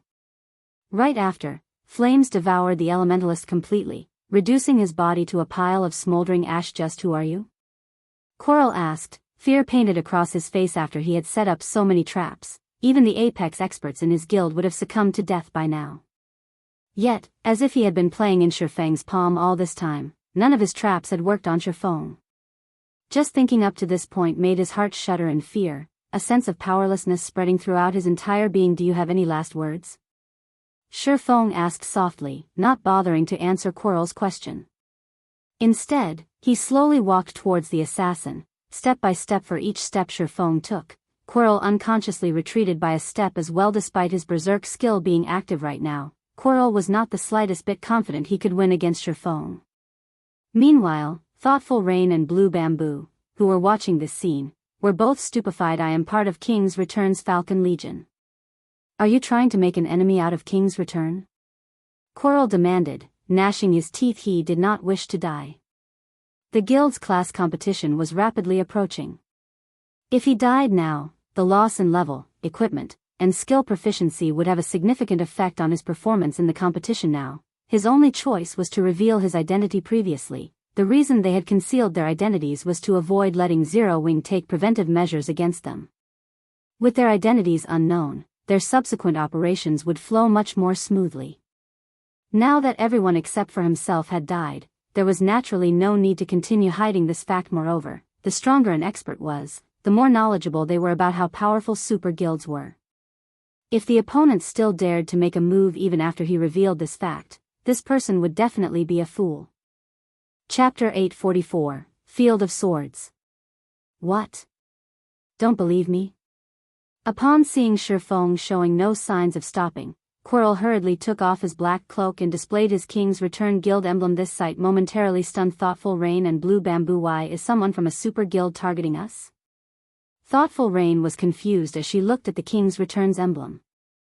She no longer possessed her previous joy at seeing Shi Feng defeating the Falcon Legion. On the contrary, she felt somewhat worried. Instead, although she had come into contact with virtual reality games only recently, she still knew just how powerful an existence a super guild was in current society. Virtual reality games had over a century of history already. The super guilds of virtual reality games were just like major celebrities. In the real world, one often saw news coverage of these existences. Hence, it was difficult for one not to know about them. Among them, King's Return operated slightly differently from other super guilds. The guild would occasionally recruit expert players. Regarding popularity, King's Return greatly surpassed the other super guilds. One could frequently hear news of certain powerful experts joining King's Return. Hence, Thoughtful Rain had a certain degree of understanding of the guild, and she knew just how wide the gap between Zero Wing and King's Return was. Whether it was in terms of member count or number of experts, the two guilds were on entirely different levels. If a war were to break out between their two guilds, it would be a disaster for Zero Wing. No wonder you guys dared to take action against Zero Wing's members in Star Moon Kingdom. So you're a member of King's Return. Shi Feng finally understood what was going on. Because he had rejected King's Return's previous offer, the guild was now targeting Zero Wing's core members. However, he immediately smiled at Quirrell and asked, "But don't you know who I am?" Saying so, Shi Feng stored away his black cloak and revealed his original appearance. Ye Feng? Quirrell's mouth slackened when he saw Shi Feng's appearance. He simply could not bring himself to believe this was true. Ye Feng was not as famous as Zero Wing's Black Flame and was an existence known only among the major powers of God's domain. But when speaking of strength, Ye Feng was someone who had defeated Sirius, one of the Wolf Kings of the Battle Wolves Guild. After the fight at the Dark Arena, King's Return had even created a database specifically for information on Ye Feng. Quirrell himself had watched the battle video between Ye Feng and Sirius, learning from it. Hence, Quirrell recognized Ye Feng right off the bat. However, although he had indeed recognized who his opponent was, his complexion turned even uglier than before. Damn it. Why is my luck so horrible? To think I would actually encounter him here. At this moment, Quirrell was regretting the fact that he had revealed his own identity. If he had not exposed himself, he might still have a chance of surviving. Now, however, nothing he said would get him out of this situation alive. Although he still had his vanish skill, even if he was stupider, he could tell that invisibility skills were useless against Shi Feng. Otherwise, Shi Feng would not have struck at the stealth assassins behind him without even the slightest bit of hesitation. If even stealth was ineffective, then wanting to escape in front of such an expert was nothing more than a pipe dream. King's Return had done detailed research on that battle at the Dark Arena and made a rough estimation of the attributes of the two fighters already. In terms of basic attributes, he was considerably inferior to Ye Feng. Not to mention, speed was also one of Ye Feng's strong points. Quirrell's face darkened at the sight of Shi Feng rushing over. Damn it. To think that I would have to use that opportunity now. I definitely won't forgive you, Ye Feng. I will definitely massacre every core member of Zero Wing. Quirrell bellowed. He then took out a purple crystal ball from his bag while continuously spewing venomous curses. Just you wait. I, Quirrell, will definitely make you regret this day.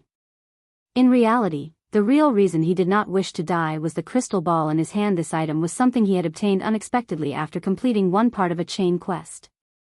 It was a one-time use item. Moreover, it could only be stored in his bag and would drop upon death. This item could directly transfer its user to a special space. Based on his research, that special space should be a sacred training ground capable of allowing players to improve their combat techniques and standards. Its effects should be even better than those of a secret technique tablet his guild possessed. This item was something he had kept to himself originally. He had intended to wait until he had grown stronger and had hit a bottleneck before going to that special space, because based on the information he obtained, that space was extremely dangerous. If he went there too soon, he would only be wasting this opportunity. Hence, he had always done things with great care, avoiding dangerous situations as much as possible.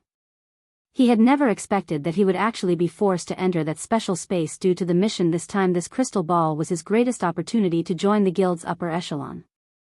Now, however, Ye Feng ruined all of his plans. How could Quirrell not be angry? Suddenly, an endless amount of mana rapidly flowed into his body. A crack then appeared in the space behind him.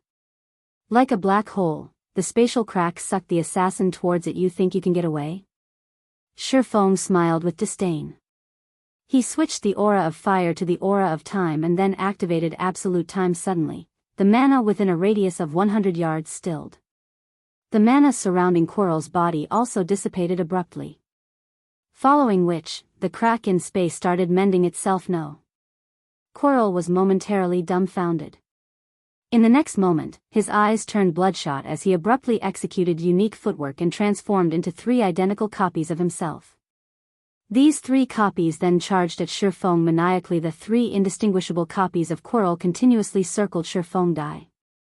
All 3 Quirrells bellowed as they held their daggers in a reverse grip and stabbed them at Ye Feng like a black whirlwind. The pitch-black daggers struck at Ye Feng from all directions. Thoughtful Rain and Blue Bamboo, who were watching this scene from afar, were stupefied. They understood clearly that the phenomenon of the black whirlwinds they were seeing right now was not a result of a system-generated skill. Instead, it was the result of a combat technique used by the player himself. This was the first time they had seen such a situation. They were utterly clueless as to how the assassin had achieved such a feat compared to Quirrell. The experts they had encountered before were simply weaklings. It was no wonder death, wind and gunfire fell at Quirrell's hands in just a few moves. He was practically a monster in human skin, so he's finally using his specialty, Whirlwind Strike. This sudden development did not surprise Ye Feng. After all, Quirrell was no stranger to him. In the past, Quirrell had been titled the Whirlwind Assassin. Although he had not been particularly famous during the early stages of God's domain, upon his promotion to King's Return's middle management, he began improving rapidly. In the end, he had even managed to become an adjudicator of King's Return. His strength back then had been extremely overbearing. Not daring to be careless, Ye Feng chose to activate Thunder God's Descent, which increased his movement speed and attack speed by 150% and damage dealt by 50%, as well as decreased all damage received by 50%. Facing the storm-like dagger attacks, Ye Feng madly brandished his 2 swords immediately. Sparks scattered as the clangor of metal clashing against metal echoed throughout the surroundings multiple times. Ye Feng had already reached the Void Realm. He had long since exerted his 5 senses to their limits. He read his surroundings like an open book. Even if it was an attack that was invisible to the naked eye, Ye Feng could still clearly perceive it and execute a timely response. In the next moment, numerous streaks of blue and silver lights bloomed around Ye Feng's body, forming an inviolable field. As long as the black daggers entered this field, they would immediately get repelled. Since Quirrell had his berserk skill activated, the assassin was superior to Ye Feng in strength. Hence, Ye Feng would lose around 200 HP following each clash of their weapons. Fortunately, with Thunder God's Descent, Ye Feng still had a clear speed advantage, so none of Quirrell's attacks managed to penetrate his defense. Aside from blocking all of Quirrell's attacks, Ye Feng would also occasionally strike back at the assassin, reaping a large chunk of the latter's HP. In reality, Ye Feng could have ended the battle instantly. However, he wanted to improve his own techniques by fighting the assassin. Hence, he had not bothered using any of his berserk skills to increase his attributes. How can this be? Why can't I hit him?